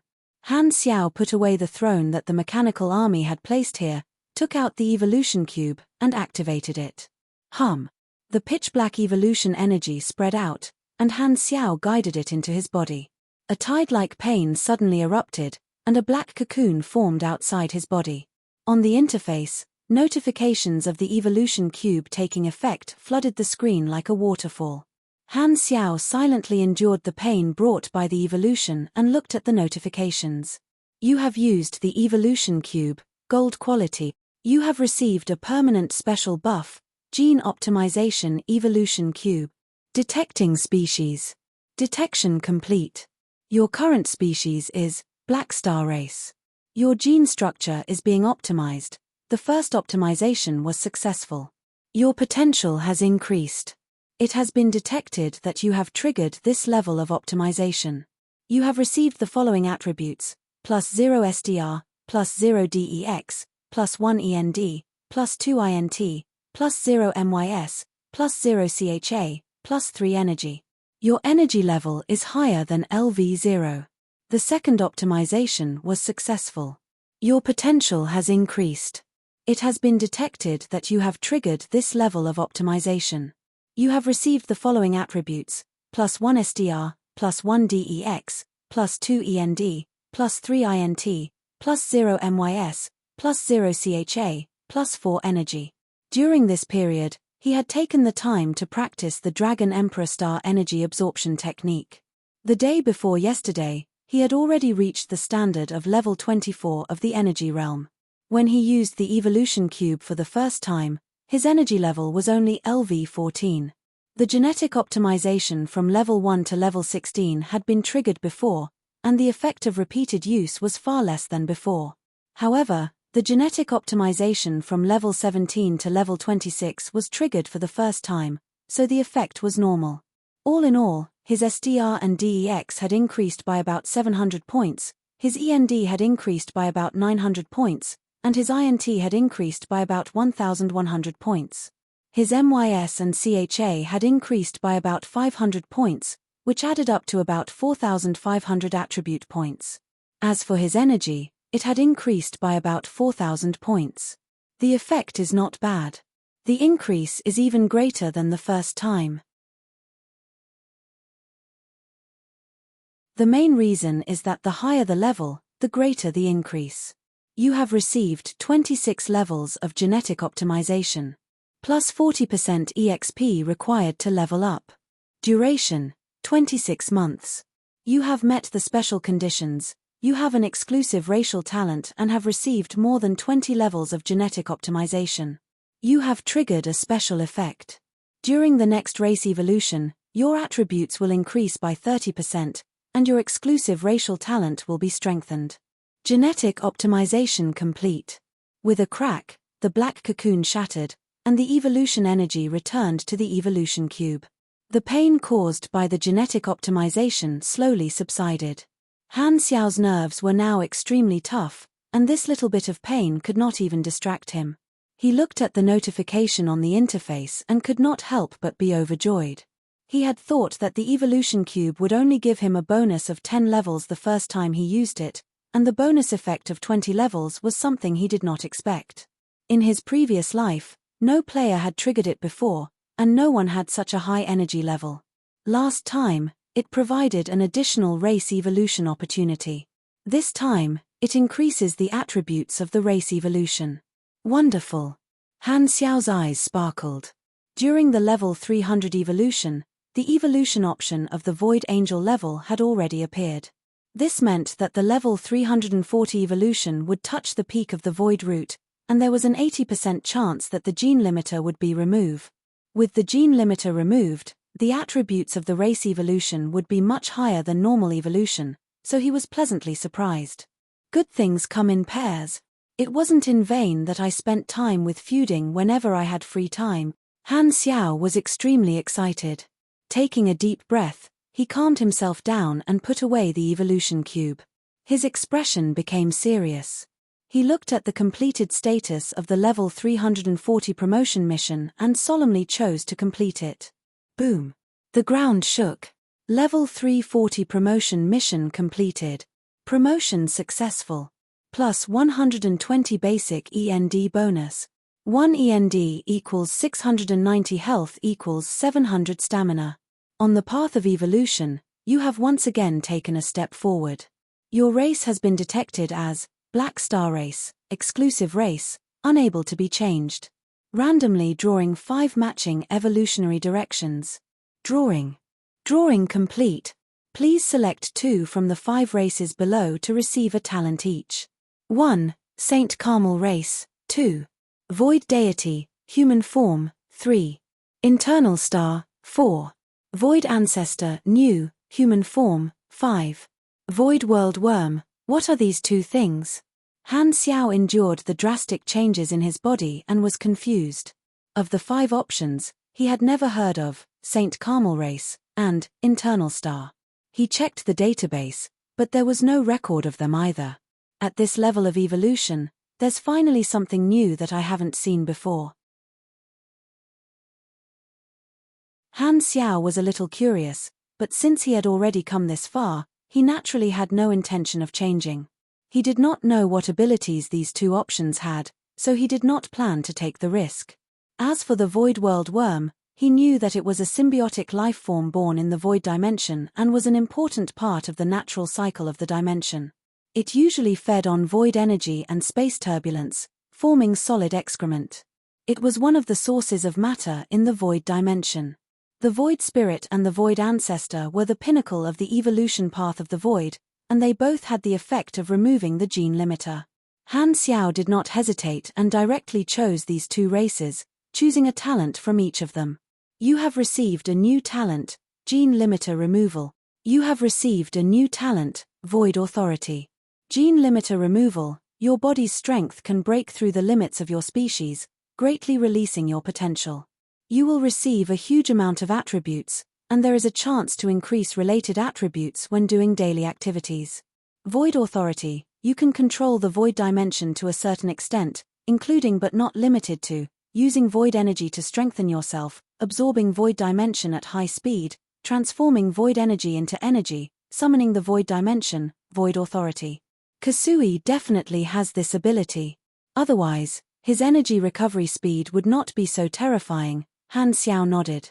This ability was the most valuable one out of all the talents, and it was equivalent to obtaining a part of the Void Dimension's operation authority. Your Black Star Race talent, Mechanical Genius, has been improved.